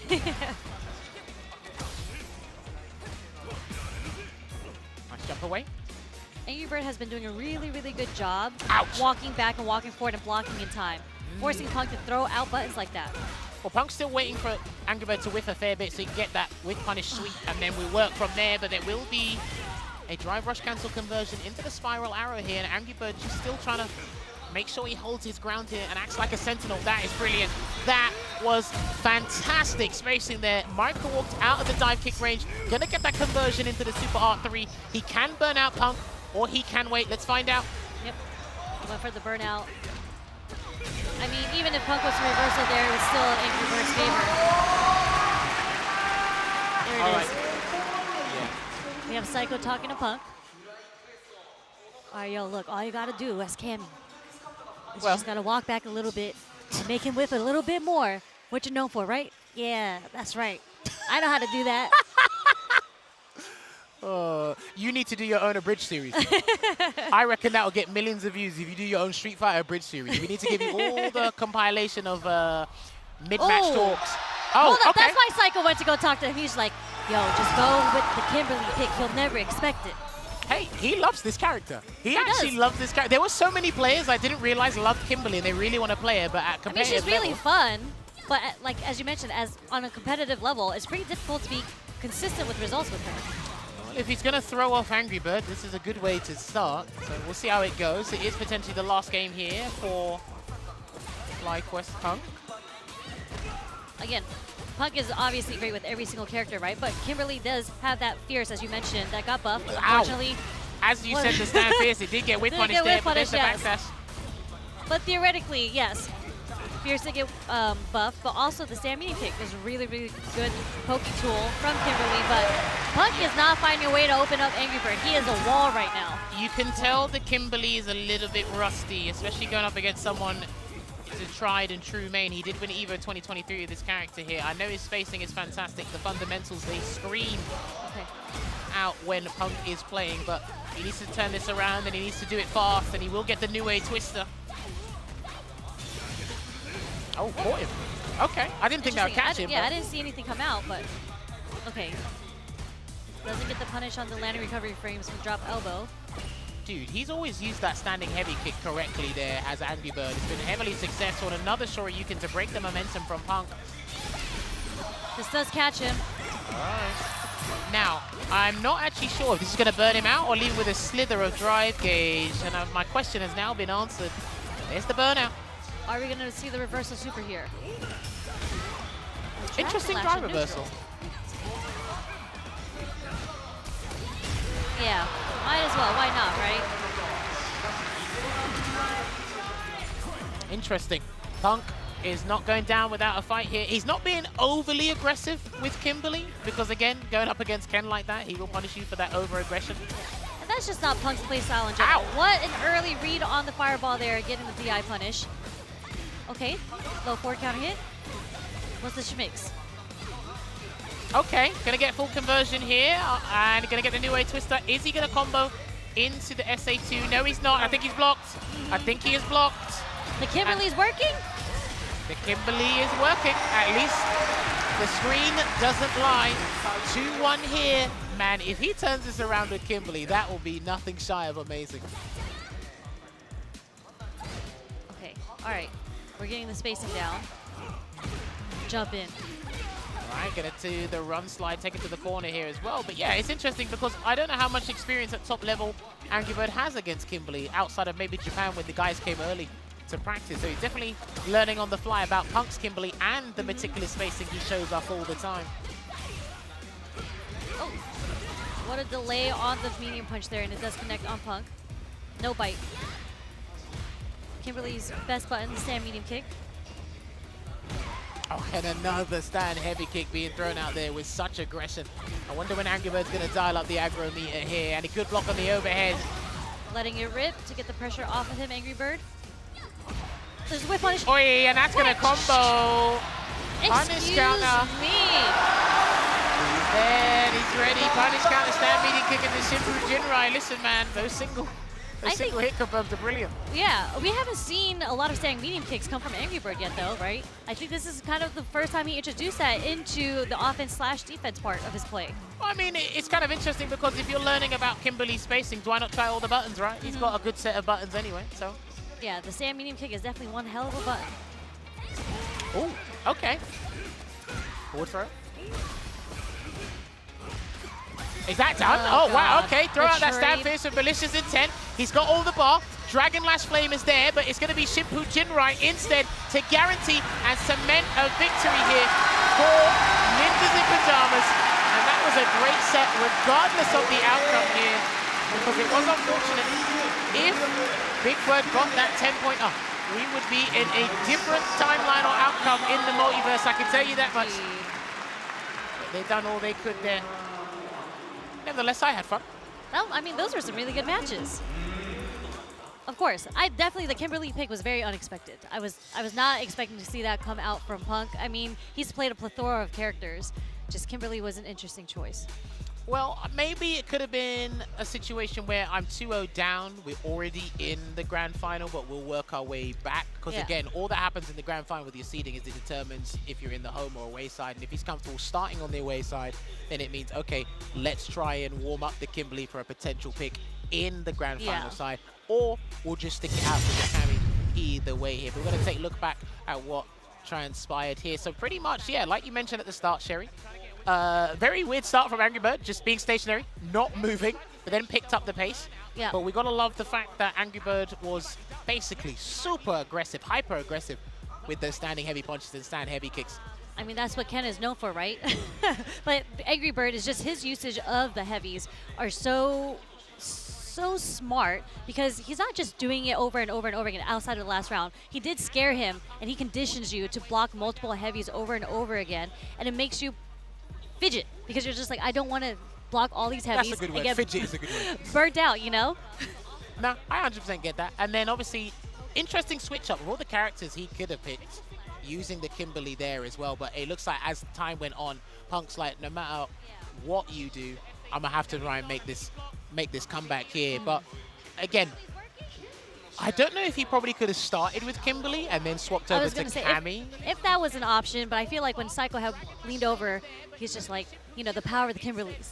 Be one of us. Can you imagine if they just all lined up against Good 8 Squad with just Kimberlys, right? That'd be actually just three insane. Kimberlys. I mean, the Kimberlys are putting in work, right? How well are they going to defend against three Kimberlys? Who knows? That's a shoulda, woulda, coulda situation here. But yes, they did get the points there. 30-10 here to NIP. We should be taking a look at the table very shortly to determine or show you guys at home who is in the grand final. But like we said, they needed that 40-0. Unfortunately, they could not get here. We didn't have any extra matches. We didn't have any best of ones as far as I can remember. Nope. There's been no tiebreaker yet.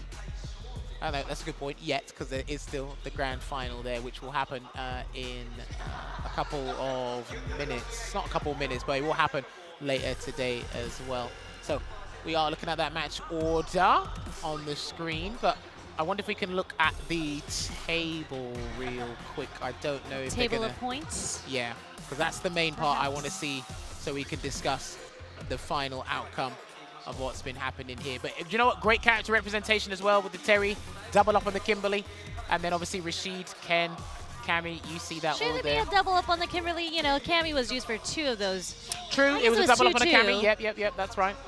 That is right there. And again, Angry Bird showing us why he's exceptional in first Incredible. to threes. I mean, Angry Bird has just been phenomenal performance this entire week from Capcom Cup to SFL. Yeah, because imagine, right? Imagine he won against Kawano. That would have been a whole different situation entirely, right? But again, last game, last round of Kawano showing you exactly why he is the singularity of Good 8 Squad there with that nickname. But I am still waiting from our production team. There it is. Fantastic. All right, so there you have it, ladies and gentlemen. As you can see, in actual order, Good 8 Squad will be in the top spot there with the 50 points. FlyQuest with the 40 points, and Ninjas in Pyjamas, unfortunately, will not be in the grand final because they ended up with 30 points. And it's interesting, despite the leaderboard, everyone got 1 win and 1 loss. Everybody got 1 win and 1 loss. That's true. And then we go by the points after that. All right, there we go. So it is what is going to be happening here. And we're getting a massive round of applause for Team FlyQuest. So then they got to do that real deliberation immediately because they should be starting from the away side here. So if we do have any US fans, shouts to all the restreams and everything. If we do have any of you guys I'm a US fan. FlyQuest, let's go. Well, my guys are out, so I got to be extra silent today. Funny that. But yeah, honestly, well played to Ninjas in Pyjamas. Unlucky to Phenom because Phenom's been a 2-time SFL EU champion. That's right. And again, he had a significant upgrade to the team, but they just fell short because if they got that 40-0, if they got some points in the Good 8 Squad it would match, have went down to the round differential, right? Yes, of course, because that +3 would have been huge. Yeah, we're looking at -5 on the FlyQuest side. What's up with that? At least that doesn't matter. Listen. It doesn't matter. At the end of the day, they're in the grand final. You have nothing to worry about. But we are actually going to head to the stage now for an interview. I believe that is correct. So let's head on over to the stage.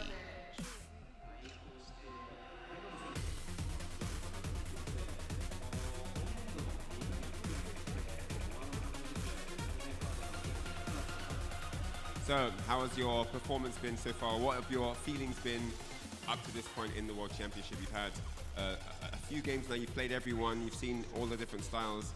What's your overall opinion here? The level here has been obviously very good. It's it's the highest in the world. For us, our performance in the SFL Worlds, I think our match against Japan was kind of what cost us in the end, because it's a big ask to have to 40-0 a team is not easy. So I think we're, in the beginning we played good, but it didn't go our way, and that maybe cost us. But I think we all played well. I'm proud of all my teammates, and I'm proud of everyone, and hopefully we can come back next year again. So I'm happy. I think we played our best, and it is what it is. What happened happened.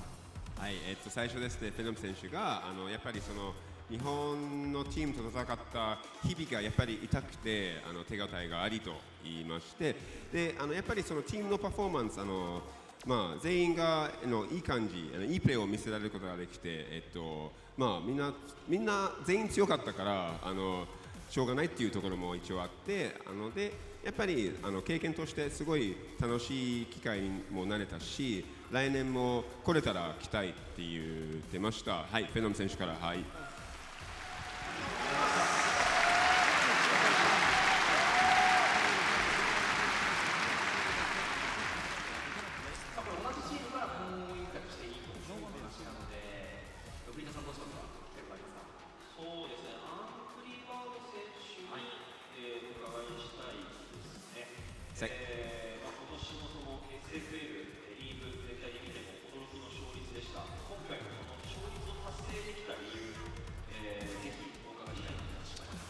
You've had an amazing run throughout the entire league. Just any league you're in, whether it's North America Street Fighter League, European Street Fighter League, your performance is always phenomenal in the Street Fighter League. And even here, during the Capcom Cup, you've shown phenomenal stuff. Why are you able to get this result? Why are you so solid? How are you able to deliver this level of consistency? I think the main reason is I try my best to play without pressure. I think all of the players here are amazing, literally all of them. They're super, super good. But sometimes they don't get consistent results because they get nervous, I think. But if you play them without tournament, you will see the real strength. But for me, I never get nervous. I get nervous, but it's it doesn't affect my gameplay. It doesn't.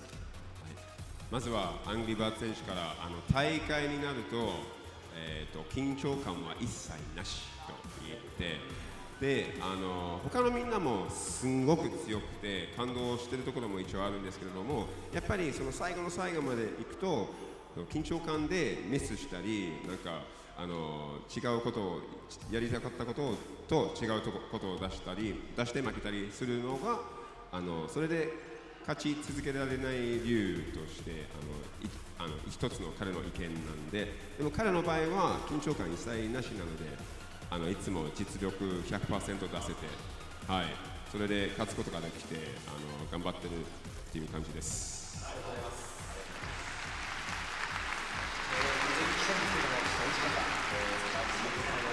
最後は改めてリーダーの選手よりこの両国国技館会場にいらっしゃっている皆さん、そして配信を見ているファンの皆さんに向けてメッセージいただけますでしょうか。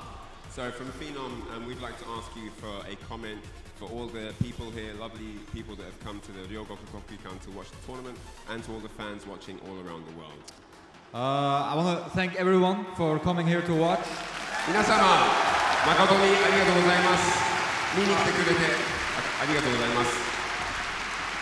Yeah, I think this is the biggest crowd that I've ever played for in Street Fighter, and it's been an honor to play here, and I hope to come back next year, hopefully. キャリアの中で一番でかかった集まりになっているので、とてもストリートファイター6はみんなの目の前で対戦できて嬉しいです。また来年も来たいと思います。はい、ペナルでした。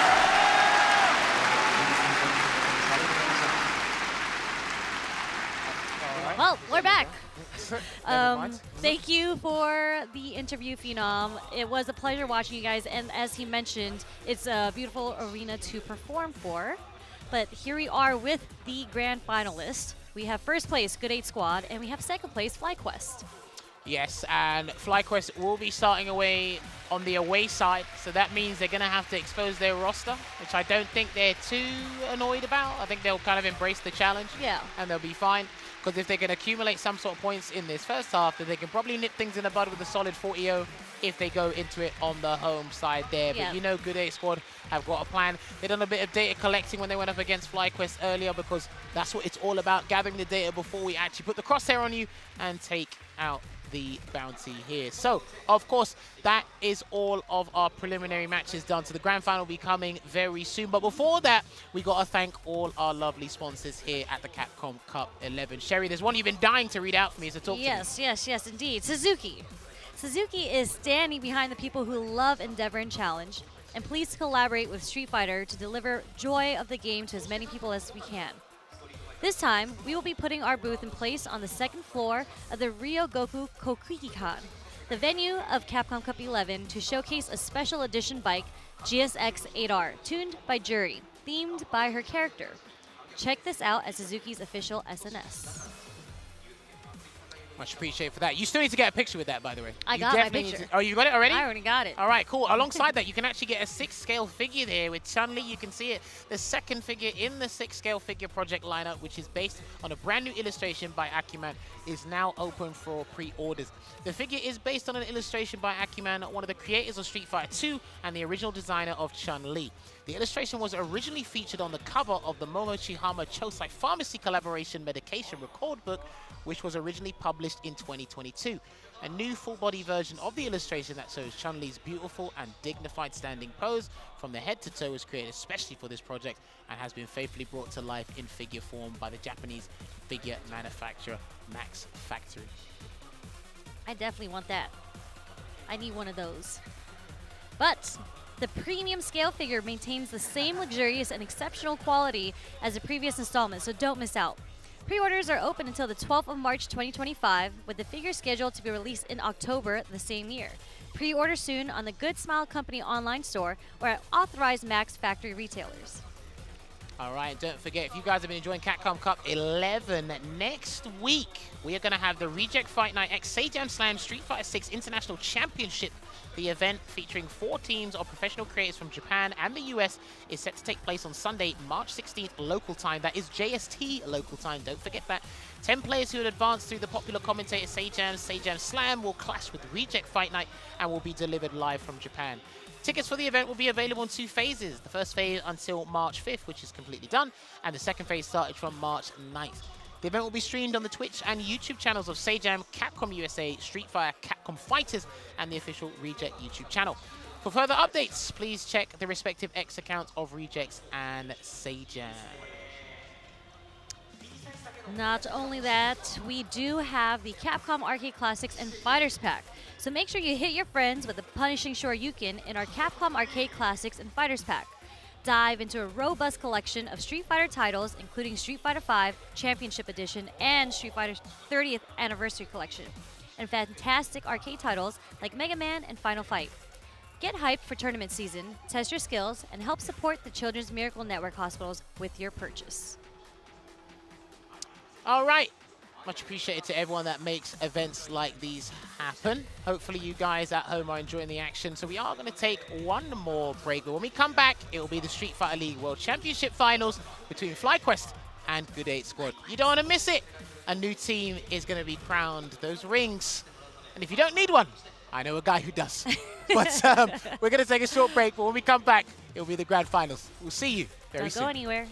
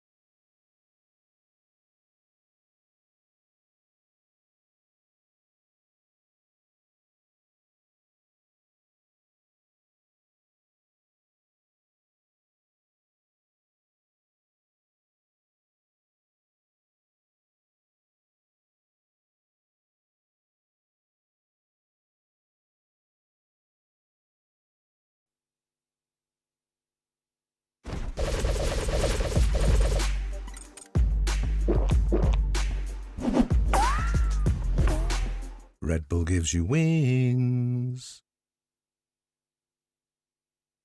Red Bull Kumite, Paris, 10-year anniversary.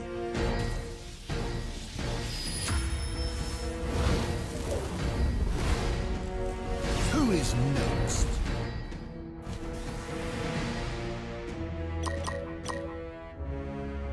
Big Bird. Kusanagi. Bonchan. Get your tickets now.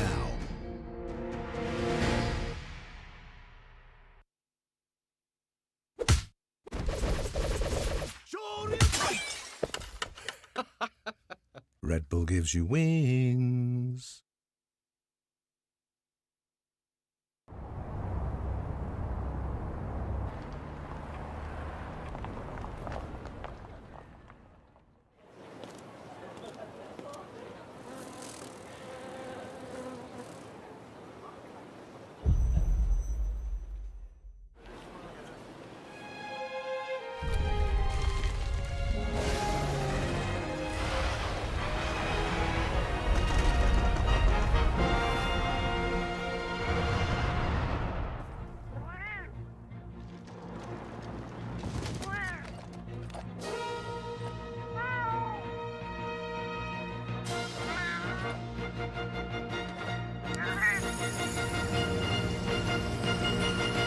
Where dreams become reality.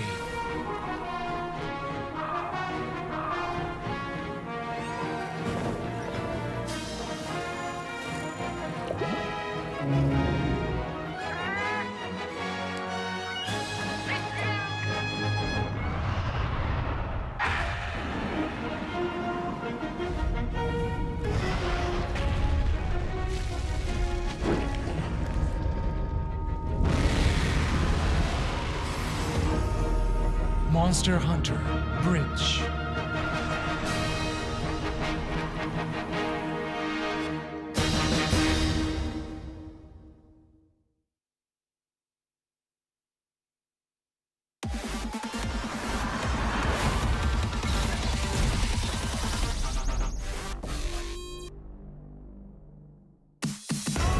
Yeah, come on, everybody come alive real quick. Battle of the strong, survival of the fit. Take your best shot, hope you don't miss. Yeah, come on, everybody come alive.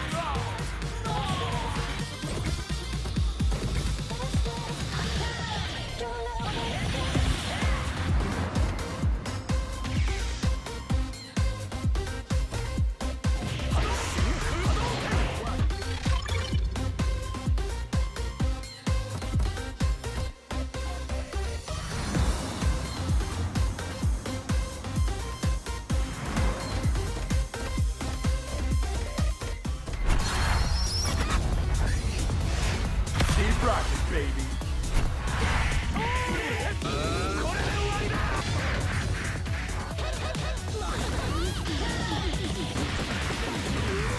Are you okay? Next location is Osaka.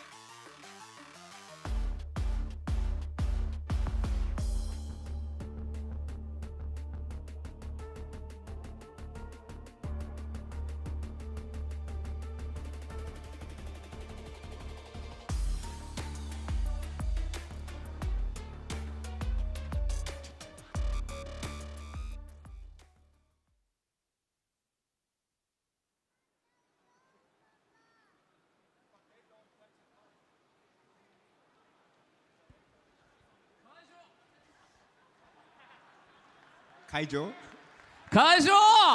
盛り上がっていくぞこっからがクライマックス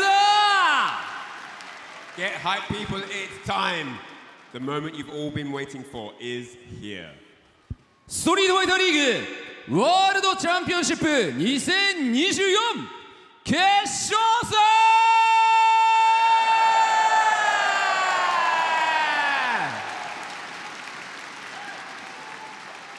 さあストリートファイターリーグワールドチャンピオンシップ2024もいよいよ最終決戦を残すのみとなりました。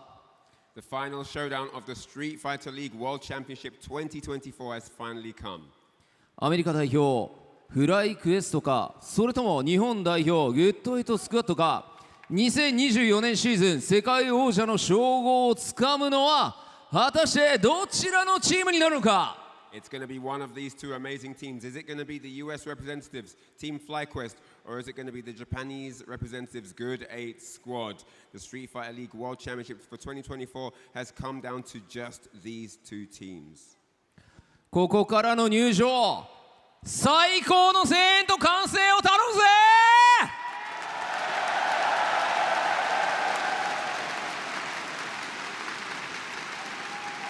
それでは決勝戦に臨む両チームの入場です。 It's time for the team entrances right now. まずは予選にアウェー側アメリカ代表フライクエスト On the away side, representing USA, it's Team FlyQuest.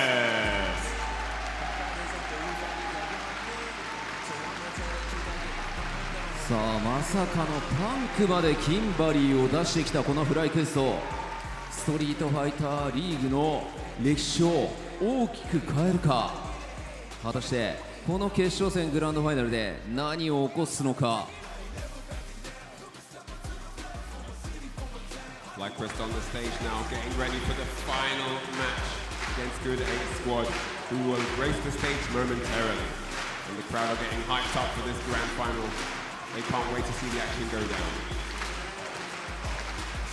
対するは予選1位ホーム側日本代表グッドエイトスクワット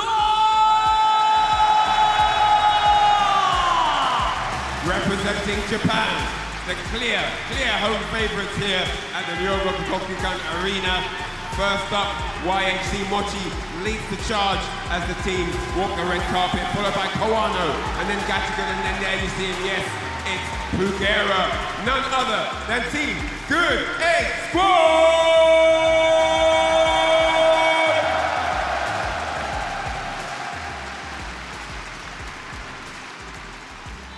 決勝戦は予選1位通過の日本代表グッドエイトスクワット対予選2位通過アメリカ代表フライクエストの一戦となりました。それではまずアウェー側予選2位のフライクエストのオーダーから発表いたします。フライクエストオーダーはこちら。 Against the home side, it's going to be, of course, Good 8 Squad, FlyQuest taking on Good 8 Squad. First team from the preliminary round, home, Good 8 Squad get to have the advantage here. 先鋒最高キンバリークラシック周辺シャインキンバリークラシック大将パンクキャミークラシックとなりました。 And here we see the away team order for Team FlyQuest. It's going to be Psycho first, Shine second, the double Kimberly duo, followed by their big boss, the Alpha Punk, for that best of 5 at the end. 対するホーム側グッドエイトスクワットは先鋒戦のオーダーをリーダーより、お願いいたします。まずは、両選手スタンバイをお願いいたします。 Alright, as we get this one underway momentarily, we'll have all players on standby. Please get ready for the matches. Thank you.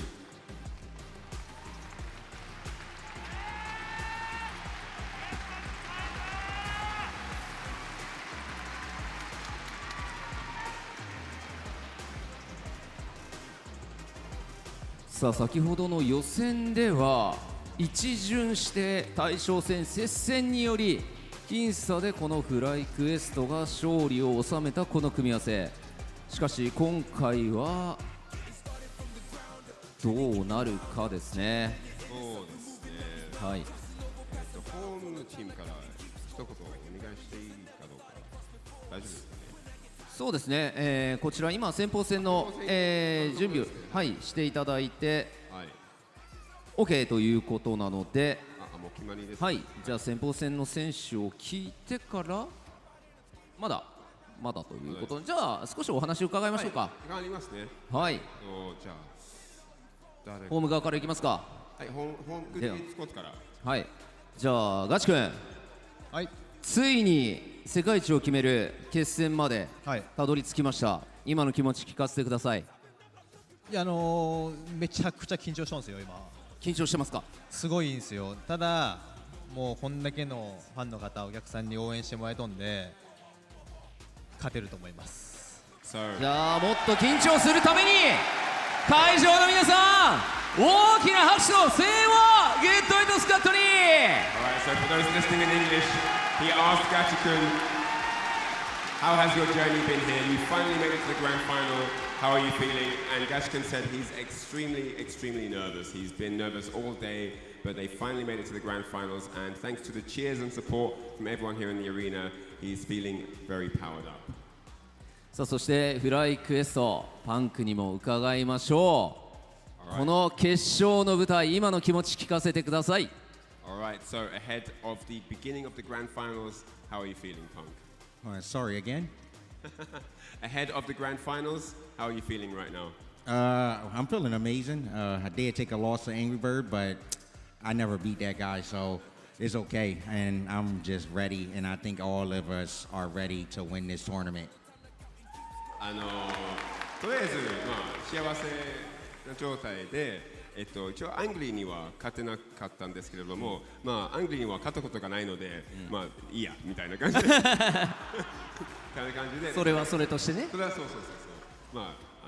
それを置いといてみたいな感じで、でその後全力で頑張りたいと思って勝利を目指しているところなんで優勝したいと思います。パンク選手からありがとうございます。フライクエストにも盛大な拍手と歓声をお願いします。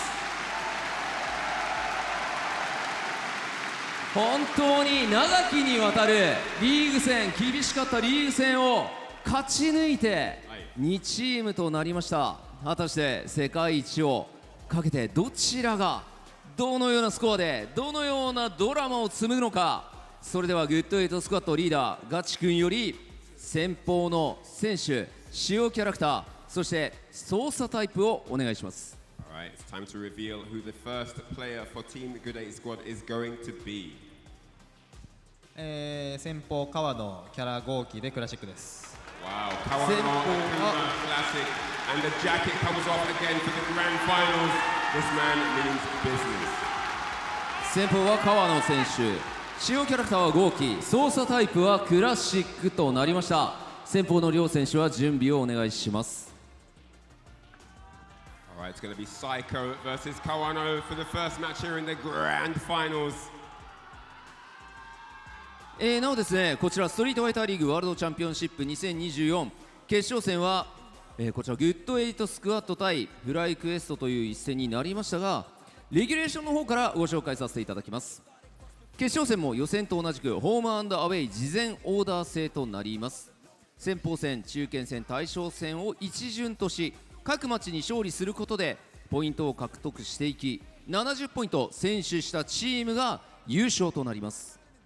先鋒戦、中堅戦に勝利すれば10ポイント、大将戦に勝利すれば20ポイント獲得となります。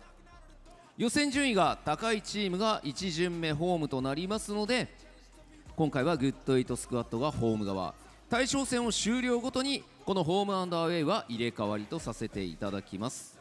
So as you guys are already aware, we have the home and away sides, and of course the matches are first match, second match, and final match. First matches are worth 10 points, and the final match is worth 20 points. First match being a best of 3, and then that final match Two being finalists a best between of FlyQuest as well as Good 8 Squad. As you can see, we have the finals and the format getting ready for you. There's going to be a little bit of a change-up going in with 70 points, and that race is going to be ever so important because of how back and forth it has been. But of course, the point distribution ever going to be the same, with first and second getting 10 points, the anchor match being 20, and of course, we have to extend it. Obviously, since it's first to 70, the teams will be swapping home and away every single set. But again, ladies and gentlemen, this is your time. This is also their time to figure out who truly is the best in the world. Again, it's an absolute pleasure to be here in the legendary arena of the Ryogoku Kokugikan. That's right, I said it correctly on my first try. I'll tell you what. But listen, man, this is a very, very close battle. If you saw what happened right before we even got into the stage, right? Good 8 Squad falling significantly short against FlyQuest fighters.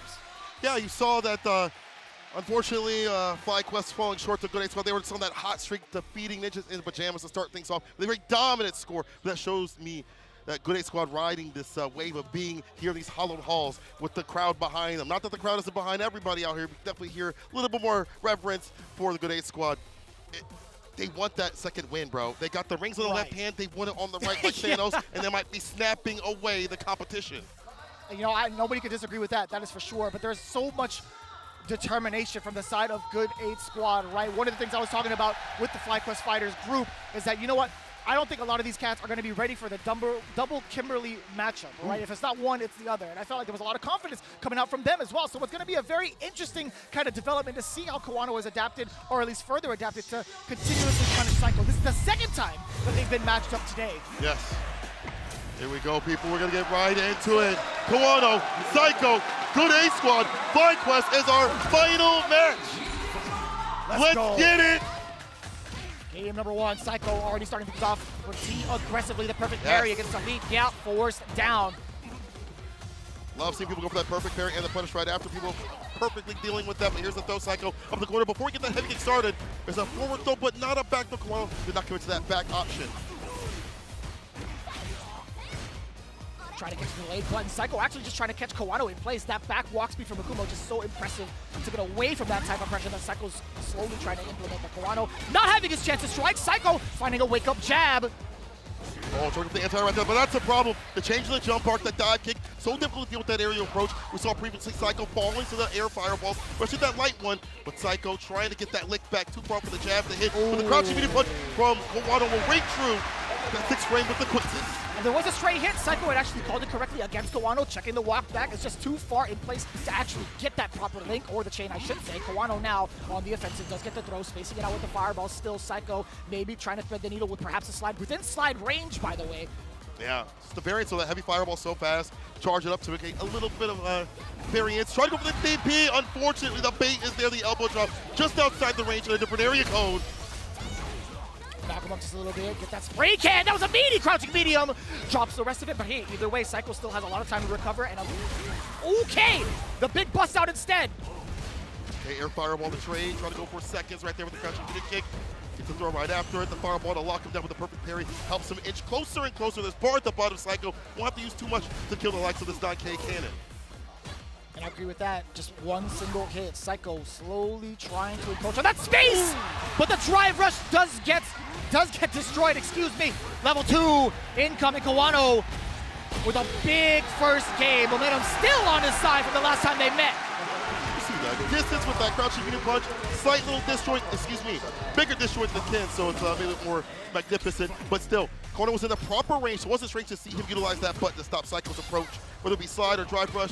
But feels like Kawano is ready for any approach so far. As I say that, the slide does work out against the fireball and the throw right after. Psycho switching up the timing just a little bit.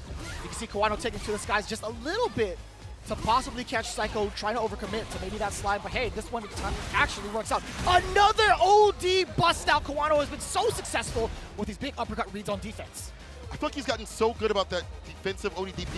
Even when we saw him EWC, he was pretty good about that just as well. It's gotten better and better for him. Another one! Jesus. Proving my point. Are you kidding me, Kawano? Are you listening? 3 in a row. At this point, Psycho's got to find the rhythm to change it up. But as soon as I say that, I bet you Kawano's going to hang back. Yep, exactly that. The walk back, Psycho was anticipating possibly another big bust out, but it is the low forward instead. Bam! It's a super. Kawano's still brought up. He's not out of options. He's got level 2 if he needs it. The dash up jab with the counter. OD top to the ceiling. Psycho fighting back. Keeping the dream alive within the first round. I like that. Still managing to get the elbow, after the drive rush. Checking Kawano, trying to stop it, but there we go. Time to set up the can. Another meaty. Still there. The jab. Drive rush right after. Kawano trying to leave. He still jumps out. Still finds success. However, another OD DP. None of these have been baited. It's going to be a punish incoming. That back went way too negative. A little bit of a rough shot there from Psycho. Does get the counter in and explodes using that level 1 to seal the deal. A big turnaround there for Psycho in comparison to how they played off. Again, Kawano had him 2-0 in that second matchup that we were talking about earlier between these two teams. I'm loving this adjustment right now. But Kawano, again, he has been so hard to read on defense. Yeah. I think that's the biggest issue is like, only DPs are still ringing true, as you mentioned before. That walk back got caught with the crouching meaty kick. And Psycho tried to deal with that option, but I feel like the reversal buttons here every so often from Psycho have been doing some work, the crouching light punch, being able to check and challenge some of the approaches here from Kawano. So I wanted to see from Kawano going back to the air fireball approach that worked before, because Psycho hasn't shown he has a perfect way to deal with it. You know what I'm saying? I want to see that come back on the table. Maybe it will, it has to at least, the final game between these two in this first match. A little bit of advice coming in from YHC Mochi, as he's the one that has played off against Shine. Perhaps a little bit more insight against the Kimberly matchup. Not right now, though. Psycho is the second time he actually baited out Kawano, trying to uppercut and snipe out that dropping elbow. Wait, tick throw. Not a second one. Fortunately, not a back throw. Kawano committed to that forward throw. Let's get some distance right in that range. We can hit that crouching meaty punch and use that walk speed to full effect. No perfect parry there with the punish. Uh-oh. Psycho, I think, is overloading the mental stack. Ooh, you're right. Get the pickup here. You better spin the win, my boy. Yes, sir. Level 1 to get it done. This man might go Psycho. Set point for him. What a turnaround. And still gets to maintain those 2 cans on the board, too. Could lead up to a very, very mixed-up heavy type of game plan if Psycho succeeds in forcing Kawano to the corner, which he has done throughout the majority of these games, in my opinion. So there it is. There's the can setup. Boom. Knock him up. Boost and drop. Up kicks, another can to land. Delays a little bit, explosion, plus frame still there with the heavy kick. And unfortunately, it's a one-touch scenario, putting what Psycho wants to spin. Stand medium kick is the opener. You better have a closer. We built that bar for that level 3. Oh, level 2 is just enough to get it done. Psycho, he might go. Brings it back from the brink of a perfect KO, getting his lick back. 2-0 with a perfect to seal it. Psycho is looking something different. He was mad determined, too. When we saw him in the player room, he was like, you know what? I can't be messing up like that. I'm going to clean it up, I promise. Yeah. Verbatim. I promise you, I'm going to clean it up.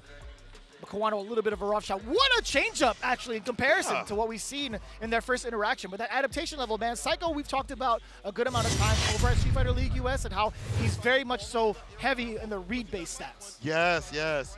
See it sometimes here and there, but I do like him going for like the close range sides. Those are risky, but he knew how to catch Kawano walking forward, maybe walking back. Either way, it stopped the fireball play that was kind of locking him down, and then he was able to be in that CQ-CUC, nice and close, where he can just harass the TLC. And up in the corner, you didn't see any more OD bust outs from Kawano. That shows to me so many plus frame off the heavy kicks. Like Kawano's like, I'm not going to bust out. You've been going for these media options. I'm not going to try it. You're staggering every so often. I'm going to chill, but that allowed Psycho to kind of run his game. That's right, man. Psycho being able to run that exact strategy is just too much for Kawano. You can see it too. There were moments where he tried to counter poke, but Psycho, with those micro walks, with a couple of staggers as well, it just made it so difficult to really pick and choose from the side of Kawano. But overall, outside of that, I think Kawano using his meter for defense, that was the only thing he had going for him, respectfully for the most part. But it is rather rough, right? Psycho's been hounding him down. He's not even giving him any sort of space to breathe.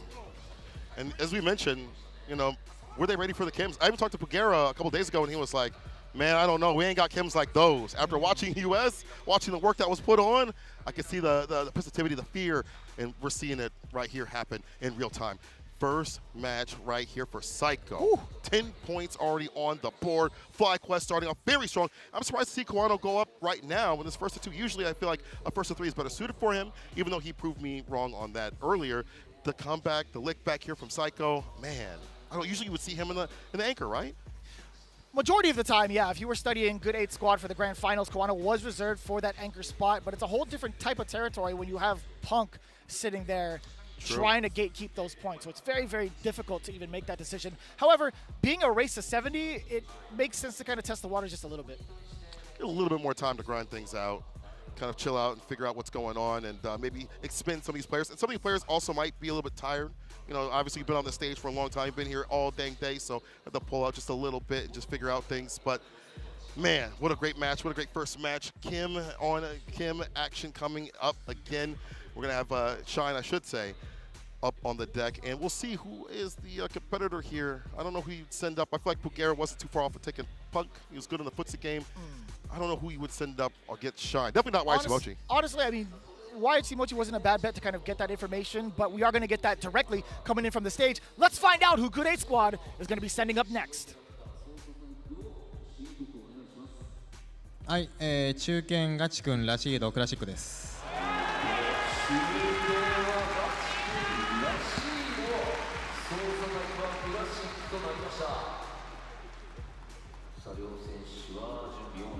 This makes sense. Makes a lot of sense to me. Gachikun actually hasn't had his time to highlight his strengths against FlyQuest just yet. I think keeping him for the reserve is totally fine against specifically this Kimberly pick from Shine. Now, most people would argue, why wouldn't you save Gachikun for the end of it, considering what had happened between Pugera and Punk? I mean, all things considered, that was a 2-3. That was a very, very close set with that JURI. So I wouldn't mind having Pugera for that reserve. So Gachikun right now being able to flex and exercise against the matchup and get himself warm at least and introduced to the FlyQuest squad makes a lot of sense to me.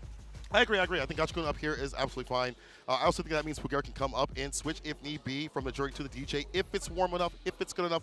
We'll have to see if that happens, but he has the opportunity to switch and alter these characters, put something different. But for right now, it is a Rashid pick against the Kimberly, and I want to see how Gachikun deals with the aerial approach. Obviously, she can bait out the DBs as we just saw against Akuma, but against Rashid, it's a little bit more of an angle, a little bit drift on that medium punch mixer, and the fireballs also might stop her from coming in. They're more of like a footsie tool than a typical fireball, so it might be a little bit harder for her to get through with the teleport, but that could be a bait, like a little bit of a light punch fireball, or light kicks or fireball, into like a light punch if they try to teleport. But I don't think Shine's the type to kind of send those out. He's a very footsie-based Kim until he gets going, gets that momentum flowing. Yeah, I feel like there's a huge difference in game styles between Shine and Psycho, as you can see on the screen. Right? I feel like we talked about Psycho being much so read-based for the most part, but Shine, I feel like, is a whole different type of beast in terms of trying to manipulate you with the frame data that he has, with the strategies he implements on offense to force you into making the wrong decisions. So we'll see how that plays out. I feel like Shine has a more potent mix-up game for the spray cans, at least for the style that Japan likes to play. So we'll see if that actually comes to fruition or not. The rest of things, Gachikun is a lab rat. He stays in the training lab a long time. Me and Jammers were talking about this. I think he has the most hours in training lab versus actually playing in ranked and such. So he's been able to grind things out. I'm sure against a lot of matchups that he has to typically get to see or run into so continuously. That's why he's been in some top spots of tournaments continuously. That being said, though, as you mentioned, the variance. It's like you know how to fight Psycho. You watch that match. You have to remove your mind on how Psycho plays and prepare for Shine. I feel like there's a little bit less wild moments, but when they happen, the spray cans land, the explosions happen, the mix-ups up in the corner. You don't expect that burst of energy to come through with side of Shine. But this is our match. Rashid, Kimberly. Shine has other characters, but I think it's going to be the Kim no matter what. Yeah, considering the matchup right now, Rashid versus Kimberly, if you're talking about offensive pressure, I think Rashid has way more of a potent one, right? I think they're pretty much equal in regards to being able to carry the opponent from one end of the screen to the other. But one of the biggest drawbacks, I will say, in this matchup is the lack of defensive capabilities from Kimberly, right? She's forced to have to use that SA1 if need be to get herself out of danger upon wake up because she doesn't have anything invincible to get away with. So Gachikun, if you can take advantage of that, it'll go a long way. Here we go. Second set of the grand finals. Gachikun versus Shine. All right, charge a fireball. Throw right after. That fireball is going to be a little bit of a problem. We'll see if Shine can navigate around it, the slide, but right now the counter is applied. Crouching light and a crouching medium kick into it with the eagle spike. Meaty fireball. Oh, there was no vegan option here. I'm sorry, sir. The throw right after on the punish counter. This is fantastic for Gachikun, as you mentioned. Lacking in defense, only has level 1 to the name. The tech, you have to be innate with your defense, but does find the same medium kick. Back to mid-screen we go. Oh, this is a huge start for Shine. Albeit a very big deficit, but hits like those could lead to disaster. Mechanic finisher. Dorsal jab, does not find the mark. Can't get the back throw. Oh, no! Shine probably thought there was going to be a back throw attempt. Walks back, and the whip punish wasn't there. Excuse me, Gachikun. Golly. pretty good. Makes a lot of sense. Makes a lot of sense for Gotchkin to play it out that way as well. It's kind of instill the fear of that throw. Throw? No, it's a crouch mini kick low. Short again, this time buttons on buttons. Man, even the micro step low forward. Wait a minute, caught with the tail end of the fireball. We get to send out the SR now. What's the pressure like? Shine backs away, has to hold this spinning mixer forward throw. Watch out for the SR coming in hot. Empty jump low actually gets blocked successfully. Plus frames get off of the drive reversal. Shine looking a little bit in the yellow. Trying to find a way out or force Gotchkun further back. With the fireballs once again, finds a crouching medium kick. As Shine trying to walk in, trying to solo in a little bit too confident. Has to go for the Vagamon. Into level 3, I agree with this. It sees we see some extra damage on the way, but more importantly, want that speed and power boost for this character, bring her up to par with the others. That's right, that 11% goes a long way. The overhead. Neck hunter. Do it again, find another one. Multiple necks. Oh no! Gotchkun actually willing to get hit by the light. Going into the level 1 to catch Shine. Slipping, falling asleep at the wheel. Not able to get a proper combo. There was a significant gap, right? Crouching jab into that standing medium punch. You thought maybe Gotchkun would fall for that frame trap, but no sir. Gotchkun with the first win. Dash up throw again, meaty heavy kick. The trade right after gets to Stand Fierce. That probably works out better as Stand Fierce has been improved this season, so it reaches just a bit further. Perfect parry, OD side switch. I do like this. Spin some bar, put them in the corner where Kim will get harassed continuously. Couple of lights, the frame kill over. Oh, a little bit rough. Shine got caught with the tail end. Trying to backdash or not. Empty low, holds parry against it, wasn't able to catch the recovery of the throw. Boy, tech. Here we go. What do you do about this? The twitch is coming for you. The punish counter is there! In anticipation of the SR a little bit too early. Gotchkun caught his moment to get that big throw against Shine. Looking at match point. Shine brings back to the break. There's a throw after the Vagabond strike throw mix. Crouch shooter kick's able to hit Vagabond. He's got the level 3. We'll see if he explains it real soon here. Right now, Gotchkun get the knockdown with the Eagle Spike. Meaty throw, using the flip to get nice and close, and the fireball just covers some space. Oh. The neck gets snatched up again. Let's hear those two shine now with this power and speed boost. And a good time to do it too, because again, Gotchkun only has 1 bar to his name. Shine, if he continues on, he gets to build as much meter as possible. Just hopefully get himself into the 3rd round. The barrage is coming in again too far to get that connection. Burnout.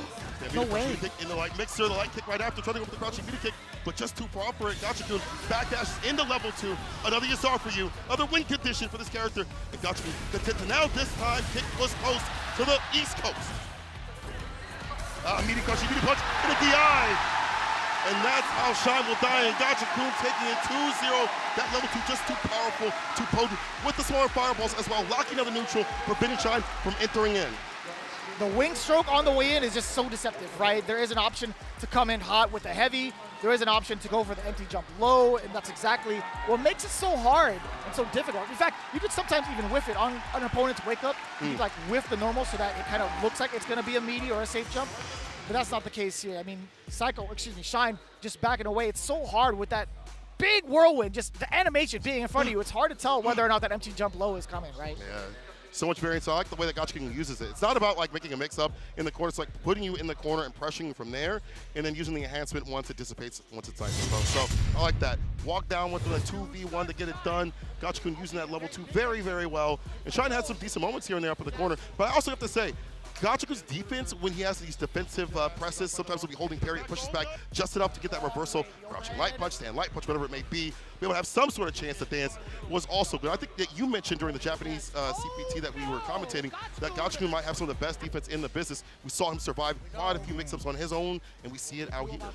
Yeah, I think there were a lot of good moments too on defense where Gotchkun kind of had like a solid read against Shine in terms of like the pressure, right? Crouch jab on Kimberly, if it hits, it's only +4. Standing medium punch isn't actually going to link unless there was was a counter hit. So Gachikun willing to get hit by it first and then maybe mash out based upon what had happened was a really, really smart choice. Risky, albeit, but like not by much, right? Yeah. Getting hit with the crouch jab is totally fine either way because it's not going to lead to like effective damage. Maybe you could like chain it if Shine is able to kind of like make that read and go into like the final fight combo. But for the most part, you saw Shine deliberately going into the standing mediums multiple times after the crouch jab initial pressure. But either way, 2-0 from the side of Gachikun, all tied up 10 apiece.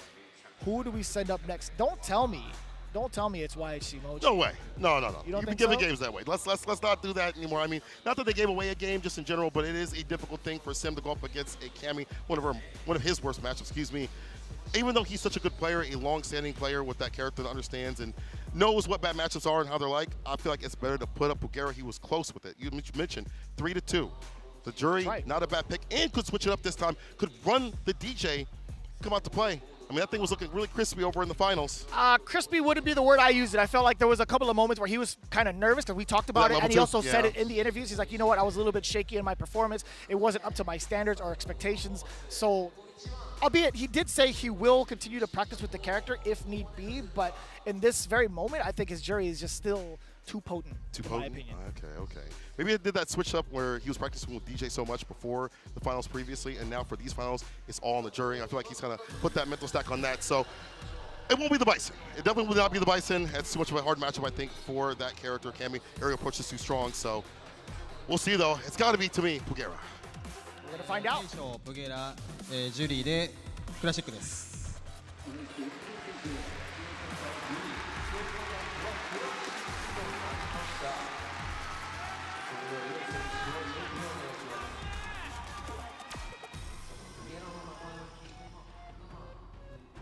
And there it is. It's going to be Pugera. You see JURI at the bottom left highlighted. I wouldn't be surprised also kind of seconding your opinion on the Bison play possibly coming out. But I think that would be reserved for possibly a different matchup. But so long as Pugera continuously plays on the anchor spot to hunt down Punk, then it has to be the JURI in my opinion. Like the way he was playing against Punk for the most part. There are moments where he's just going to walk back, lock Punk, whiff, and kind of low Punk and then false to security running stand. Medium kick, crouching, medium kick, and whip punch from there. Get the most off JURI's crouching medium kick, which is a fantastic button in and of itself. Space trap and a stand fierce. Pugera had some really, really good ideas of that matchup, but Punk was just able to take it at the very end, the very most clutch factor as possible. But after they had time to grind things out, could be something different. We'll have to see. Yeah, looking at it in regards to how the characters kind of operate, I kind of like JURI a little bit more on the ground as Cammy, albeit very, very similar. I think still having a character like JURI to combat some of the longer range pokes, have also a big counter poke, possibly from the crouching medium punch, a little bit more, crouching medium punch, excuse me, a little bit more in range in comparison to Cammy, I think. But overall, I love the amount of control that JURI can have on the ground too in comparison. So in terms of trying to stop maybe the air approach, not too confident for me. I feel like Pugera, he might be able to snipe out a couple of uppercuts or two, but majority of the time, Punk's keeping it grounded.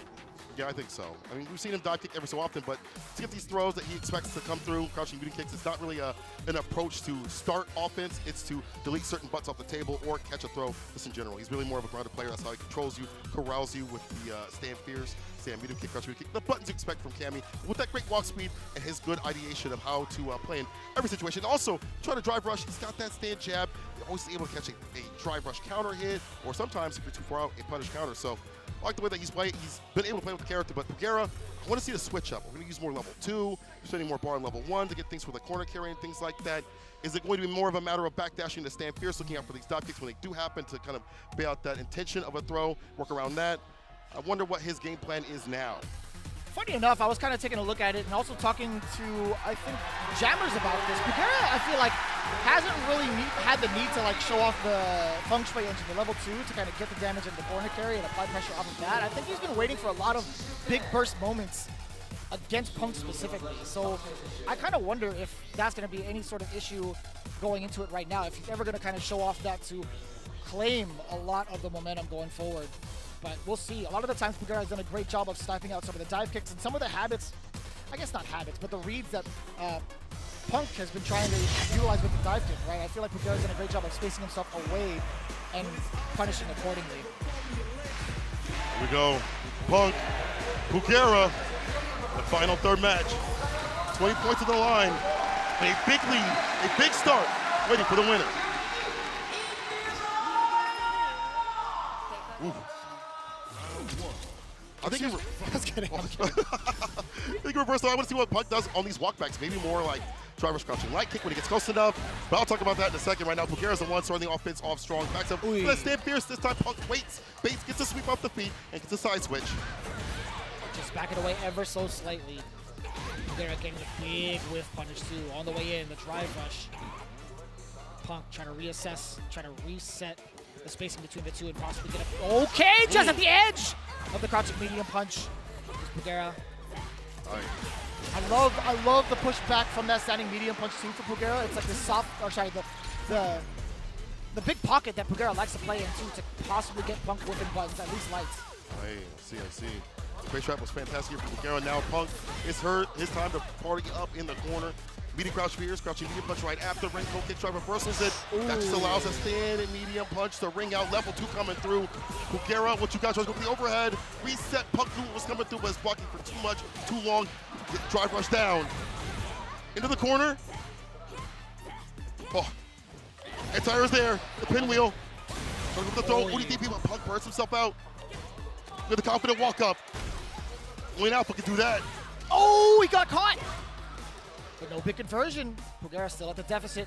He could make it work. He's got a lot of green on his side, a single hit. We'll take Punk down. Punk just needs to survive, and that's the hit right there. Spend it all the way. Doesn't even need the level 1. The target combo will suffice. Pugera, first blood, game 1. And again, the JURI choice makes a lot of sense too. Being able to control Punk from escaping the corner from further out with the uppercut, a lot of time to find those big moments is pretty effective. I wouldn't want to risk it with maybe like a Bison doing like a hell attack. Yeah. Right, trying to jump back, etc. But yeah, I like this choice thus far. Game 1 for Pugera. Again, Pugera creating that space that we saw previously. Right where he might dash up, dive kick, any of that stuff. Having the proper buttons. And just as I mentioned, he calls it out. Use the DP this time. That's why he stocks up with the Fuajin on the knockdown. Yeah, Stand fierce to the fireball.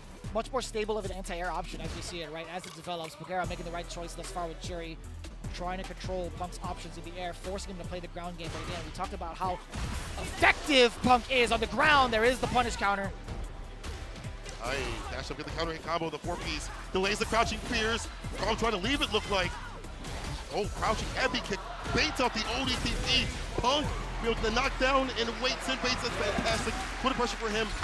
Shows more confidence in his play right now. I love that reset opportunity too from the standing heavy kick that Punk had implemented just now. Pugera getting caught just a little bit off guard. Yeah, we'll take that. Level 1. That corner push, right? Defender. It's a space trap. Crouching medium punch. It's like a big boy button like Stand Fierce. Oh. Big parry, side switch, you know it, Punk. Dive kick, nice and low with it. What a delay on the uppercut against the jumping heavy punch from the side of Pugera. Okay, and a big throw bait now. Punk gets the forward throw closer to the corner. Pugera goes. Nothing, he walks back. He doesn't even want to play games like that. Stand Fierce the Spinnacle, this burns out Pugera. He's got options with OD dive kick, will hit. He's got the level 3, of course. Spin to win, Punk. Crack out the neck and even the score. Bow! Beautiful, stop. It's as close as we expected, ladies and gentlemen. We're starting to see Punk with just a little bit more confidence in getting those counter pokes and whiff punishes against Pugera. Pugera's got to tighten it up. He can't allow himself to get exposed that often there in the neutral. All even out right now. You see the team talking to Pugera just for a second. A few words of advice here and there. Team-based battle, even with just one person on the screen. You have your team behind you saying you did this wrong, this right. But right now it's all looking wrong right here. Punk nice and goes with that meaty. Oh, yeah, should have been a little bit more, but that's fine though. Starts off with a resounding lead as he pushes Pugera towards the corner. The whip punch is there. ODDP does bust out Pugera. And coaching on this space is Punk just a little bit. Roundhouse to check as well. Pugera trying to get that push back. No shot. Not what we wanted, but he'll take it. 100% he'll take it. That was the problem last time. The foot dive at that close range was catching Punk off guard continuously. He's found options. Delayed DP and the super delays the DP right there, perfectly done. Walk up throw, easy does it. Punk takes care of that tap parry attempt and puts it around the board above Pugera. Had me nervous just a little bit. I don't know how many more recovery frames were on that that flash parry, but Punk being able to get maximum damage out of that with the punish counter. Big, okay, I thought it was going to be a bigger whiff punish, but it's still roundhouse counter hit regardless. Cool. Just at the edge of that Fierce from the side of Pugera, trying to initiate with a drive rush, delay button there from Punk. The walk back from Pugera to snipe out the legs, level 1. Do you build up? No, you're going to dash up, then drive rush, perfect parry! Beautifully done. And that's so good, like, you know, you're avoiding that burnout scenario that would have harassed continuously. The dive kick hits nice and low. Wasn't expecting it. And with the back dash again, trying to get that perfect range. The golden range to deal with the dive kick, the jump in, the drive rush possibly. He's got the buttons, but now no room to move back against the wall. It's too intense to call right now. Pugera is trying to swing away, get himself out of the corner, knocking on the door just a little bit. That's one counter. Oh, caught midair. And making a huge bet off of the Odie dive kick. Number 1 Spencer right now. Burnout. Walk up dodge, immediate punch to seal it. Game the game round to round. This is pivotal. Who goes up 2? Interruption. We talked about Punk. His reaction gets drive rush. He's ready and steady to stop that. The stop sign. Oh, that's going to be a punish counter for sure. Plenty of time to win punish side for Punk. Now applying the tip throw pressure. Can he do it again? What's the media option? It's going to be the throw yet again. Can we get another? Wow. If it ain't broke, don't fix it. Get used to it. Hey. Yep, get used to it. One more touch. You see Pugera shaking his head a little bit, scratching his head. Drive fin pack. It was going to kill regardless. The Punk taking care of Pugera as he did not react to the super against that. Wow. That dominance with the throw shows me that Punk is back to the alpha, back to the way he needs to be. Gotch-kun immediately talking to Pugera. What advice he's giving him right now. As Pugera's life dwindled down even further after multiple throws, it made it much harder to kind of bank on trying to avoid the throw because of the meaties that Cammy has, right? It just leads to just so much damage. So Pugera willing to take that risk, willing to take that throw multiple times over. But what happens when you go past that threshold of no return where you can't afford to take any more of those throws? Punk still willing to pepper it on and apply pressures immediately afterwards. It's so hard to tell when Punk is going to let off that single strategy of the throw loops. Again, we experienced it a bunch of times over, but being in that hot seat, it's so hard to make that right guess. Switch is here on defense. He doesn't switch the character. He stays with the JURI. Stand fierce to start things off. Good timing. He had to counter it, so he was a little bit quicker on the draw than Punk. Dash up, stand medium. We'll take that trade to keep him up in the corner. Jail no bail. Or so we thought. Out of there. Counter hit conversion off of the stand jab. Ooh, on the other side. Backing away, Pugera trying to create space for himself. Possibly for the roundhouse. That is just about roundhouse range. Oh my god. That was just at the end of the foot too. Boom, the big bait, big reward. Double drive rush conversion. Easily should be able to kill with the third one to get it done. Putting the crouching fierces in to finish the job and stave off set point.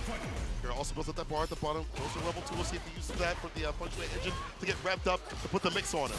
Oh, tried to take a micro step into a normal. Pugera does get stuffed out. Walking back out of danger. I love that too. Like, the knockdown, the dash up, stand medium. There it is. Wrap that up. Gonna build some drive gauge during this. Gets a corner carry as well to pick up something fuzzy.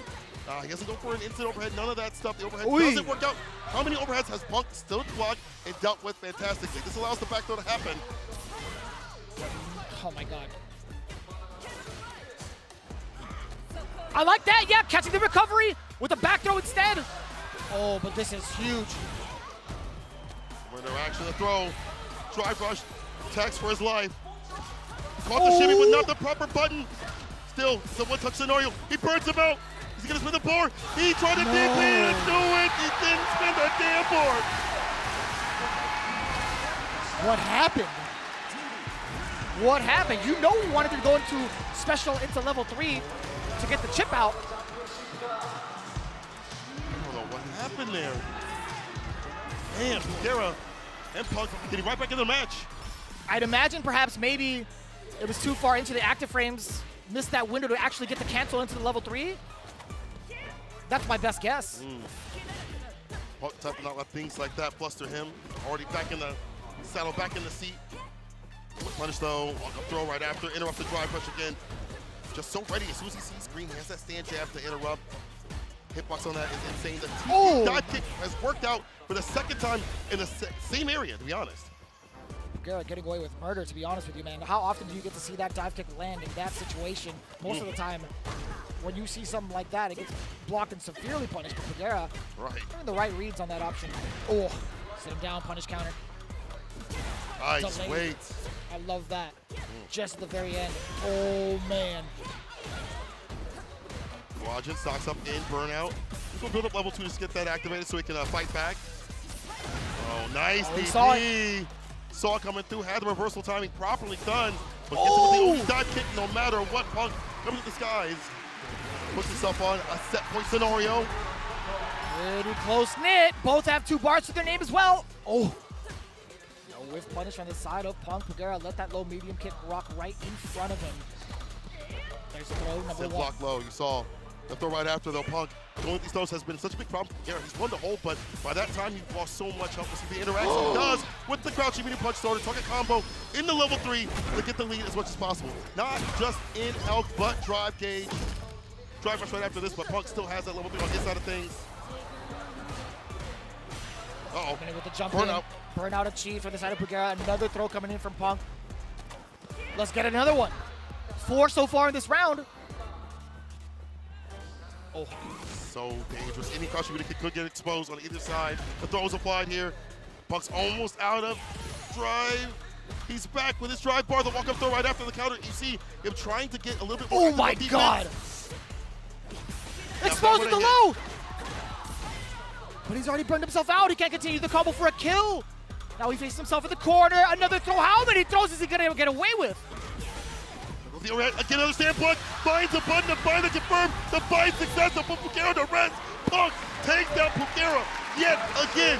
3-2. No revenge at all. 30 points for the side of FlyQuest, courtesy of both Psycho and Punk. Whereas Good 8 Squad, the only one scoring points for them is Gachikun. So Pugera getting 2 on the board. It's too close for me, brother. It's too close for me. I like that, though. I'm glad it's close. I'm glad it's exciting. I like that maximum excitement, but it is Punk going to be taking it back from the break when it was looking like Pugera was starting to figure out the game plan and patterns of how Punk wants to play. You know, I think these reversal buttons, even in the heat of moment, even in burnout, Punk staying solid and confident, even if that unfortunate drop that he had to chip out for leads to me to think that this man is still the alpha. Beautifully done. You see these dive kicks that are nice and low. He doesn't usually do them so often, but again, it's just to hit buttons that he expects that are coming out. You make sure that they're nice and low so that they're plus or at least not punishable. Yeah, it's been very difficult for Pugera to discern whether or not the dive kicks would be whiffing because there are so many instances where Punk would get you just right at the toes for that big counter hit.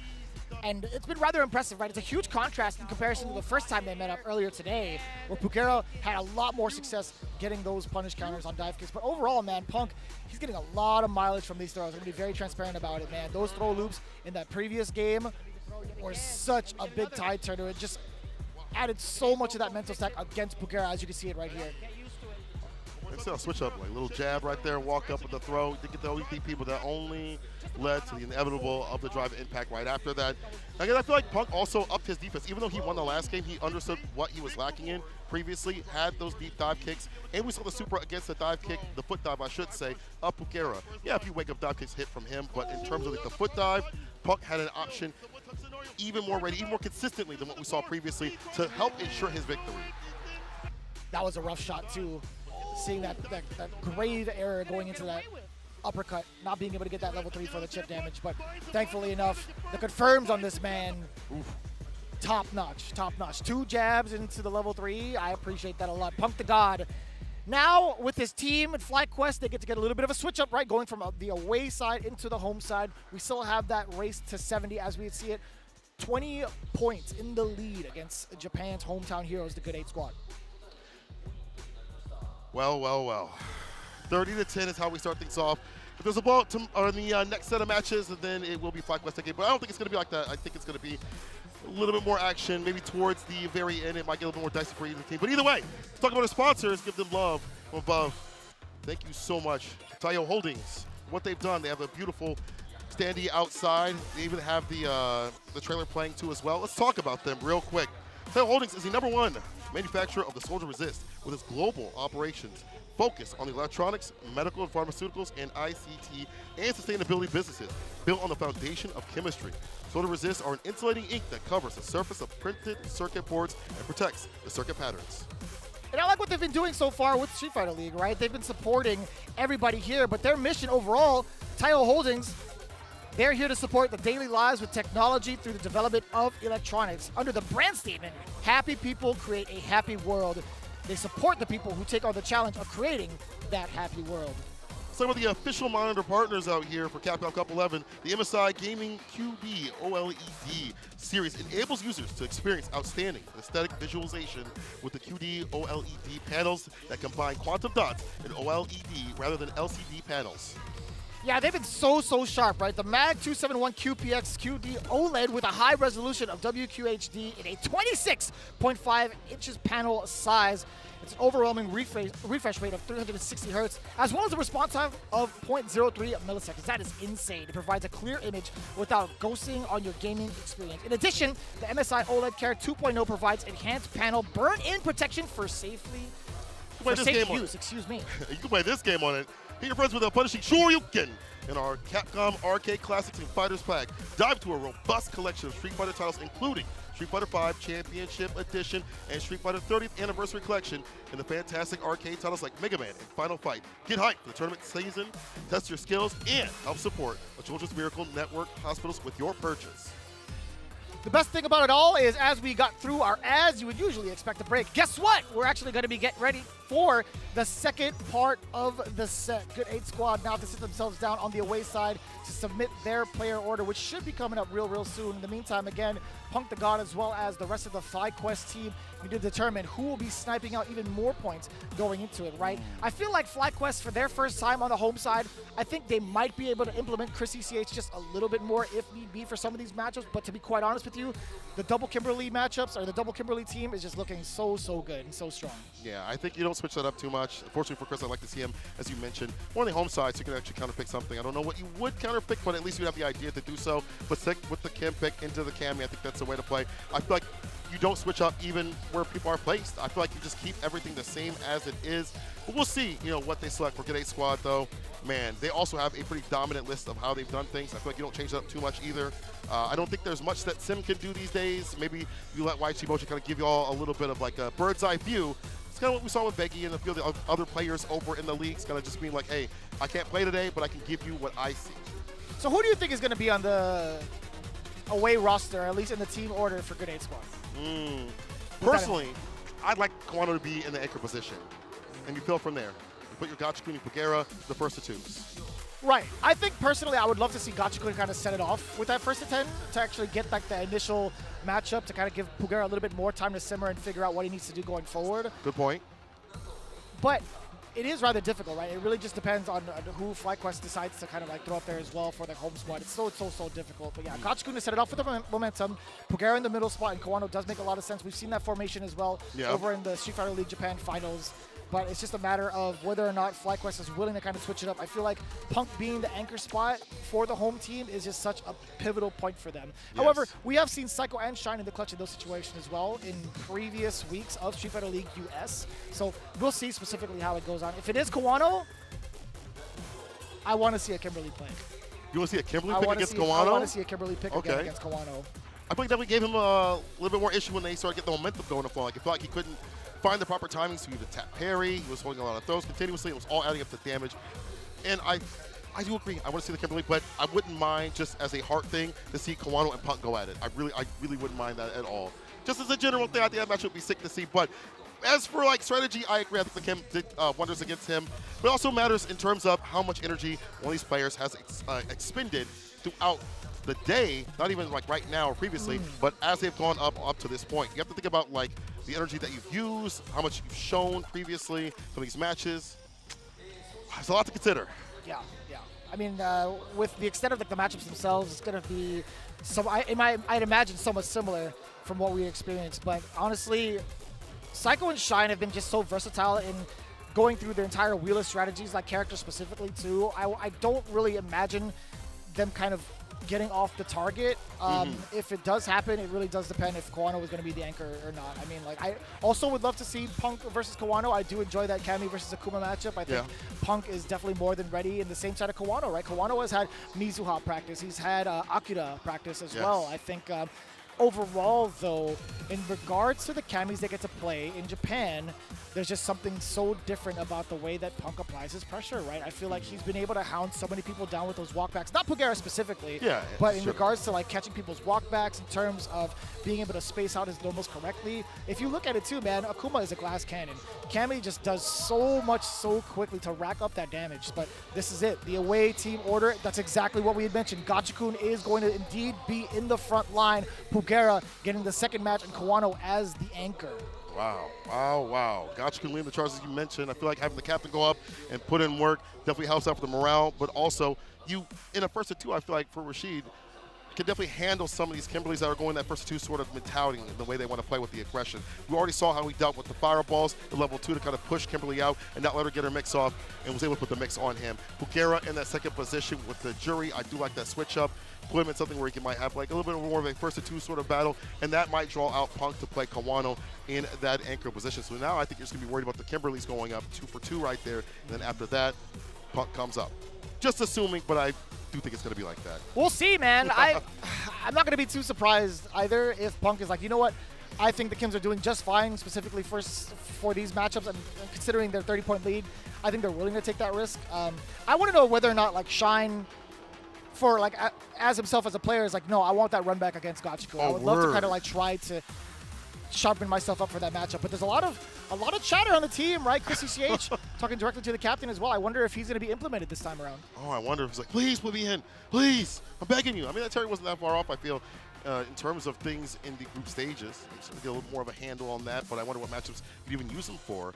On the other side of things, fighting Good 8 Squad. When it comes to Rashid, I feel like Johnny M said that Terry didn't do too bad in that matchup. Obviously, had a back and forth with Big Bird. We talked to him in the green room. I'm wondering if that may be a counter pick. I can see it running that way. I definitely could see it running that way.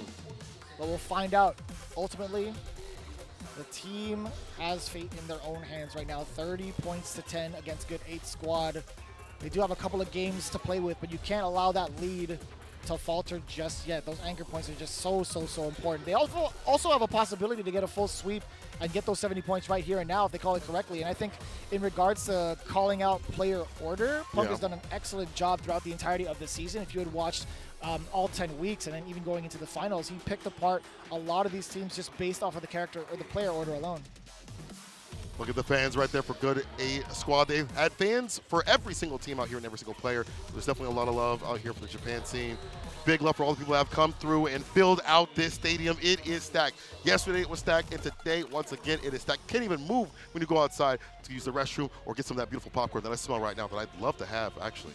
Yeah, so YC Mochi actually hasn't really had like a chance to shine, I feel like, in this particular matchup. I feel like that character, Dawson, is just so susceptible to the entire lineup that FlyQuest presents. So I feel like he's been the acting coach for a lot of the matches that we have seen from the home side, right? From the away side, right? You even saw that pretty evidently in majority of the season of Street Fighter League. Yeah. Either it was like Torimeshi or YC Mochi. They never really got to play on the away side. They were more so like the character specialists to figure out what happens. But either way, let's check it out. We have the home side getting their players. We have the MCs to get that answer. Psycho Kimberly.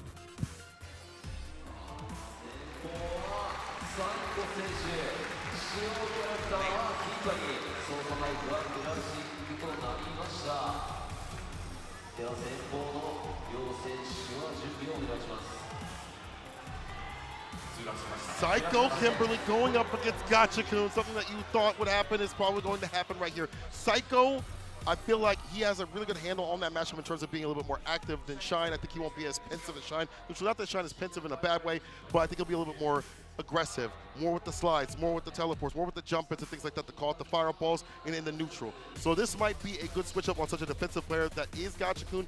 But again, many points as possible.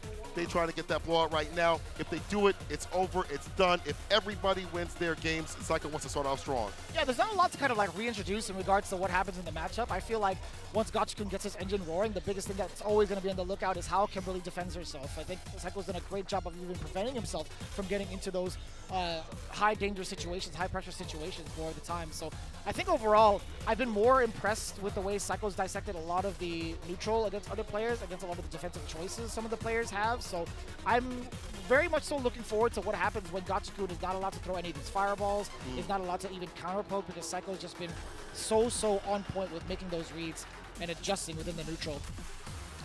Yeah, I'm with you. I want to see like what Gachikun does in terms of like initiating with drive rush pressure, like what buttons is he choosing for medium punch and things like that. Psycho's gonna be able to walk back and stop that with a stand medium kick that the character can present. And Psycho, if he wants to enter in, drive rush crouching light kick has been such a standout tool for a lot of the Kimberly players, and this especially this season, to get a little bit of extra hit advantage. But again, I also want to see these jump-ins, get some of these fireballs that Gachikun loves to present up in the neutral as a poke to lock down the opponent. Psycho probably getting some also words from Shine about how the matchup went, got some data, definitely to deliberate on to take down Gachikun. Yeah, I think Whirlwind Shot's going to be a very effective tool here, right? Because it is kind of a ground-based fireball initially, then it goes on upwards. Psycho doesn't necessarily have the, I guess, like, he doesn't get a lot of leverage with the slide as much in comparison to the other fireballs on the screen. So we'll see, man. I love it when the crowd gets involved with the versus screen walkout, man. But yeah, Yes, Chang, sir. so sick. It's a very good reason. The crowd coming back alive now. Here we go. We got the second set coming in. Match number 2, Psycho versus Gachikun. Yes. Anti-air is there already. He understands the way that Psycho wants to play. Possibly gets these jump-ins. The heavy mixer is there as the anti-air approach. Gets the counter combo off the crouching light punch starter. Dash up was checked the challenge, but unfortunately wasn't able to find a significant hit against that target combo in the side switch. It's going to happen either way on the back throw. Just outside of the range, punish counter combo all the way over. Cyclone, you thought, level 1. Preventing that aggression. Still saving the cannon, gets a big whip punish on that baited throw.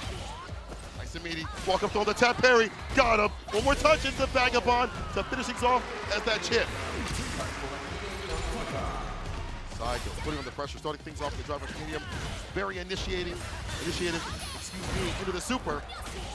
And it feels like Psycho's willing to go for these bust out supers more often than not compared to Shine on the wake up. Bust out, Gachikun with the OD. Kick things off with the star. What a sweep, catching the advance with a dash. Gets decimated from the side of, oh no. My mistake, hold on. Trying to get a throw bait, Gachikun back, dashing away, does get a punish counter with the sweep. Frame kill and checks the low instead. Psycho maybe either thought an overhead was coming based off of that frame kill, or maybe tried to jump out. Sub City, throw right after, one more, will do it, and he does go for the throw. Gachikun going for second, take the second down. Round the round right now.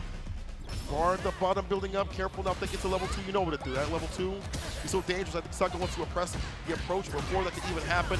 OD, drive rushing medium for the follow-up to get the eagle spike, maximum distance. I like that optimization here from Gachikun. Frame kill into the throw. Man, the Cyclone coming in as well to set up another throw for himself. Meaty crouching medium punch to initiate. Low medium confirm. Gachikun building up himself a good amount of bar. Target combo into the whirlwind shot. Builds up that level 3. That is a sequence and a half. Damn. My man Gachikun is super optimal looking right now. Perfect to start it off. That's the momentum that they need. Give us the mixed master. Gachikun and the Rashid are the mixed gods. My lord, whenever he puts you up in the corner, we saw previously his first match how difficult it was to leave the corner and how much damage he does. We're seeing it here once again. Even more so against Kim. I mean, we've already seen Psycho bust out with a super previously. That was one of his options in this match. But beyond that, she has nothing else to her name. One of the big missions here, prevent Gachikun from closing the gap, right? As well as Kim excels in the CQC. I feel like Gachikun is just so hard to get off of you, man. Counter hits after counter hits. Again, Eagle Spike with so much carry behind it. Frame kill, a couple of, oh my god, the sequences here too are so difficult to catch. That's the Space Healing Raven Cyclone. It's him getting the throw right after. It's him going for the throw loops. Finally attack, the throw does not connect. Dan Pierce goes for the back throw right there after the run cancel. I do like that here from Psycho, a lot more real stuff off that run cancel for this character. It means her pressure can be a lot more difficult to deal with. And now gets the counter conversion to the corner. Slide can will be applied. It will off the Bang. throw. It's To the gonna drop. Get the, Oh, another one. Torso splitter into another. Is in a drop. Level 2 incoming, not quite gonna kill. A lot of scaling involved. More touch. He slides on it. way! Initiate with the OD fireball to get the level 2 off. Immediacy here from Psycho. Psycho with a read on the slide against the startup of that fireball and applying continuous pressure. Sar now backing up. Damn, get out of here. No eagle spikes here. Again. Open the corner though. Gotcha, dude. Opening him up. The counter hit. 4-meter punch. Another mix up incoming. Safe jump setup. Trying to get himself out of the corner. Little by little. Another fierce connects. Gets the run up as well. I like that walk back. You knew the Sam Pierce was coming through. And we get the whip punish off. That still dies to lows. Back dash to the level 2. You know what it do. The win condition. Pimps up. They don't know what he hit. It's the enhancer right after it. Gotcha-kun. Take full advantage. That mistake. Didn't need anything extra on that. Down heavy punch. More than enough damage. Psycho sitting on 2 bars as well. If he finds the right sequencing, if he finds the right pressure and opens up Gotcha-kun, he will be able to get that level 3 pretty early on and possibly get that buff. And he really, really needs, I think. Alright, so taking the throw after the run cancel. Blows also not opening up Gotcha-kun. His defense being tested. He's passing with flying colors for now. Fireball, so much variance. Stop, suck, dashing in. From the right space in the jump. Feels. Oh, counter hit. Dude, these conversions are so sick from Gotcha-kun. Off with the crouch jab. Always within range of the crouching medium kick as well. Arc step, backs away. Again, another Man. walk-up button. Caught and clip before it can even come out. Counter conversion. This side for the Oki. The rebuttal buttons from Psycho has been so well timed too. Threading the needle yet again, and now the offense is on. We talked about how momentum-based Kimberly can be. Oh, that sharp angle, just not enough. He tried to jump out of there. Gotcha-kun caught him. However, more buttons upon wake up from the side of Psycho. Here comes that level 3. Scaling me damn, bro. Level 3, the power boost, the speed. Drive gauge, advantage. Dash cancel. Set the OD. Thought it's going to be a throw. No go post. So Psycho, he might go. Evening things out. Game to game. Even the OD put the intention of his mind like, oh yeah, I'm going to go for something here. But that was a bait the entire time. That stand fierce. Even better of a shimmy tool this season. Even more reach on it, Psycho. Need some words here. Same with Gotcha-kun. All tied up 1-1. Both players making sure that they get that advice from their teammates, man. Psycho's been doing a fantastic job also. And I love the fact that we didn't get like the same type of matchups from the first set going into this one. Being able to like flex their different types of play styles against the other characters, other players, I should say, is going to be such a good look. Psycho has a big opportunity ahead of himself, whereas Gotcha-kun, again, I think if he lands this W, if he gets this matchup against Psycho, it could mean the world for Good 8 Squad. We've seen him come back from the brink of death before, literally over at the Japan Finals, right? Just facing elimination. Psycho already starting out very strong right now. Gets a shimmy. The finesse and bless. Put him up in the corner. Hits him with the OD. Gonna get the wall clean to get the can. Oh no, goes to the Vagabond. Frank kill right after. Trying to bait something out. Will bait out the Pat Perry though. Almost dash up again to get it, but Gotcha-kun fast on that draw with the 4th frame. Oh, that medium kick. Gotcha-kun just walked right into it. He thought maybe he was out of range. A little bit too far forward. Psycho, look at that match point. Excellent start. And 2 bars already with the aggressive start. Drive rush medium punch. Gotcha-kun does get clipped. Trying to check it. Oh. Give it the TK dive kick. Medium crushing medium punch. He just waits, backs off, proper range. Oh, the stand fierce. The trade in with the crushing medium kick, but that stand like it just a little bit too short to work out. And the super. Way. He tried to throw! Gotcha-kun getting bodied up with the Ninja Star Cypher. Psycho is looking rather good now. Much more dangerous. Checking the low. The rest of the drive gauge. Psycho initiating game 1 of match 2 with the big W, the pop-off coming in with his teammate and roommate Punk to God. Man like Psycho has more than proven himself. Got the regulation play. throughout the finals of the US, and now out here taking down the most offensive players we have seen thus far, not only in Japan, but in Street Fighter 6. Breaking it down, and also his defense himself being very ambiguous in what he wanted to do. You saw the reversal jabs continuously. You saw the wake-up supers. Nothing getting baited, damn near it felt. Psycho able to seal the deal with the super that falls right after, man. Fantastic sub. The Kimberly is in full effect out here, and it has been a problem for Good 8 Squad. I tell you, man, heavily read-based. Psycho just knows and understands the instincts of a lot of the top players, having one of the top players as his training partner majority of the time. But taking a look to Gachikun, it's so difficult to tell what he's going to implement. He's got such a dichotomy of buttons with the character itself, but also he knows how to utilize every aspect to get those mixes going. It's so difficult. The fact that Psycho withstood the test of time in defense in the quarter is something to really highlight as well.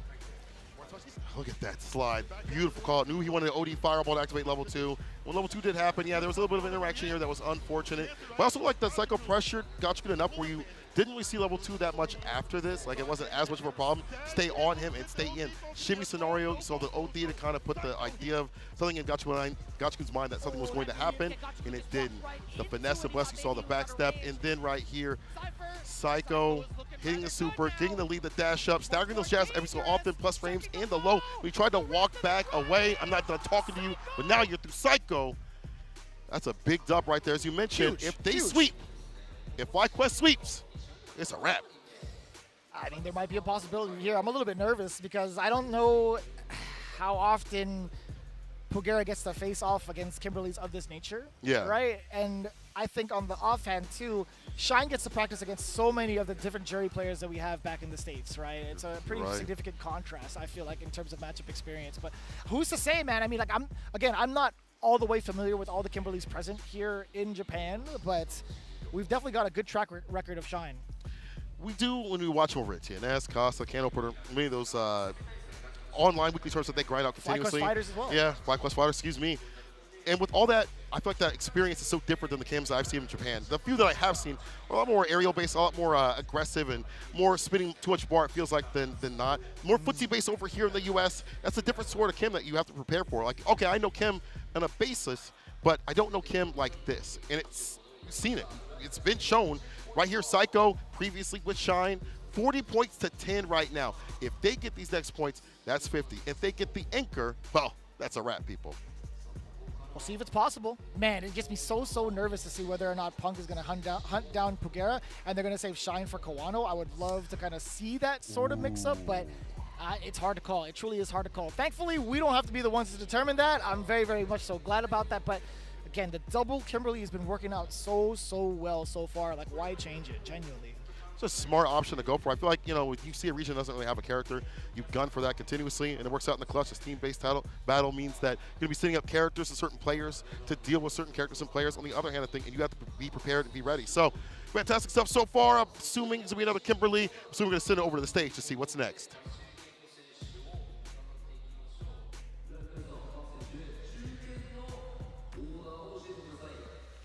Chris CCH ad.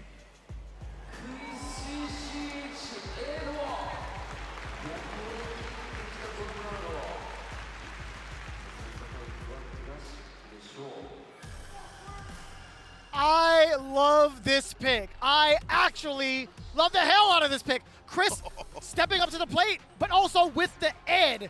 Pugera has had a really rough shot against a lot of eds, not even just the finals, but throughout the entirety of the season. I think that's what introduced the character crisis in the first place. So this is an excellent look for FlyQuest. Very smart stuff. They did their homework. Let's see if it's put to the test correctly. But this ed, if it gets it done once again, 10 points, 50 points in total against Pugera.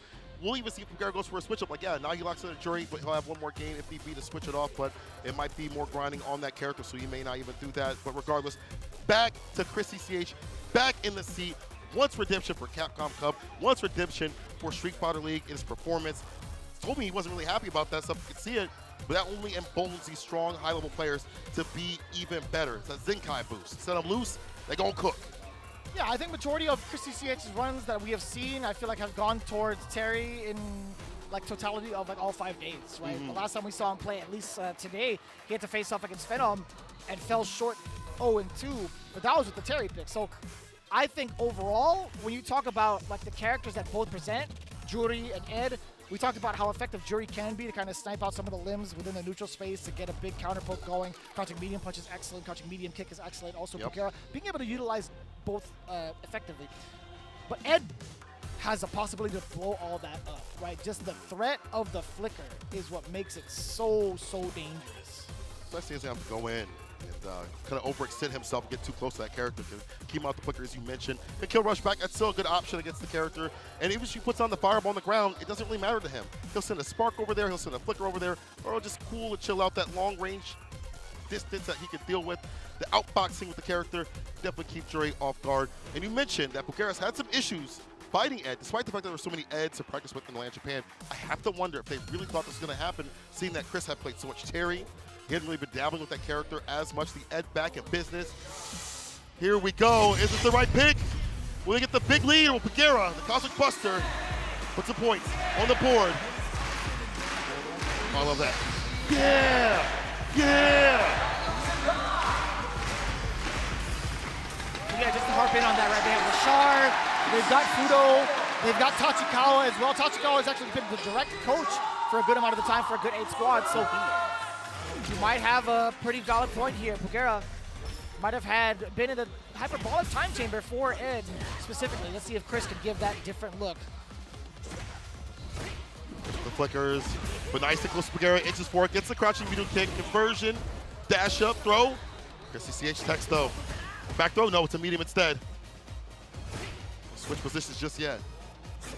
Oh, I like the economy of buttons right now. Knows when to go with the stand medium kick. Hit confirms there. I'll try to put it out too much, but that's going to be a punish and a half. Ooh. Or so I thought. They drop his opportunity. Tick throw. Not going to fly. Neither is that dive kick, Pugera. Playing just a little bit too much. Too short. Too far for the dive kick. The hit, you saw him walk forward. Foot dive, excuse me. Got the second hit. The Renko kicks. That is so tough. That is so tough. Just when you think it's time to whip punish it. Oh, wait! Oh, he got hit. He got hit and tried to get the back throw. Pugera, luckily, avoiding danger in the rest of that sequence against Chrissy CH. First round in benefit of Pugera. Dancing with that sand meter kick now for the flicker game. Nice and close, drive rush throw. Pugera text though. Ooh. All right, stand fierce to the flicker, but the crouch meter kick, as soon as he got hit, he wanted his leg back. Target combo to level 1. Wall splat incoming and pressure. But she can really cook. She's got the stand fierce fireball. Good button to laser crouching medium punch, no hit. Gets a grip right after it. Reversal jabs. That's what he wanted the first time. We saw that initial spark from the OD Blitz. Not gonna get quite the carry that we were expecting, but it's fine. It's pushed out of the corner, damage as well. Level 2, what's the defense like? Okay! It's a back throw on the drive rush up. Stand fierce to the flicker. Happy parry, drive gauge. He tried to right there, but now burnout. We got harassing teams using the wrestler function engine. The hit confirmed. Stand fierce finds success into the super. Yeah, being able to buffer that tool is so scary against Pugera, but now Pugera still manages to get that hit and maybe get a lockdown or at least a punish counter. Yes, indeed, he does. Pugera sealing the first game against Chrissy CH. There were a couple of mishaps there. Chrissy CH had actually initially landed a big fierce that could have led to so much. It was a punish counter, but didn't get a big opportunity off of it. I don't know what the drop was from the side of Chris. There's been a few drops here and there, it feels like, but when those drops happen on both sides, actually, Pugera's the one that's able to clean up just a little bit more in these scramble scenarios. There was just a little bit too much here for Chris. Might have to calm down just a little bit, but as you mentioned, there were some confirms that could have led to a kill or something a little bit better in terms of Oki, whatever it may be. He's not too far off, though. I don't feel like he's too far off in what to do in this matchup. His ambiguity with the fireballs, with the buttons, also is making it hard for Pugera sometimes to come through. We see the dive kicks whiffing a little bit, blocked out and punish. I haven't really seen the fireballs really play any sort of like real role in this matchup. I mean, think the flicker, the majority is the flicker, right? Yeah, the fireballs have not really come out from the side of Chrissy CH thus far. I don't think there's really any need to, and they, I think, understand that within the matchup itself. Okay, we'll talk about in a bit. OD, we get that expenditure for the flicker, for the extended combo. Safe jump, empty jump low, excuse me. Let me fix my face. Bam! We got the speed bag and the speed run, a perfect for the side of Chrissy CH. This man's with the hustle with the psycho muscle. Strong start. Can he finish strong too? Walk back to that proper range like you'd like to be with Ed. Drive rush, stand fierce, trying to find an opening, committed, but Proper here for Bugera. Does get the stand medium starter. Ends it with the Fuhajin. As he walks back. Bugera presses. He approaches with the drive rush medium. The plus ring. With the corner. Oh, just ever so slightly out of the way. I like that, Chris. Starting the needle yet again. Catching the lows flicker. You thought it was your turn to press. The OD gets the pickup here. Okay, up the cycle blitz. Oh, has to go for the level 2. Drive reversal. Perfect. See, it went for that. It's going to be -4. He'll take the drive reversal, but unfortunately, that's bar at the bottom wasted.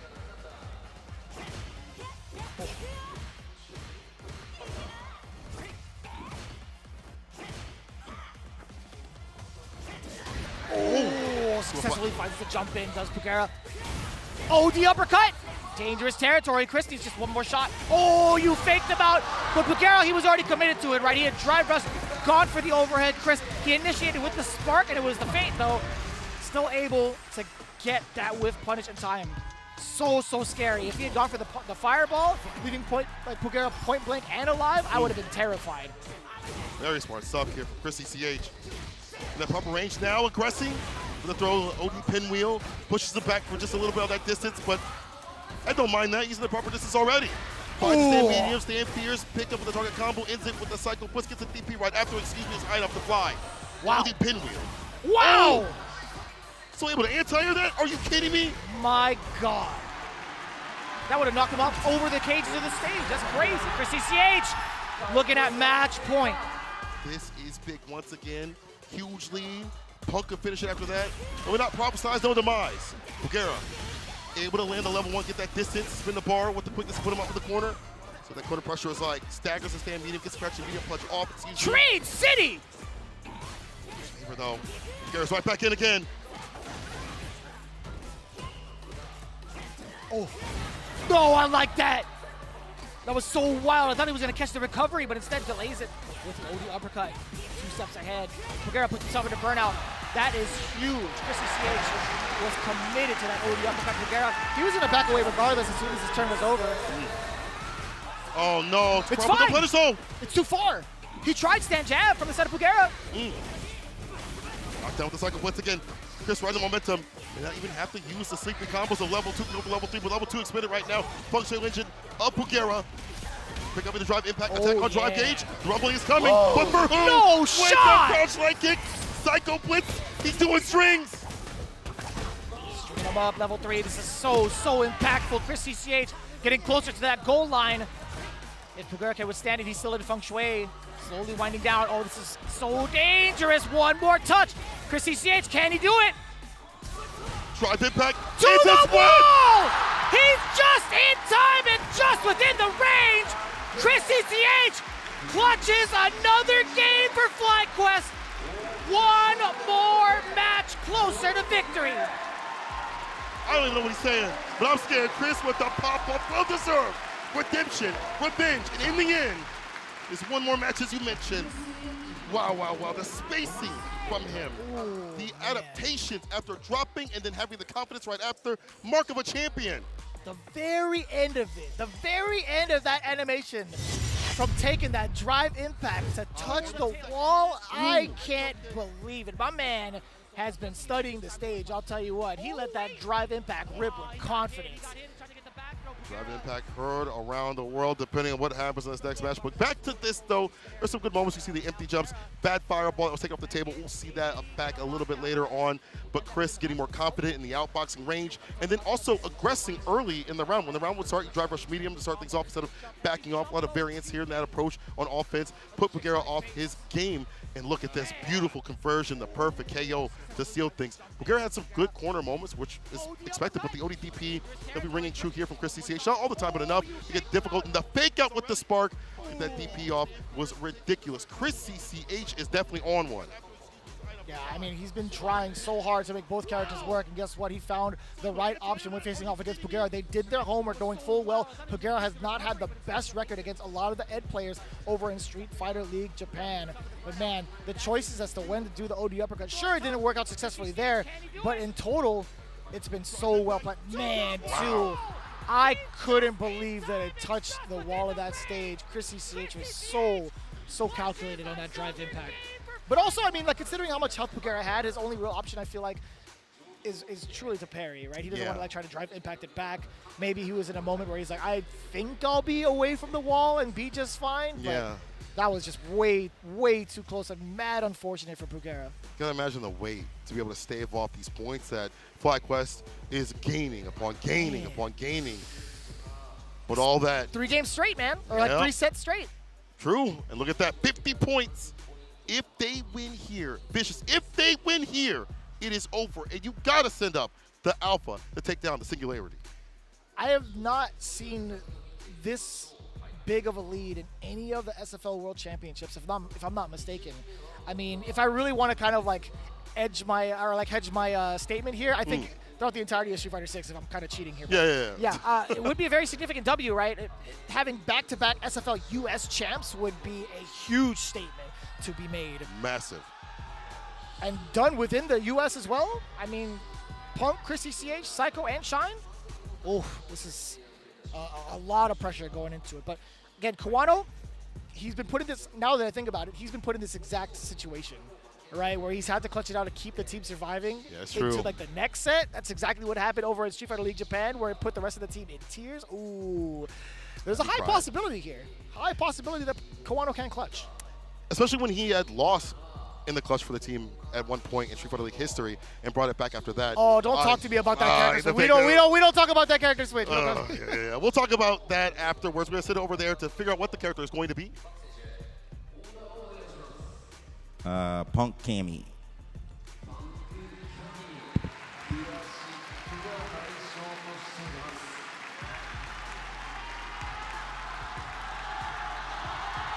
It's going to be Punk. It's going to be Kawano for the anchor match, and I cannot wait. The crowd is electric with anticipation as Punk steps up to the plate. We have talked about clutch. We're going to talk about Punk, bro. Over in the U.S. in the finals, how he took down MNRD not once but twice. That's right. Twice. First time dominant, second time not as much, but still was able to close things out, and man was popping off in the crowd.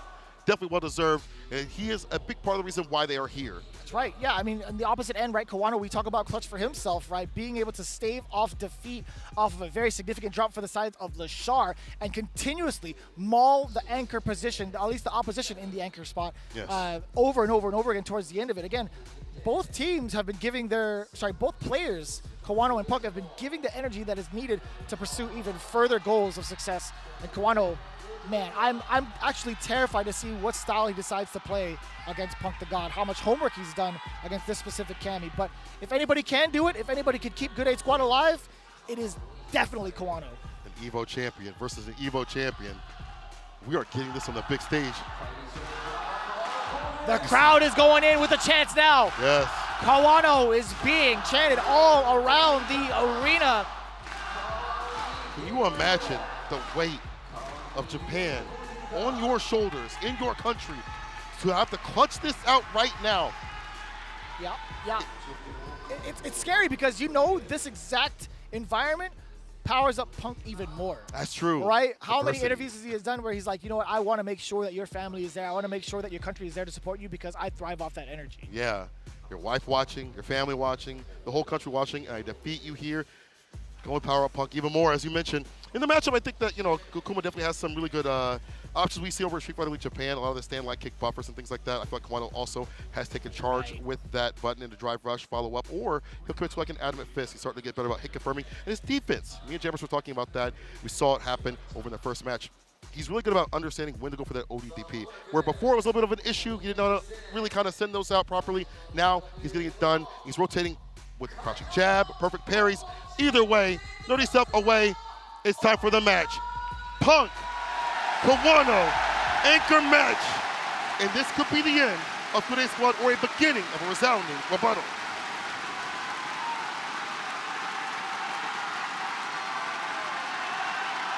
Lock into your seats, ladies and gentlemen.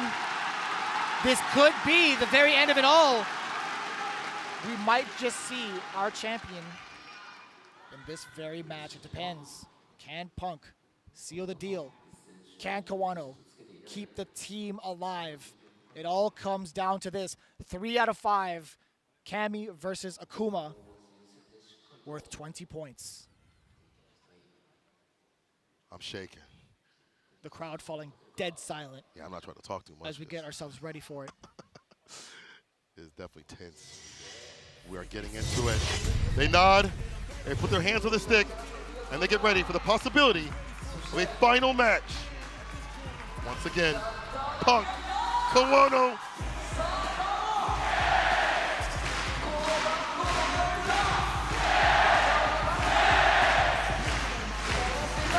This could be it. Anchor match. Good 8 Squad FlyQuest. Let's get it.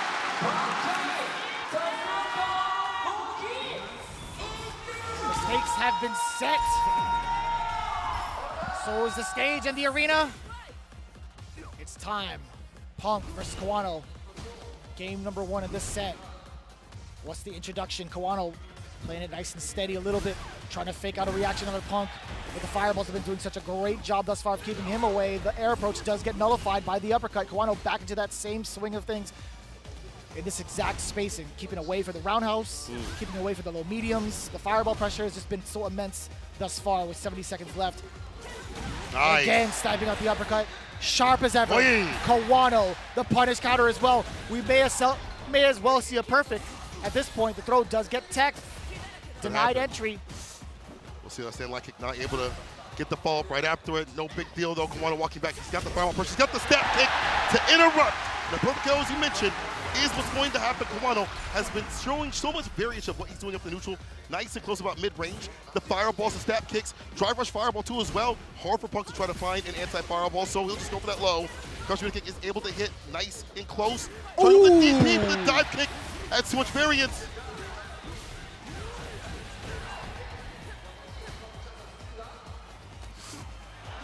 Dash up throw again. Kawano. OD fireball kind of trying to leave. Gets a pickup right here. Can't put up level 3 just yet. One more touch. Touch and a half. Oh. And he tried to move. Punk.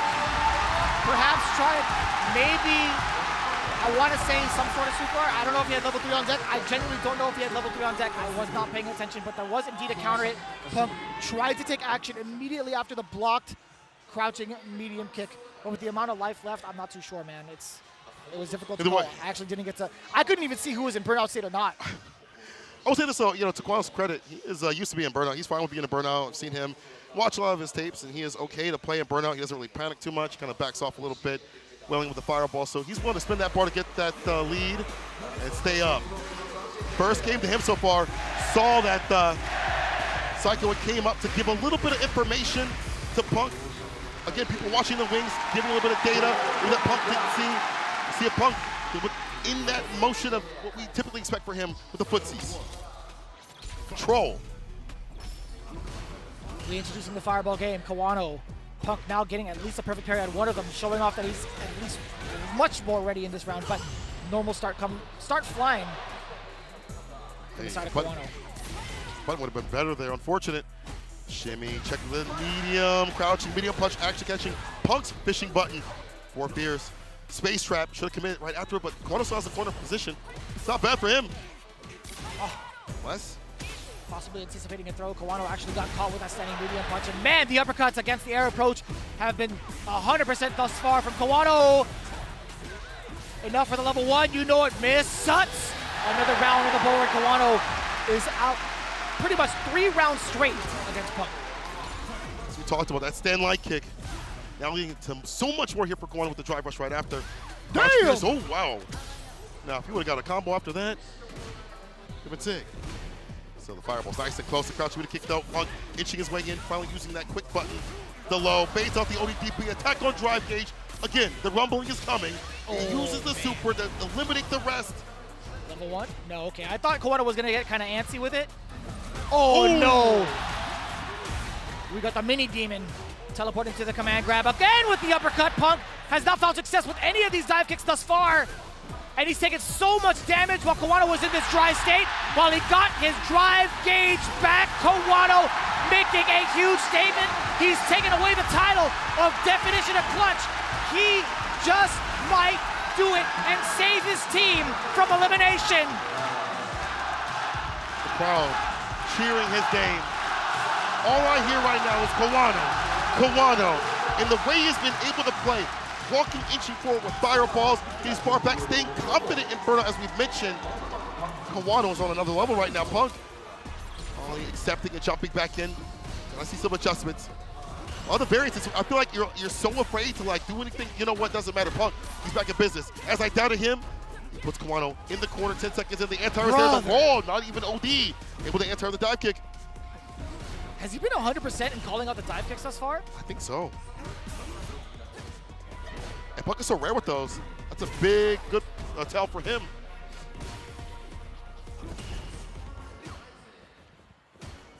Engaging with the standing light kick primarily. Kawano is looking for a time to possibly bait out a button afterwards by walking ever so slightly back. The jump is denied. The air grab is there from Punk. Oh. Still managing to hold up forward. But now one of the dive kicks does connect. Kawano, he's backing away, or so we thought. Roundhouse to start off from the perfect parry. Tatsu to get a little bit more of that carry. Charlie against that anti-shimmy tool. Nice flash duck. The DP though, again, as we're 10 for 10 on all these dive kicks, denying the aerial approach that Punk rarely ever takes.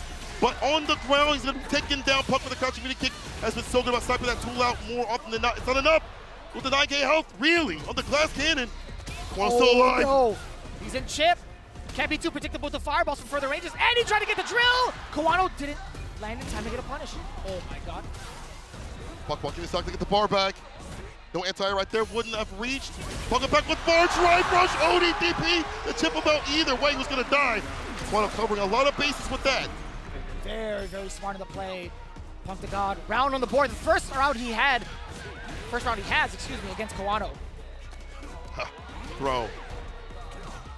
Stand beat a Kickstarter, OD, Adamant Fist. We're going for it. Heavy kick Tatsu. Damage dealing ender right there. Another throw. One more touch. Will be a low. A throw. He baits up the dive kick, blocks it out. ODDP! Perfect KO from Kawano. Set point to save his team. These boys aren't good. They're great. Grade 8 squad, is that what you're saying? Yeah. Oh. This range is just so dangerous. It's been Kawano's territory majority of the time, right? Just controlling so much of that space with the fireball really makes Punk think, how am I going to approach this ground game even further? Like, it's just been a constant denial of Punk's strategy. See him try to go for like perfect parry, but it hasn't really been working out. Kawano will just dash up or do a command grab throw. The snap kick again in the proper range, the mid-range. Stopping Punk from coming through. The fake out, the fireball once again. Disrupting so much of the rhythm that Punk wants to play in terms of control. One more touch. He's got the level 3. He's got the drive gauge to eliminate Punk. That stand light kick buffering. Waiting for something. Hunting with the fireballs. Perfect parry, the drive rush up. Get to throw it after. Little bit of a delay. Trying to jump out of the corner as well. Punk denying flight. Again! The sharp dive kick still gets denied. Level 3! Kawano blocks it! Level 3 of his own! Good 8 squad gets to fight another round! Wow! Kawano! Turn off the lights. It's bedtime. This man's on demon time. Kawano! 3-0 over Punk. The energy of the crowd, where he is at, his family watching, it only empowers him. Nerves? What nerves? He is possessed not only by the demon, but also the chance at victory, the chance to take his team to that top spot, clutching it out. And wow, just accomplished the fireball play. His buttons, his space against somebody who is so good at that, disallowing the typical control that Punk would like to do. Yeah, insane play. Not even letting him in the first place is such a difficult feat, right? In and of itself, that should be awarded something. But most of all, again, his instincts as to when Punk wants to go into the air and also his reactions to be able to catch majority of those dive kicks. I want to say he's only lost, or at least he's only fallen short to like 2 of those dive kicks. He got hit by one and had to block the other one. So this is actually kind of wild how often he's been stuffing both the ground approach and the air approach. Just look at the pressure too as well, being able to get major conversions off of some of these small hits. Kawano again just applying so much pressure and a lot of really convincing reads. To be able to DP these dive kicks that were continuous from Punk shows me he was super locked in. Again, the optimization has been fantastic for him to be on burnout, to either execute, kill, or put him in that one-touch scenario. Shows me also confidence where it's not so good for Akuma sometimes. Some people may say, but Kawano says different. Look at that, got the bar back by interacting, getting the drive impact right back against Punk. Had him up right here as a one-touch scenario, so Punk went for that ODDP for the drive rush. saw him have a few rounds. Actually, maybe that was the only round, if I'm not mistaken. Kwano in the end took him down with that bar for that level 3. And in the corner, you're worried about so many things. That's why you take these throws. Worried about stand fears, forward fears. The just damage potential that could be happening from the side of Kwano. Excuse me, it was level 3 here. Look at that. Roll DP, not even OD. My man believed, he knew, and calls out the super, hits him with the zone. They're still in. They're still in. 100%. Just the overall control. That's got to be the statement right there. That whole game between Kwano versus Punk, you could label that overall control. Oh, yeah. Grounded, in the air, very aware of his meter as well. It's been too dominant. Now, with that in mind, obviously FlyQuest still with the 20-point lead. They got 50, courtesy of Psycho and Chris CCH. 30 points for the side of Good 8 squad. You got to imagine this might make Punk sweat just a little bit, right? I mean, they're only 20 points away. Do you try to initiate offense and aggression by putting him up first to snipe out these 10 points initially? And then maybe bank on like the follow-up from their second player? Who knows? But either way, we'll find out in just a bit. We got to take a little bit of a break. But when we return, we'll get the conclusion here of our Street Fighter League World Championships.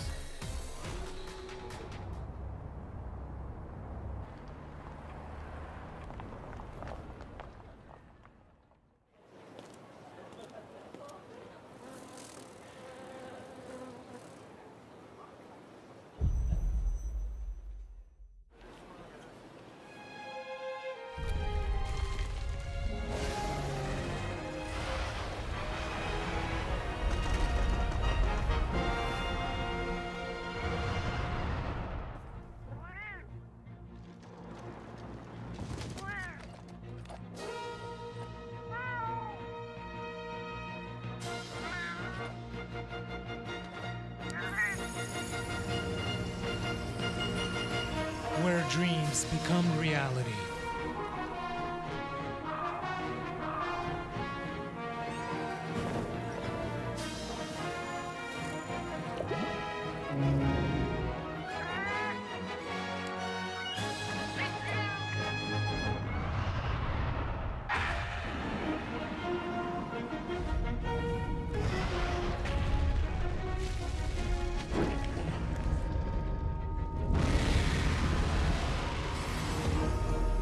Monster Hunter Bridge.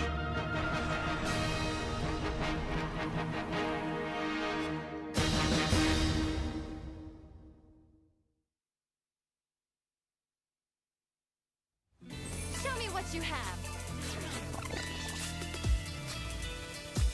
What?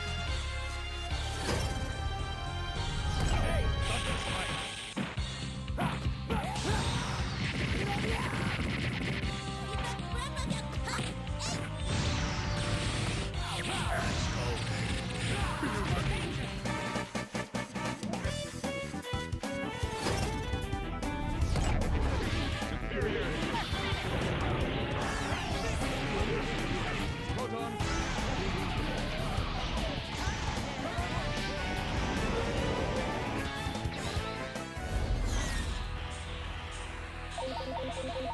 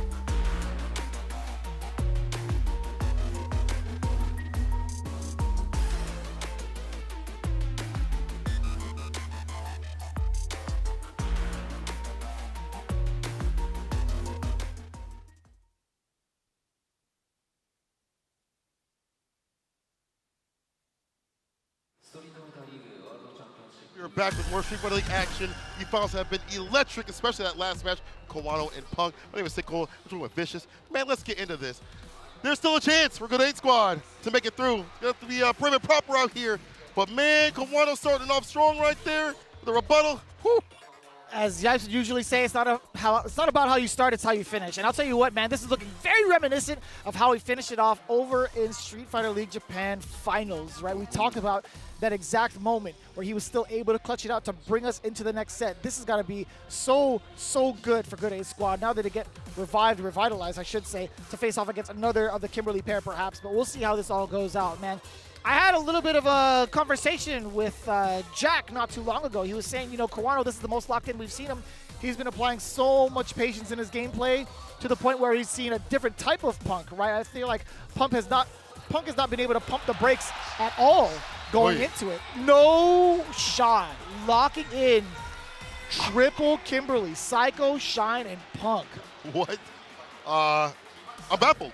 The first two Kims make sense, obviously, but Punk on the Kim, we saw him against Angry Bird doing decently until he didn't, but it's wild to see him not go for the Cammy. It's wild to see him not be so comfortable with the character that got him to this dance. But we'll see when we get there. We'll see what's selected. They don't need too many more points, just a first to 2 win and a first to 3 win to get through. But that's still, hold on now, let me do the math here. The first 2 matches need to be a win for the side of FlyQuest, and on the other side, yeah, Good 8 Squad needs to score a full-on sweep. I'm just wilding out about that Punk pick, but still, back to Psycho and Shine, who have been absolutely fantastic with the Kim, but I do feel like the Japanese players are starting to understand how to fight the character, as we saw with Gachikun, start to get the habits, even though they're not always getting the victory against him. So we'll see what they send up, if they switch up the characters, if Pugera still goes with the JURI, see what the first pick is going to be. Personally, I'd like to see that Pugera up there. I would like to see, obviously, Kawano in things off. In the middle, of course, it's Gachikun. We'll see. Yeah, just to kind of reiterate, actually, just taking a look at the entirety of the scoreboards and how things can fluctuate. My mistake. There is a possibility where we could see another set of matches just based off of how the score is going, right? 30 points to the side of Good 8 Squad. FlyQuest just needing 20 points to their name as well, sitting at 50. There is actually a possibility of going into another set. Tell me there's a chance. I just did. Yeah. Oh. I kind of want to see it, to be honest. I want to see this go out on the limit. I know both teams don't want that. They want to kind of close things out as much as possible, especially for FlyQuest, who kind of had their momentum stifled with that Inker match. So they can get it back. 2 Kims and another Kim with the side of Punk. Man, that is wow. But I get it. You're putting this character up so much that the different styles definitely will help out, but they're starting to understand the matchup. Overall, Punk, jovial, laughing, enjoying the moment, chatting with this team. So talk to me a little bit about the current composition that we have, knowing full well what had happened. I feel like there's been a pretty significant rebuttal, more so for the side of FlyQuest for the first 2 matches, right? Kawano falling short to Psycho initially, 0-2. Actually, Psycho's been on a tear. Yeah, no, Psycho's got a big 2W, and then he got another 2 big Ws against Gachikun. Yeah, he has been looking phenomenal. Shine just a little bit shaky, falling short against Gachikun. This might be a little bit rough, I feel like, for the side of Good 8 Squad. But we'll find out, man. Let's see what Good 8 Squad has in mind for this exact setup. We get the MCs on the stage. JURI クラシックで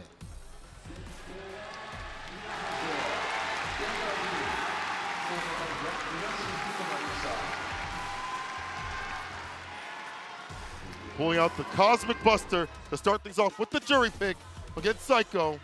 Can he match that same sort of momentum that Psycho's been on? You mentioned already before we hit that quick break that this dude is a killer, but again, the audience cheering, applauding. I like this pick. I really do like this pick from the side of Pugera. I think there's a lot more sustainability in regards to like what he can do against Kimberly. I think there's ways to check her from moving forward. He does have the options of being able to OD uppercut and bust out if need be to avoid some of the big mixes from Psycho. But we talked about how high level Psycho has been playing in regards to the instincts, right? In regards to the reads that he has on his opponent. He's done a great job of forcing some significant errors from both Kawano and Gachikun. And I gotta say, Kawano has immaculate neutral, immaculate offense, etc. Gachikun has some of the best defense in the game.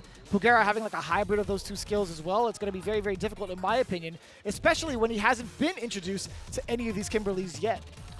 That's true. Very different sort of Kimberly. And Psycho, man, this guy just has the burst energy and just rides up momentum from there. The aggression, the mix-ups, it's all in the hands of Psycho.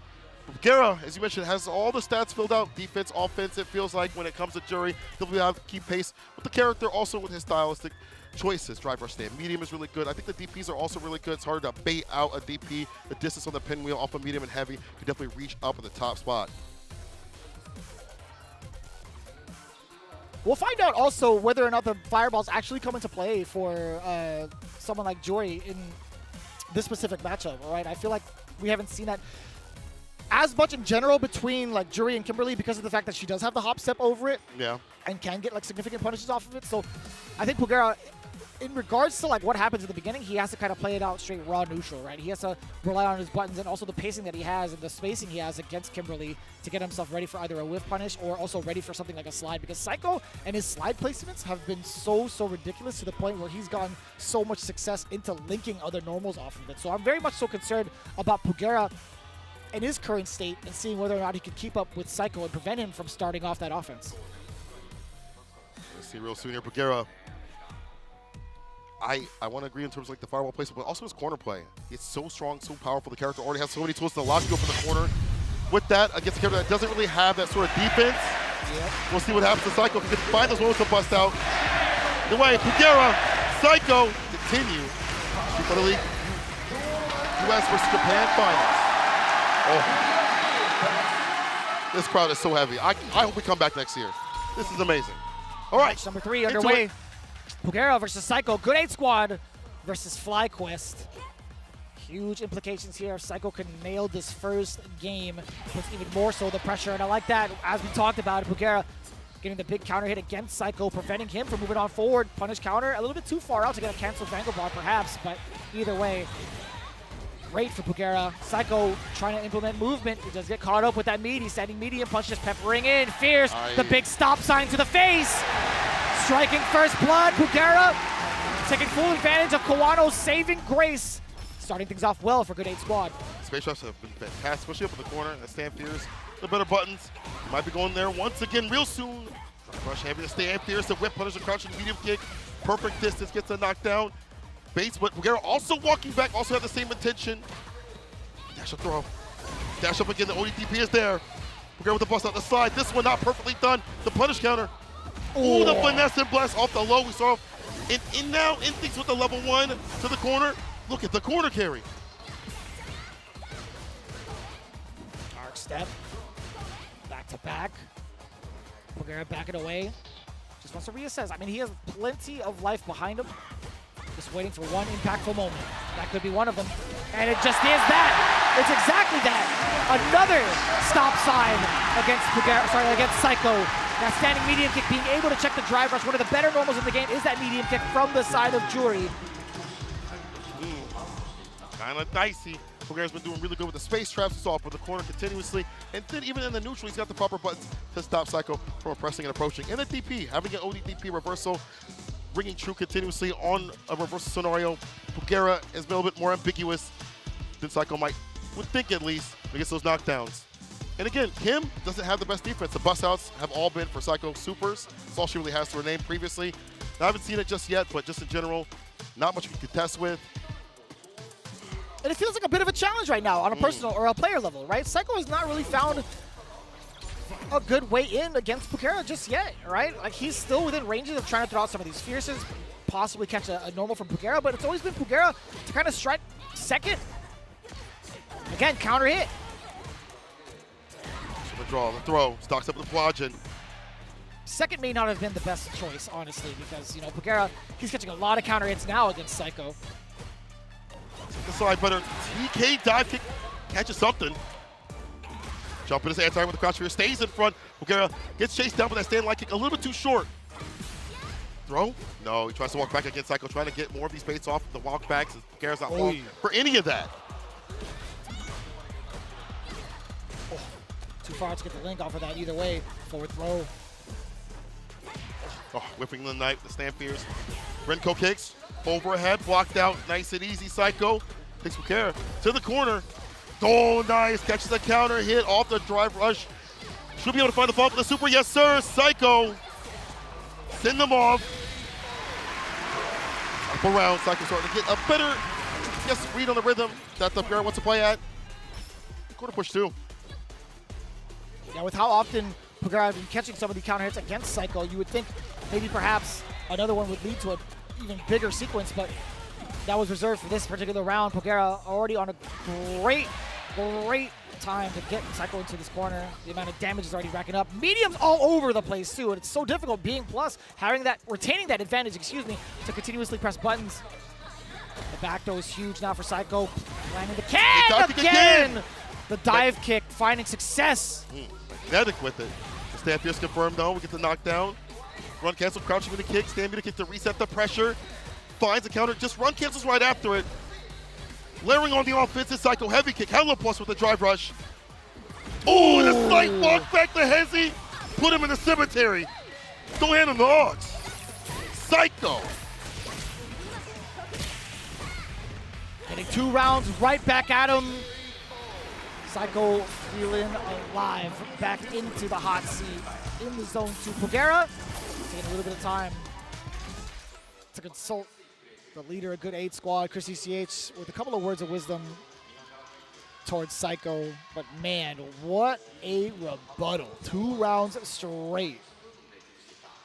Pugera's options too on defense to get himself out of the corner have been like a bit wild, don't you think, right? Getting some of those dive kicks to land in that fashion, uncommon, highly uncommon. Very, very much so. Well, the idea, I guess, against a reaction, maybe a dash-up throw, whatever it may be, it's definitely been working out. But on offense, hasn't been able to score enough damage with going and flowing. Evens things out. Pugera sticks with the jury. Game to game right now. Psycho starting to get that momentum, starting to get that. As I said that, I improved a liar with the crouching meter punches there. The initiation here, Pugera waits with the buttons now. Psycho. Back throw. Oh. You see how far away Psycho was playing at as well?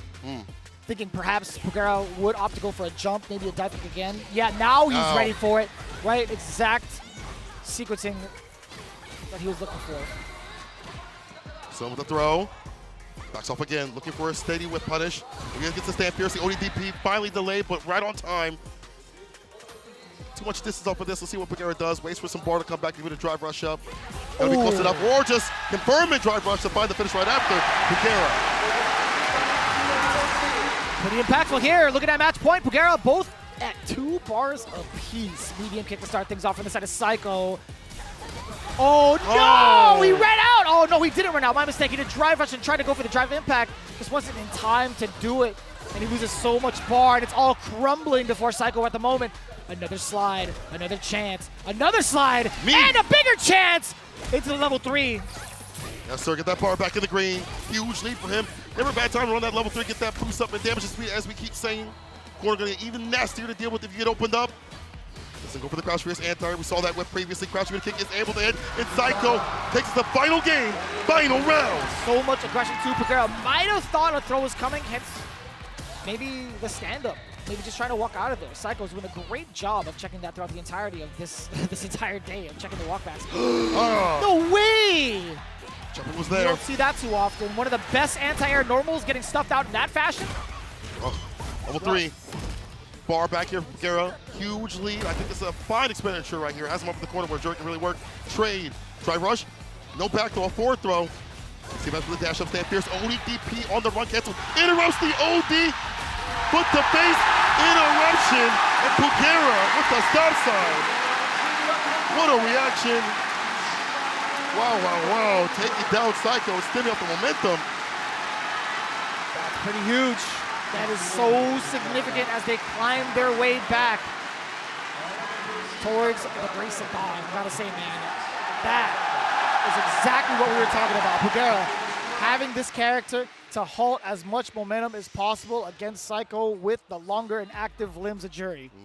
As they keep watching these matches, fighting these games, they start to see the game plan. They start to understand what's real and what's fake. And when to interrupt, we saw the stand fierce continuously. When we see the OD to interrupt when these run cancels, we've seen him jab out of that pressure and more confident with ODDP. That shows to me that he is more confident in fighting the character, as he had previously was like, I'm kind of sketchy with it, and we saw it in some of these matches. Now has a proper game plan and is dealing with these TK dive kicks that were helping, them leave the corner. I feel like that even though that option kind of got blown up, he still has a lot of rotations in terms of defense on his side of things. So fantastic stuff to Pugera as he takes it over Psycho and adds more points to the board to stay in. Yeah, I'm rather surprised, right? This is his first time kind of encountering Psycho, right? Like overall, right? Majority of the time he was facing off against either Chrissy CH or Punk, at least within this grand finals. And even beforehand, the second match, he only had to fight off against Punk. So adaptation or not, I feel like the more effectiveness from the coaching to kind of like anticipate what's going to be happening is what led him to victory, because he had the proper game plan against Psycho and what he wanted to do overall. But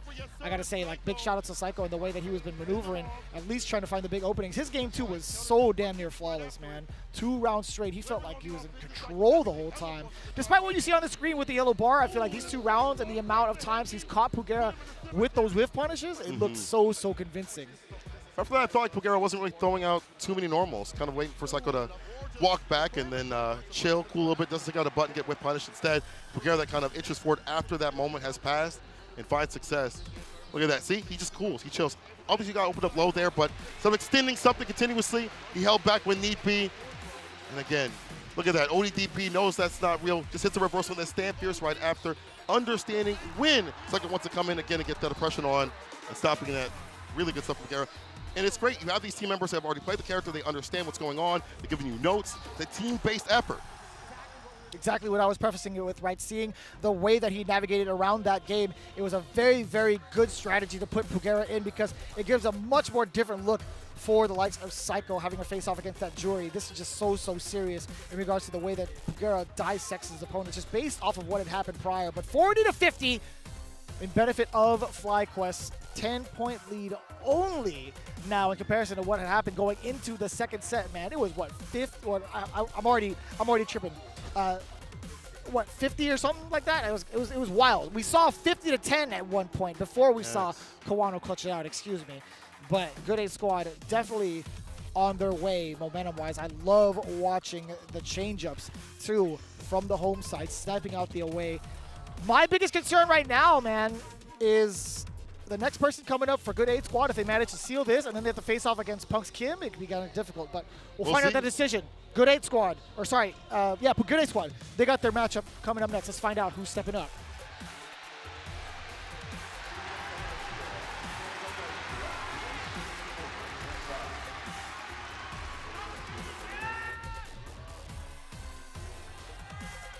Shine versus Gachakun. The Rashid coming out to play. Before we get to the anchor position, that first or two has been so pivotal for Gachakun. We've seen continuously in many of the leagues, the finals and things like that, looking to clutch more points for his team, get that 10 up there to even things out. Fine on paper, I think, once again, on paper, we've seen how well this character can work against the aerial pressure and approach. The mix of Artuni and Gachakun had cooked previously against the Kims. This kind of makes me nervous, Cola. I'm not going to lie to you, man. I'm going to be very straightforward about this. Gachakun took it down 2-0 against Shine, right? In the very first set.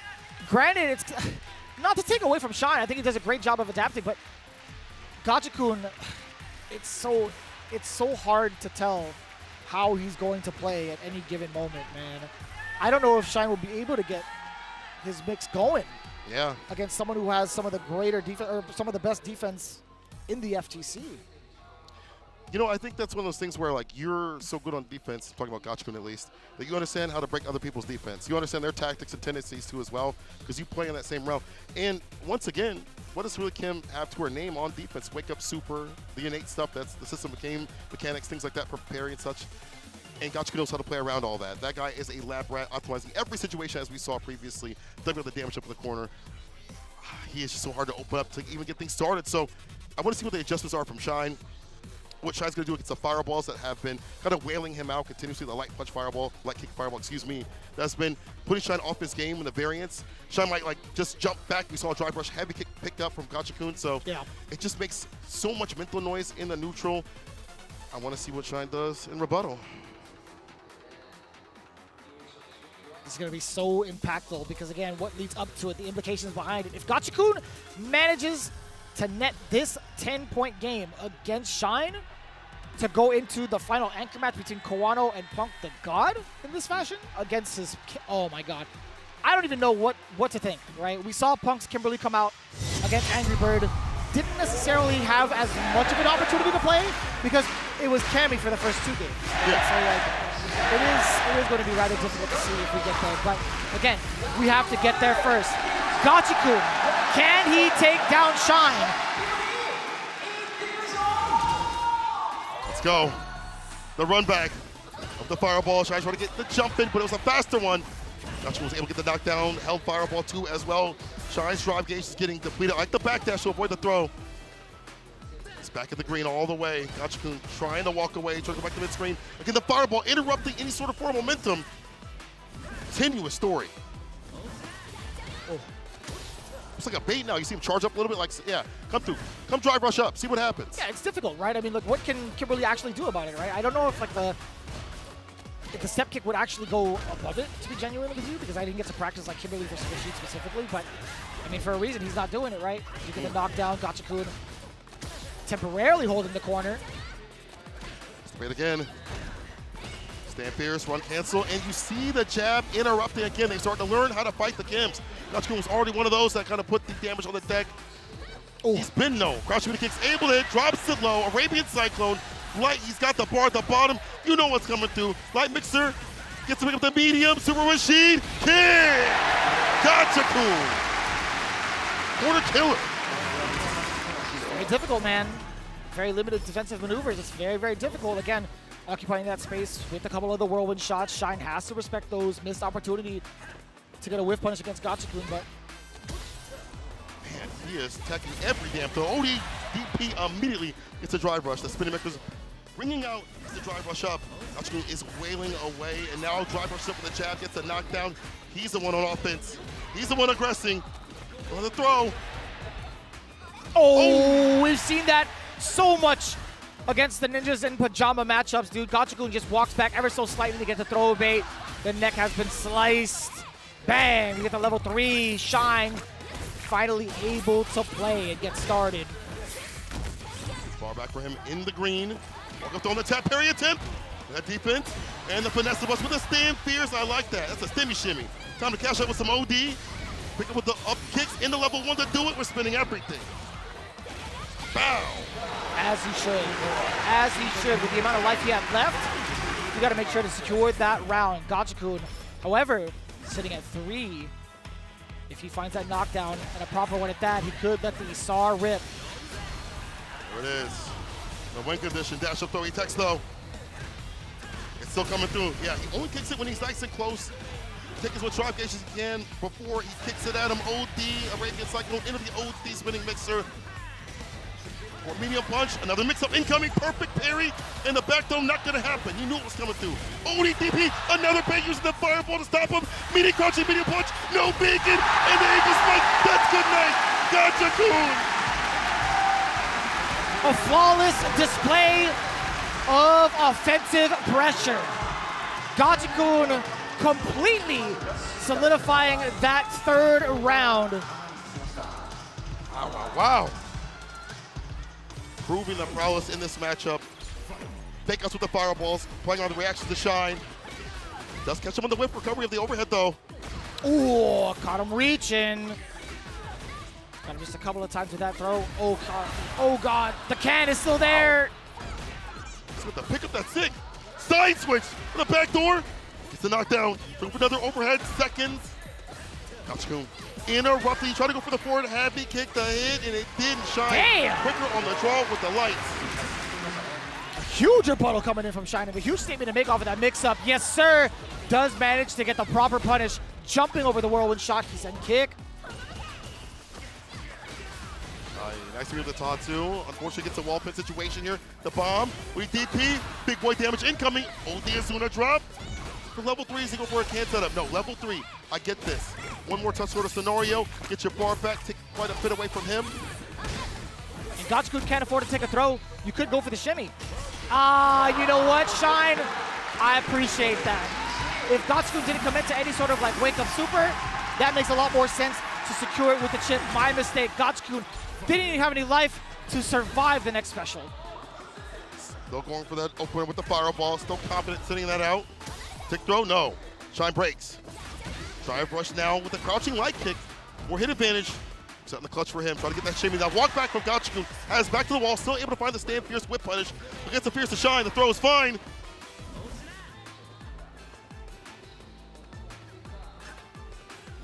It's so scary. Shine just chilling for a little bit, trying to find his big opportunity. And there it is. Yeah, actually, drive rush on in there with the low medium kick. Uh-oh.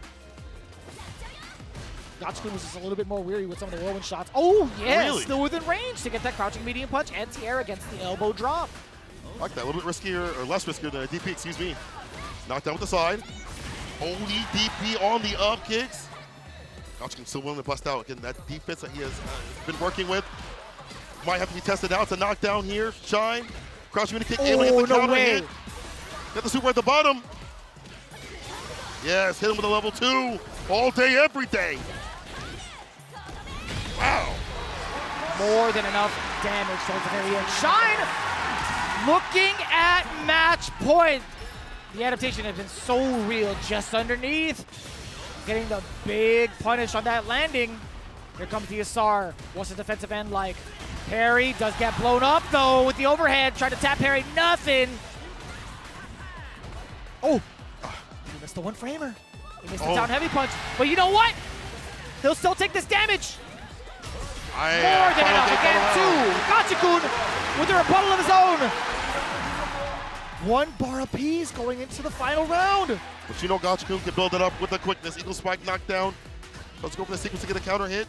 Shine not opening up just yet. Takes the throw. Another one. Crowd popping off for the loops. The tech throws not connect. Finally Shine after 3. The tech with a backdash allows a level 2 to happen here. That defense like Shine. The win condition coming through. Stand to get the super. You can't. It don't work. The tornado is still there. Get the pickup. Wow. Lows as well, Shine at the deficit. Gachikun needed one more hit, and he succeeds! Bringing Good 8 Squad closer and closer to victory as a unit here in a Street Fighter League World Championship. Unbelievable! 50 points on the board, all even. Gachikun doing it for his team, and the corner pressure is too ridiculous. It's not just about the level 2. It's him snipping out your tendencies and what you want to do. These lows have been working out. It's exposing someone like Shine who's been practice in that level 2, in the Rashid mix. Oh my God. It's getting dicey, bro. It's anchor match. I don't know about this one, man. I'm terrified. I'm truly terrified because it really comes down to how prepared Punk is going to be with this Kimberly. We've seen what Kawano is made out of. We've seen the clutch factor literally in the previous set. It really comes down to how much Punk can open up Kawano. And even so, to be fair here, granted this is the anchor positioning. If he feels like the Kimberly does not work out, he does have a little bit of wiggle room to switch on over to that Cammy. That's true. Back to this match, so once again, Gachikun's pressure in the corner was so good. Wasn't able to get the whip punch right there, but the low right after, covering so many bases when you try to leave, you get so many options to stop that from happening, and optimizing as much as possible. You see right there, ending with the super. There were some good moments from Shine. I mean, eventually he was able to jump in against the fireballs. Gachikun still kept going for that option continuously to keep locking him down, either a jump in or a parry, whatever it may be. Gachikun still making sure that Shine was uncomfortable, even though he saw the same options over and over again. Gachikun sticking to his game plan allowed him to keep taking Shine to the corner. Right. And again, when you don't have the defense for like this kind of character, when you put him against the wall, there's not much you can really do. You're maybe hoping to get a tap parry, I guess one up with a throw. You're trying to go for a super, he blocks that out. You would rather save it for a level 3 to get the boost for the damage. And then you're just praying up to whatever's up there.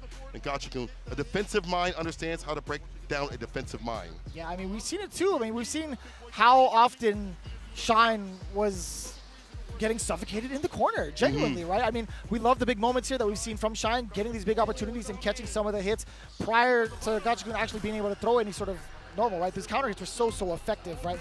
As soon as Shine managed to get these openings, he made them count. However, at the end of the day, Rashid being the offensive monster that he is, it just really comes down to how well you can play defense against this beast. But compared to Gachikun, as you had mentioned it, if he knows how to play innate defense, he knows how to break it down, that is for sure. And I think that's a very, very valid point, Cola. Beautiful stuff, and it leads to a very, very harrowing match. Look at that, 50-50. Remember, anchor position is 20 points. That's 70 points in total for the winner of this Punk, as you mentioned, with the Kim to start things off. Good switch off, but when you're fighting the likes of Kawano, bro, who has been emboldened with a 3-0 previously, Do you want to give games like that, rounds like that at all? I do not. You know what the craziest thing is? The champions will be crowned within this match, right? There was no back and forth between these two sets. It is now tied 50-50, ladies and gentlemen. This is indeed going to be the final set between the anchors, and genuinely, it does make me a little bit nervous.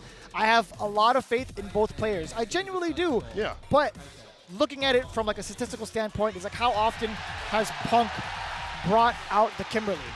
How often has he been able to do so in a situation of Street Fighter League US, even in his group stage at Capcom Cup?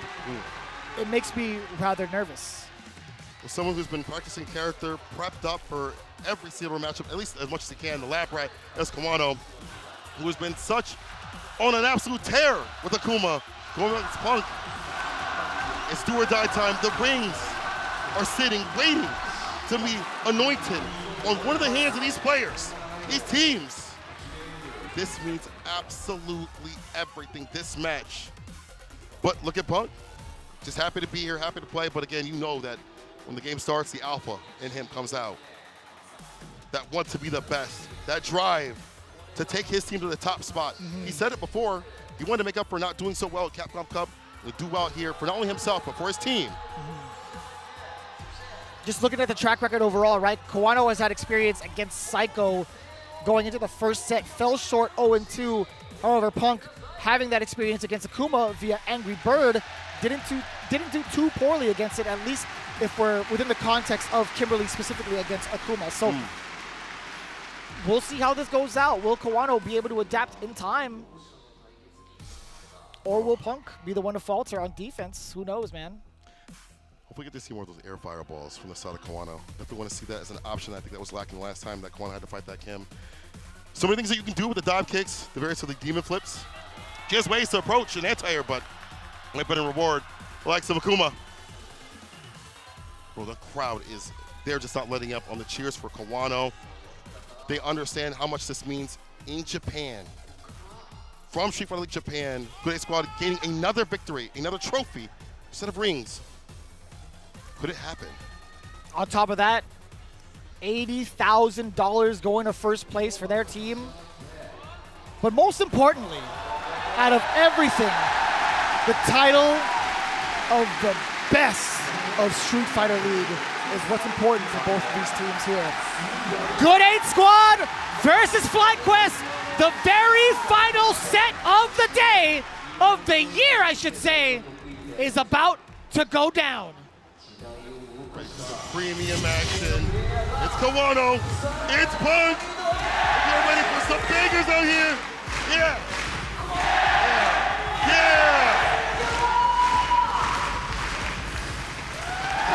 Final match of the night, as you mentioned. Good 8 Squad, FlyQuest. Let's get it.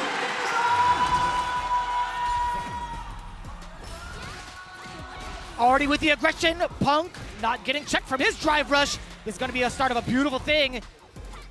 Oh, the anti-air's right there. Oh, that was sick. Oh, he was able to block it up, but not that. The stand meter kick is able to get the hit. Was the reset, or maybe just dropped the combo, I'm not sure. No, that was a reset. 100% a reset. Gotcha. A flawless round to start it off. Level 1, you know it, Punk. Getting that, perfect. Willing to spin the can, you had to spin the can. Not willing, you had to do it.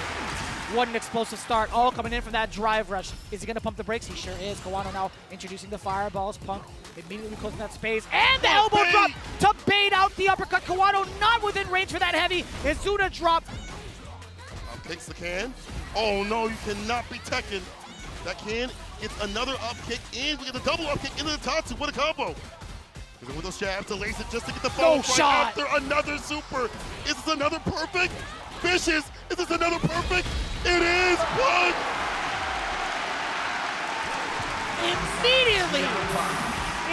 Immediately out the gate, pure offense, pure aggression to get that double perfect. Insane.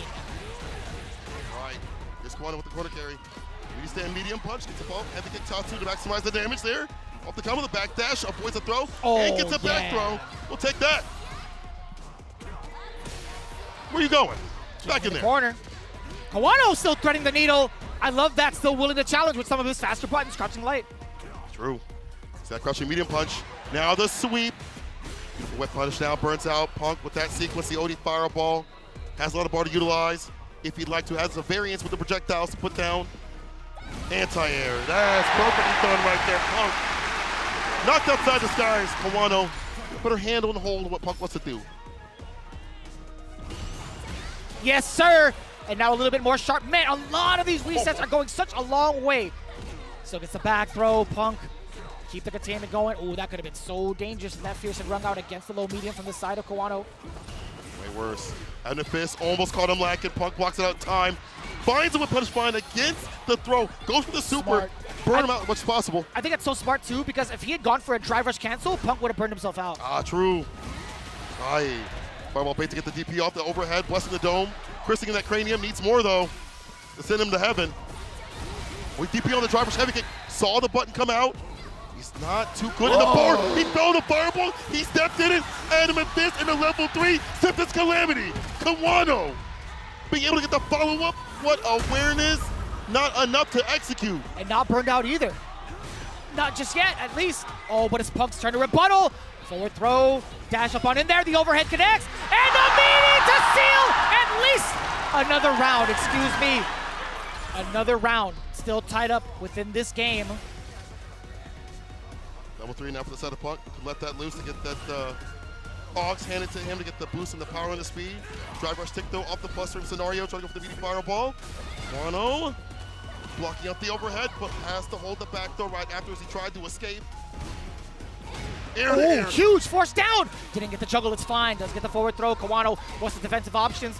Does get the block, even anti-aired, but still locked down. One of the sharper anti-airs in the game. Crouching heavy punch, doing a lot of work, keeping Kawano from getting out of that corner for free. He's been doing a good job of spacing. Speaking of that, stand medium kick is able to hit. He's got the level 3. He has him in the yellow. You know what's about to happen? Vagabond into the super. This man, Punk, is fantastic on the footsies, is outspacing the likes of Kawano and the Akuma. You're dead. Nightingale smite. 2 games. What I thought would have been a bad idea is one of the best ideas against good 8 squad. The kid. This is out of control. This is completely unprecedented. Punk, the god, the alpha, establishing his dominance against Kawano. This is looking rather shaky for good 8 squad. All right, the bust out happens here. Just put him up the corner, trying to harass with the stand fierce. One of the better buttons for that. Throws the corner pressure. Stand medium kick is able to hit. He's starting to walk him down and walk him down with the proper button. Stand medium kick, stand fierce as well. Oh. Falls to the fireball. Drive rush overhead does happen. Oh, in there with the drive rush jab to start things off. The bomb, the ODP. You did that when a bomb could have been there. You could have died. But the air fireball, as we mentioned, Kawano bringing it back and bringing it back from the brain with the shimmy. Beautiful the punch. But the listen, I like that Kawano is very up his approach with the aerial and the grounded. Still able to track down the anti-airs correctly. Okay, also trying to tap parry, gets punished severely for it. Yeah, checking the drive rush as well. Punk He's killing that drive cage. Jump back medium. Against it. Ooh, I like the back of my into the punish! Walk up on in there, drive rush, no go. The back throw instead, back-to-back throws now. Kawano, let's get another one. Probably a 4th. He could keep going with it if he wanted to, and he stops just in case the overhead does get successfully blocked. The overhead reset. No walk back from Kawano, so smart! He knew Punk was trying to go for it the whole time. He stood his ground. He kept on blocking. Kawano survives yet again 2 rounds straight with immaculate defense, bursting through the seams with a level 3. Talked about it, man. Kawano's defense has gotten better and better. It's not just the ODP, it's the timings. And when he runs these lights on Wake Up, Kawano with the pressure, round start with the drive rushes and the mediums and the fireballs as well. Only DP in between the string. Big bust out, air fireball again. The light with the catch up button. Talk about how difficult that is. The top of this time, that's fine. Kawano still has you up in the corner. Oh, that could have been more. Oh, too far away. Really? Oh, Oi. No. Akitatsu, a throw. Imagine another throw happens, and he goes for it again, Kawano. gets the grip and slowly but surely starting to even the score. Too intense to call. The changes up Overhead. from Kawano. I can't believe it. Opening up Punk from above. Another throw. He could go for it again. OD fireball. Backing away. No longer his turn. Still trying to get out of danger. The tech is there. However, Punk going airborne, getting stuffed out. Back into the scenario we go. Tick throw again. Let's see it one more time. Instead, for the side of Punk, it's going to be Kawano sealing it out. 2 rounds straight in rebuttal. All tied up. Comes down to this. It couldn't be any more pink or cinema. The final game. We go off the coach select screen. Now, the question remains, do we switch or do we stick? We staying on the Kim? We're going to miss Kimmy White herself, which is taking Punk to EVO Grand Finals and putting EVO on his back, which has put this team up to this spot right here with that character. Do we get to see a full set sticking with the same character, or will Punk the God switch off into Cammy? We'll find out momentarily. Kawano on a 2-game streak, or excuse me, up 2 games. Excuse me. I'm already losing track, but here we go. What matters is right now, 2 games apiece. The Kimberly is locked in for the side of Punk. This is it, do or die time. After this, we'll find out who our champions will be here in the Street Fighter League World Championship. Final game between Kawano and Punk. Fist not fighting on it, drive rush crouching, medium kick Kawano with a great defensive block low right there. The walk up throw, knows that I go for the DP, not gonna get baited. Drive rush throw, there we go. Kawano's in, fireball against the heavy, the perfect parry. There's a space trap, you're not close enough. Totally fine, didn't receive any significant damage off of it. Punk still trying to get himself out of the corner. That's a forced knockdown! The second time he had missed that opportunity for the juggle. Kawano taking full advantage of that. Punk and Burnout in danger. Definitely. Drive impact, not the splat, not close enough to get that. Fireball slowly trying to push Punk away. Simple stuff right now. Crouch ready to kick in the drive impact, we super that. Punk should be back with drive gauge, yes sir, right about now. Throw? No, he catches him low. The crouching medium kick. Kawano on set point for Good 8 Squad to steal it and steal it for his team.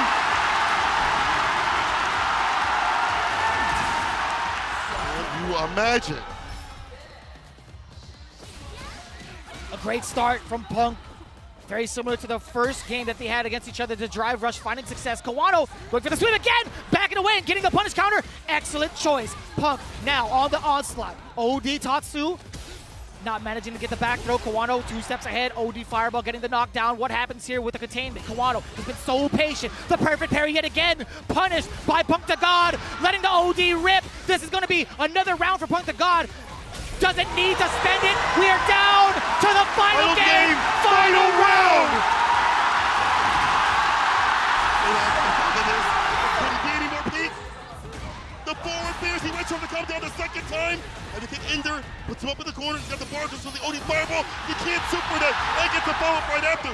Again, the level 3, it's flashing, or even less than. The throws continuously. Doubles down with it. Another one. Will it be another one? And it is! It's Kawano and Good 8 Squad are your champions of Street Fighter League World Champions!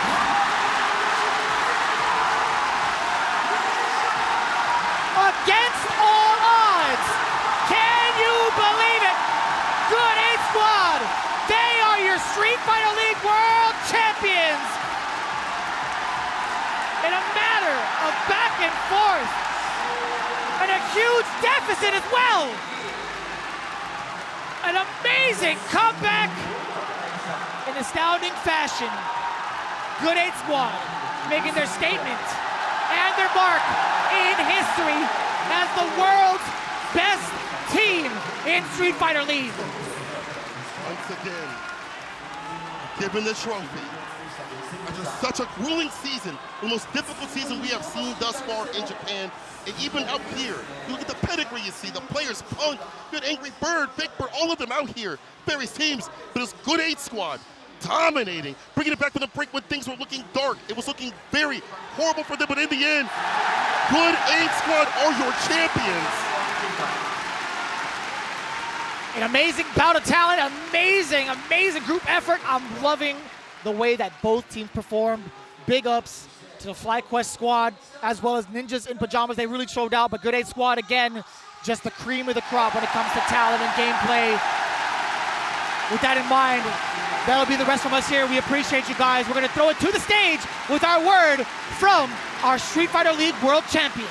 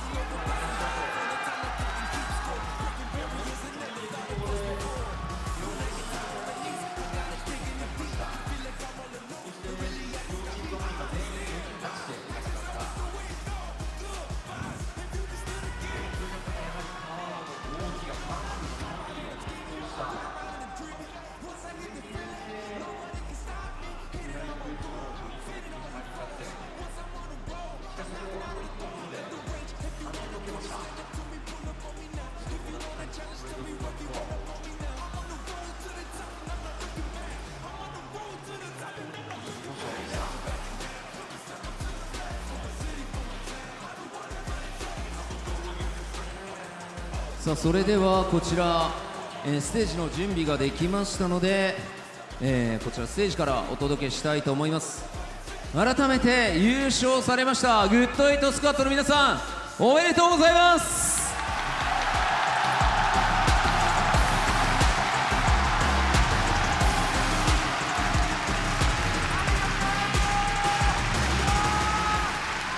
優勝したグッド8スクワットの皆様にはチャンピオンリングが贈呈されます。Alright.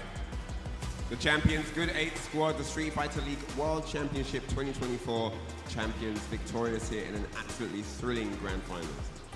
こちらプレゼンターは株式会社太陽ホールディングス執行役員最高ブランディング責任者吉野由紀子様です。吉野様お願いいたします。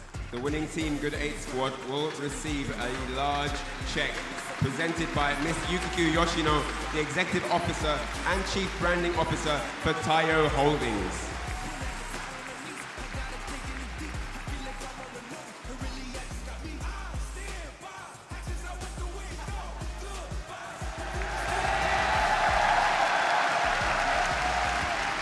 Yoshino様ありがとうございます。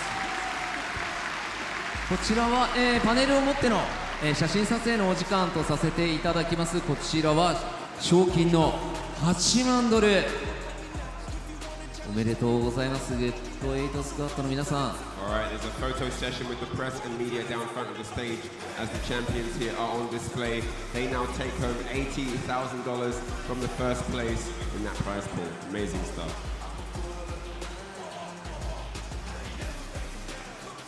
それでは、写真撮影の方、ただいま少しお時間いただいております。いや激闘に次ぐ激闘、まだ興奮冷めやらぬ中ですが、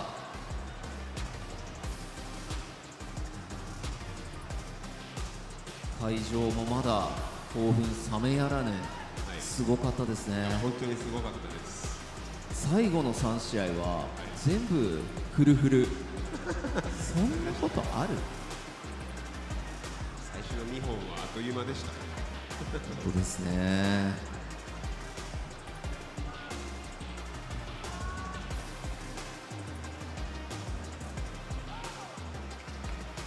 さあ、こちらお写真撮影の方はよろしいでしょうか。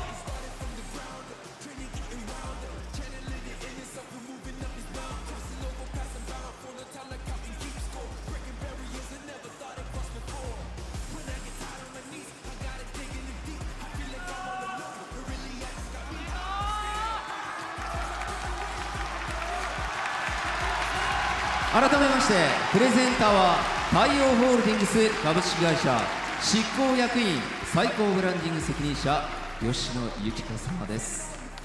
吉野様ありがとうございます。like to say a big thank you to Ms. Yukiko Yoshino, the Executive Officer and Chief Branding Officer of Taiyo Holdings.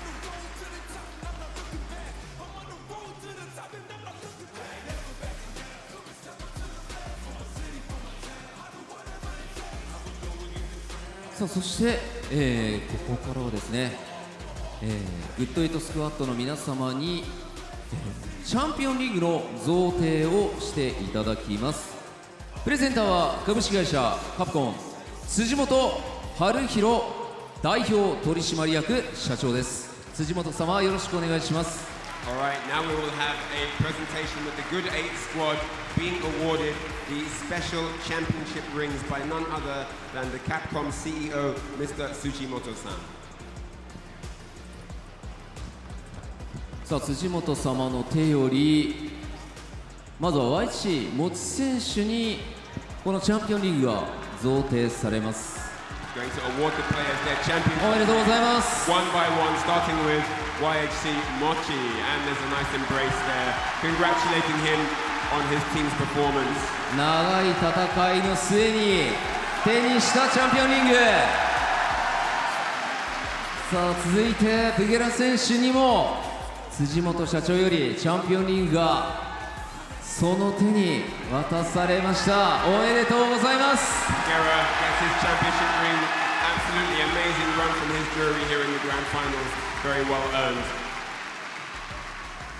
続いてこのグッドエイトスクワットを引っ張ったリーダーガチ君、こちらにも辻本社長よりチャンピオンリングが贈呈されます。 Alright, now Gachikun's up. おめでとうございます。 The team captain, Good 8 squad captain, was very instrumental in the finals. Now gets awarded his championship ring from Mr. Tsujimoto-san. そして最後に川野選手にチャンピオンリングが贈呈されます。 And now Kawano gets his championship ring as well from the CEO. And what a role he had to play here. What mighty shoes he had to fill to defeat the amazing Punk. 大きな大きな In the grand finals. Amazing stuff. Congratulations. 戦いを勝ち抜いた辻本社長ありがとうございました。さあそれでは、見事チャンピオンに輝きましたグッドエイトスクワットの皆様にお話を伺っていきたいと思います。 Once more, congratulations to the Good 8 squad. Now we're going to take a few moments to just get a few words from the victorious team here. まずはリーダーのガチ君に伺いたいと思います。決勝戦戦ってみていかがでしたか？やばいっしょマジで。マジでやばいでしょこれ。Super close. いや僕まだね手が震えとんですよ。はい。それぐらいもうやばかったっす。もうやばいです。まあ本当に一時は大将戦で終わりかねないという状況からみんなでバトンをつないでという勝利となりましたが、はい、トリプルキンバリーが最後に並んだ時はどんな気持ちでしたか？いやまあ来るとこまで来たなって感じですよね。トリプルキンバリーはまあただ、はい、やっぱ US のチームが抜けたっていうのを見たときに、はい、そこにキンバリーが3体おるってことで、まあ僕らやっぱキンバリー使いの方だったり R さんにお願いしてもう毎晩すごい練習してたくさんにね、はい、日本にはたくさんの強いキンバリー使いの方いらっしゃいますから。So thanks to Kawano's playing, they were able to eliminate Punk's Kami and kind of push them into the selection at the end where they came with 3 Kimberleys, and he asked him what he felt about that. And Gachikun, of course, a Kimberley player himself, has also practiced a lot with Aru in preparation for this tournament as well, so they felt they were quite comfortable. But with that said, he was very, very nervous. His hands are still shaking from how tense that grand final was. 本当に苦しい戦いだったと思いますが、おめでとうございます。ありがとうございました。ありがとうございました。Congratulations on getting through the very, very clutch, intense battle against Team FlyQuest. さあそして YHC 持ち選手にもお話伺いたいと思います。持ちさんいかがでしたか？はい、ありがとうございます。今回ですね、アメリカチーム決勝上がったということで、ダルシム的には、キンバリーとキャミはやめてくれっていう感じだったんですけど、さすがになんでそれなんだって感じではありますよね、多分ね。僕です。なんでねわざわざキンバリーなんだって感じはありましたよね。いやそうなんですね。ちょっとキンバリーはやっぱりちょっと誰しもやりにくいなっていうのもあったんで、ちょっとチームメイトにお任せするようなことになってしまったんですけれども、まあしっかり3人とも、勝ってくれて、まあそのアドバイスとかもまあみんなでし合って、これもチームの勝利だと思っております。Alright, so YXC Mochi said that this year the grand finals turned out to be Japan versus USA, and it was a very difficult time for him, obviously not favoring the Cammy versus Dowson matchup. He was very happy to not have to play that, but then Kimberly was also not really in Dowson's favor, so he had to kind of rely on his teammates here for this tournament and give them advice wherever he could on the side, and he's really happy and also proud that his team were able to bring home the victory. そしてプゲラ選手にもお話伺いたいと思います。はい。このワールドに向けて、グランドファイナルでは、隠し玉があったりと、いろんな手があったと思うんですけど、今回はジュリーで行くと。はい、ちょっと今回は戦う選手の数がグランドファイナルより多いとか、US のプレイヤーが割と最近まで確定してなかったりとかで、そうですね、最初からジュリーの連動をひたすら上げてっていう感じでやっておりました。ワールド実際戦ってみていかがでしたか？実際やってみてですか？実際やってみて。いや、やばいっしょ。いやでもそうですね。最初 US に対して僕が対象で出て、でそれでなんとか勝ちたかったんですけど、もう内容そんなに悪くなかったと思うんですけど、勝ちには至らずで、本当にEU のプレイヤーも US のプレイヤーもこの空気の中で本当に堂々と立ち回ってすごく強くて、でうまくいかないな、どうしよう、でもここ40点取ればなって思った時に試合の前に皆さんがプゲラコールしてくれて、で普通の名前コールだったら何とも思わないんですけど大人数がプゲラプゲラってコールしてるこの空間なんだろうって思って、これ何も知らない人が外から見たらやばい集団だぞ、やばい集団ですよ。いやでも本当にそれで肩の力抜けてクスッとしちゃって、で本当にほぐれた部分も絶対あると思いますし、なんかその瞬間にやっぱなんか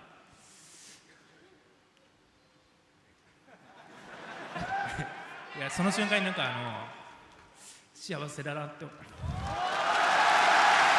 Alright, I'm gonna do my best, that was quite long. So,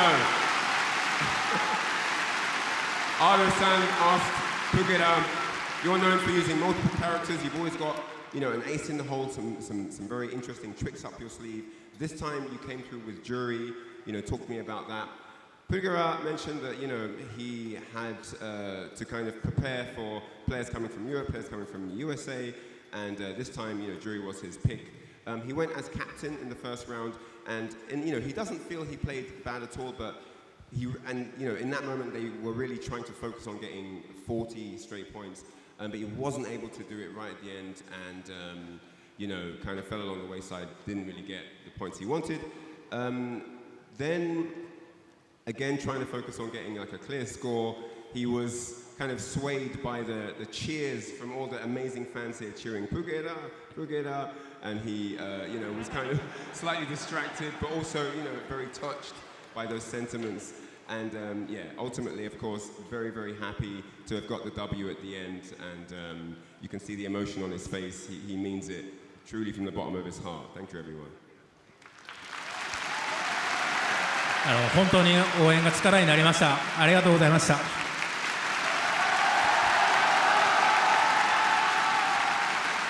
そして川野選手にも伺いたいと思います。川野さん、はい、やりましたね。全然覚えてないですね。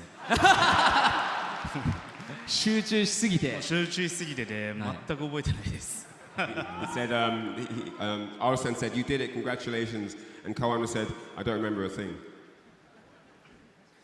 実際にその覚えてなかったとしても1回目の対象戦で勝った後は勝ったっていうことを認識したと思うんですけど、はい、その時の気持ちはどうだったんですか？まあ勝ったみたいな感じまあなんですけど、まあその勝った後ガチ君が、まあ控室でもうあとは川野につなごうみたいな感じのことを言ってくれたんで、はい、まあここでつないでもらって勝たなきゃ川野じゃないなと思ったんで勝たせて。Kawano says that he was so focused on the grand finals, he doesn't actually remember what happened during the matches. Gachikun stepped in with some words of support and kept him in the mindset, kept him in the frame to win the tournament, and yeah, definitely had a very instrumental voice in that final match for the team. ということはじゃあ今日はもう川野として川野の仕事をしたという感じだったんですかね。まあ川野が川野をやっただけだと思います。ということですよね。Kawano did Kawano things, basically. That's what he's saying. He played his game and did what he had to do. 何よりもそのプレーが川野を語ってくれてたと思います。本当にお見事でした。ありがとうございました。ありがとうございます。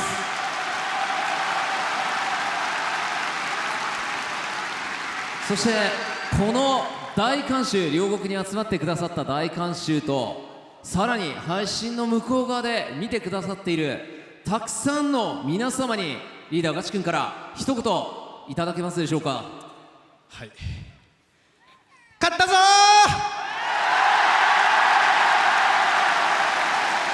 ありがとうございました。A word for the fans and friends and everyone watching all around the world, and he said, "We won." What else is there to say, right?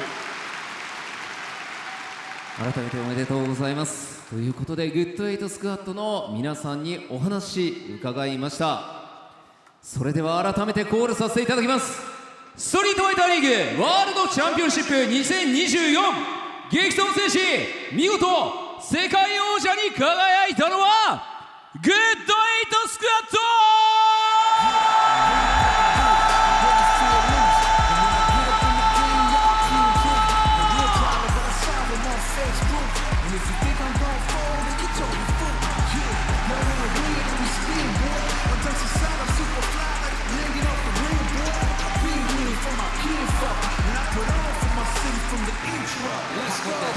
選手の皆さんありがとうございました。ご講談ください。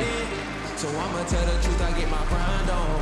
You know the pressure make all of these diamonds. I tell them get back, stick back, fast track, big lap, big fast, fast that, yeah. I'm trying to get ahead, get out the way.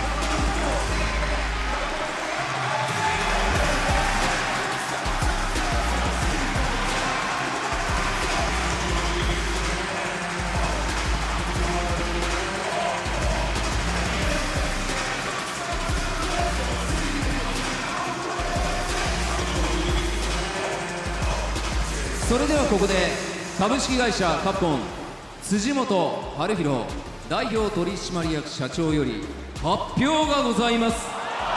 辻本様お願いいたします。まずは昨日カプコンカップ12優勝しましたカケル選手、改めておめでとうございます。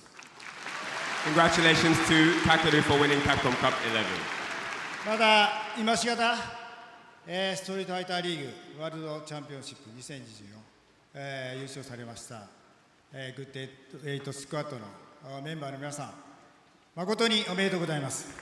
And a big congratulations to Good 8 Squad for their championship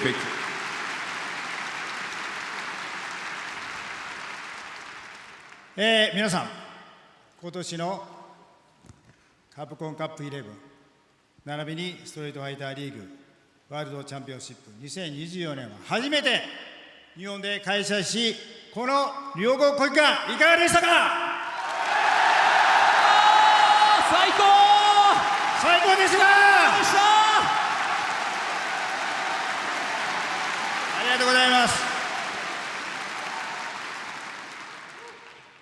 First of all, I would like to thank all the players and fans who made Capcom Cup 11 and Street Fighter League World Championship 2024, both of which were held in Japan for the first time. Thank you very much. 何よりも、この大会を盛り上げていただきました素晴らしい選手の皆さんの激闘並びに関係者の皆さん、何よりも熱いファンの皆さんのご声援誠にありがとうございました。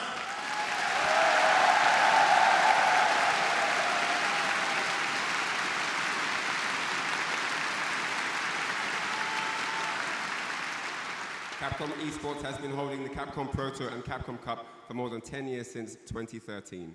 Additionally, starting in 2018, started promoting the Street Fighter League, which consisted of the world's top professional teams. Thank you very much, everyone. 来シーズンからのカプコン e スポーツの取り組みについて、お知らせがあります。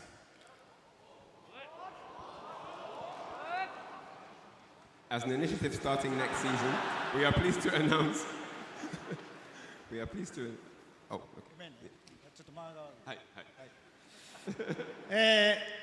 ちょっと前置きありますけど、カプコン e スポーツは誰もが参加できますオープントーナメントにカプコンプロツアーとそしてカプコンカップを2013年から10年にわたり開催してまいりました。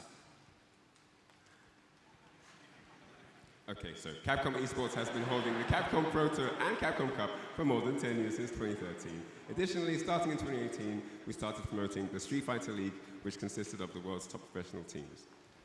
さらに2018年からですね、世界のトッププロ選手がチームに分かれまして、チーム戦、団体戦にあるストリートファイターリーグを開催しております。As previously mentioned, starting in 2018, we were promoting the Street Fighter League, which consisted of the world's top professional players, which made teams of 4 that played all around the world.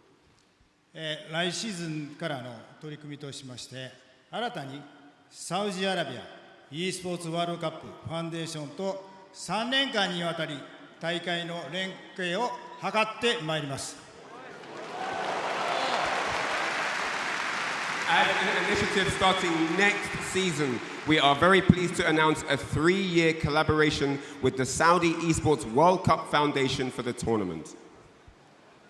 ここで EWC ファンデーション CEO であるラルーさんからのメッセージをいただいてますのでご覧ください。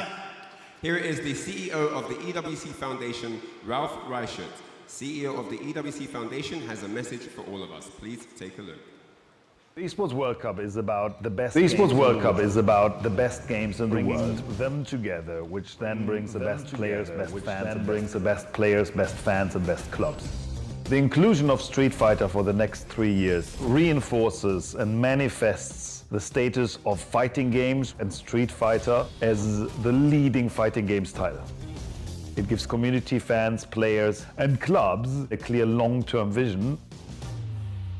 There's a few things that make Street Fighter so unique and timeless. It is a video game that almost everyone has played, very easy to learn, very hard to master, and very clear to relate to. It has been an amazing esports game and one of the original origins of multiplayer and competitive gaming. So it has the potential to go way beyond the traditional esports audience and viewership. I'm looking forward to see Street Fighter 6 this summer in Riyadh for the Esports World Cup. Wow. ラルさんありがとうございます。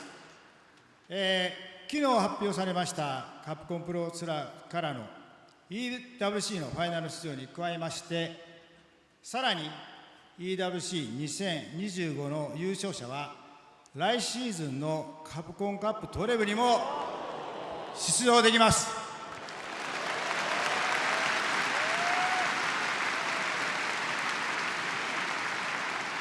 In addition to the qualification to EWC finals from the Capcom Pro Tour announced yesterday, we are also pleased to announce the winner of the EWC 2025 will advance to next season's Capcom Cup 12.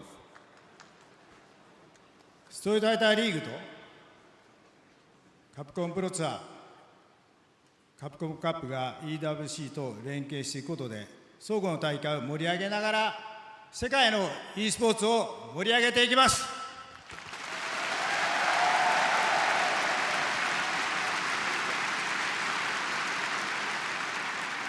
The Street Fighter League, Capcom Pro Tour, and Capcom Cup will work together with the EWC. I am looking forward to the synergy of these tournaments. 続いてはカプコンプロツアーについて、ご説明します。来シーズンのカプコンプロツアーでは新たにプレミアポイントシステムを導入します。In addition, next season's Capcom Pro Tour will introduce a Premier Points system.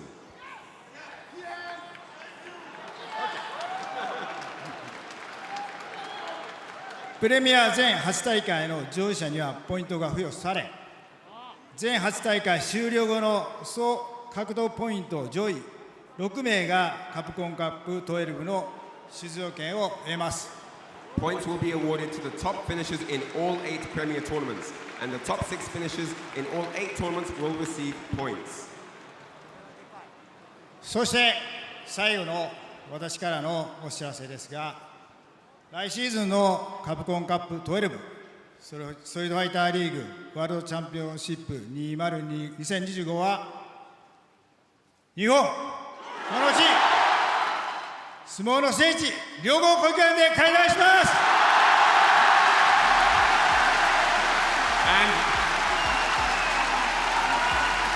And as a final announcement, next season's Capcom Cup 12 Street Fighter League World Championship 2025 will be held right here at the Ryogoku Kokugikan once again.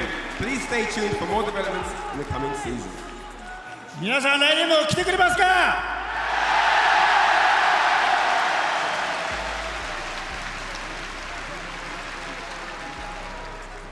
来シーズンの素晴らしい選手の素晴らしい戦いも期待しております。また来年この両国国技館で皆さんお会いしましょう。 I'm looking forward to seeing lots of amazing matches here at the Ryogoku Kokugikan next year. これからもカプコンの e スポーツストリートファイター6皆さん応援してください。よろしくお願いします。 Please support Street Fighter 6 from here on.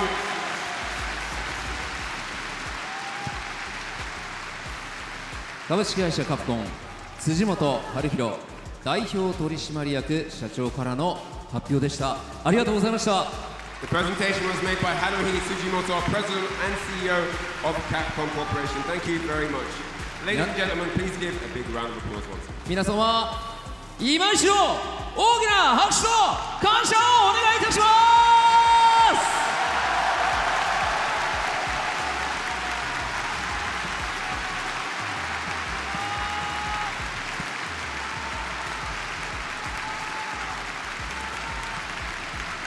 ということで、辻本社長からも発表がありました通り、カプコンカップ11はこれで終了となってしまいますが、もう明日からまた来年の両国への日々が始まる。なんと幸せなことか、たまらんですね、これはね。はい、本当に、ご来場いただいた皆様、5日間というですね、長い日程の中で足を運んでくださった皆様、そして、配信をご視聴いただいた皆様、そして何より参加してくださった代表の選手の皆様、本当に5日間にわたりありがとうございました。ありがとうございました。皆様ご自身にも盛大な拍手をお願いします。来年はまたさらにたくさんの人にストリートファイターの魅力を知っていただいて、もっともっとたくさんの人に両国に来ていただいて、一緒に楽しむことができたらと思います。それでは次回大会でお会いいたしましょう。ありがとうございました。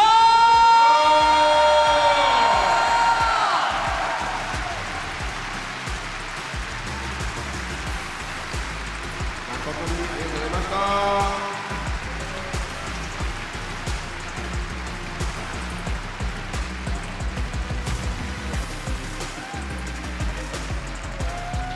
Sir, summer throw? There yes, sir. Makes Good sense. call, Cola. And then this time he changes it up because the dive kick has been stopped before. And a perfect parry into the conversion. Will close it out with a crouching heavy punch. Oh, and he got him! He got him! He got him to flinch! And he's going to convert into the EX-Spinning Mixer there. And he was almost down for the count.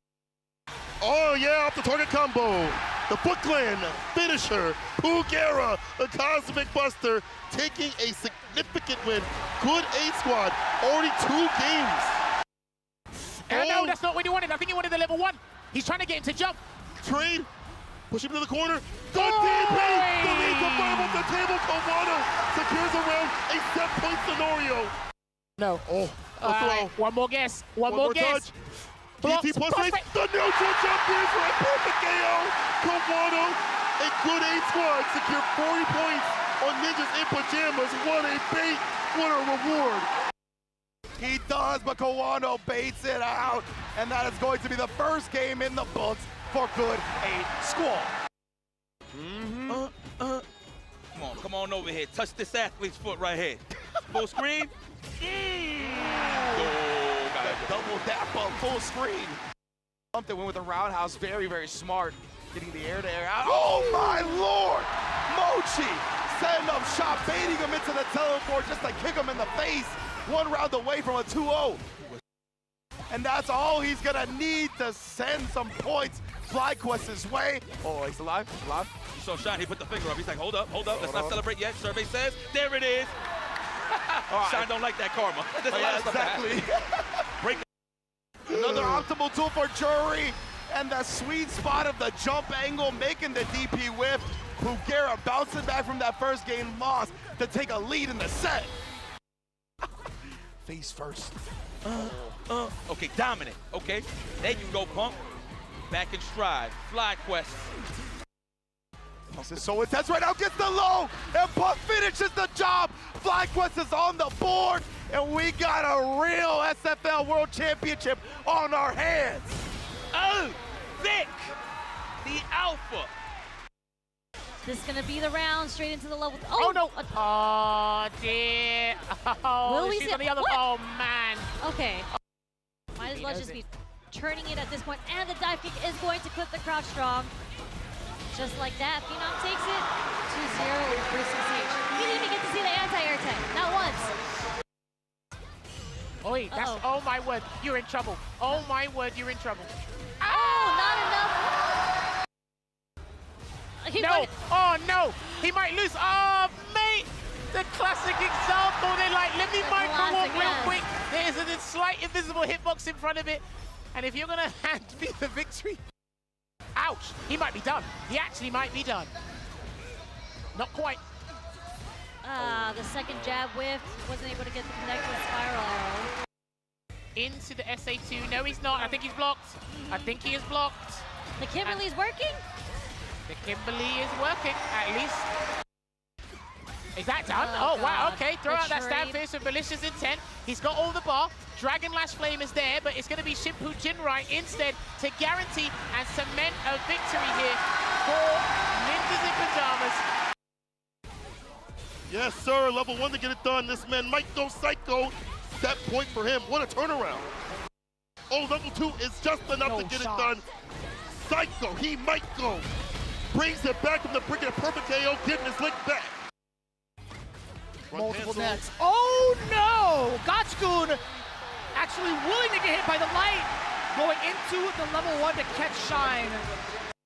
Here we go. What do you do about this? The twist is coming for you.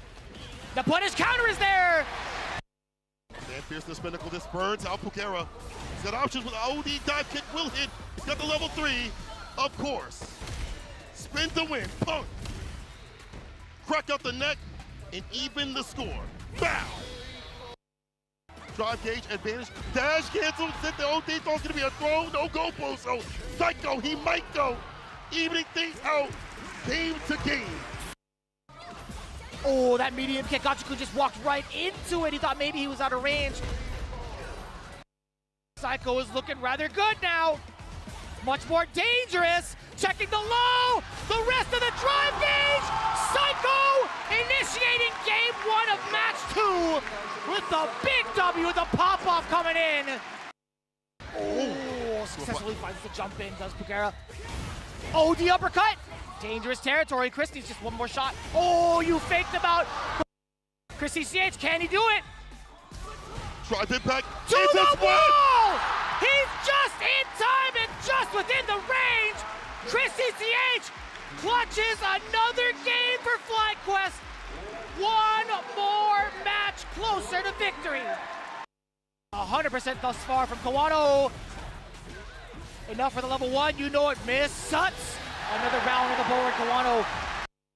And he's taking so much damage while Kawano was in this dry state. While he got his drive gauge back, Kawano making a huge statement. He's taking away the title. Oh my god. Puck walking inside to get the bar back. No anti right there, wouldn't have reached.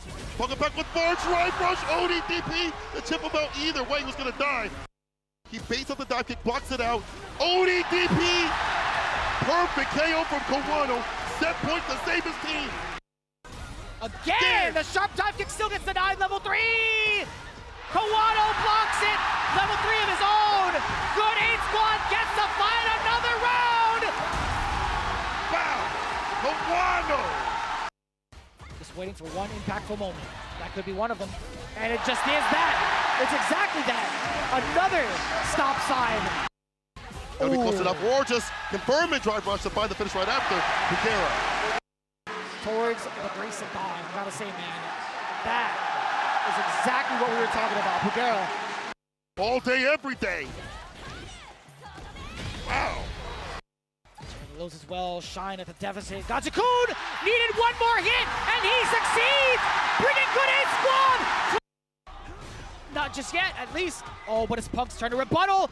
Forward throw, dash up on in there, the overhead connects, and a meaning to seal at least another round, excuse me.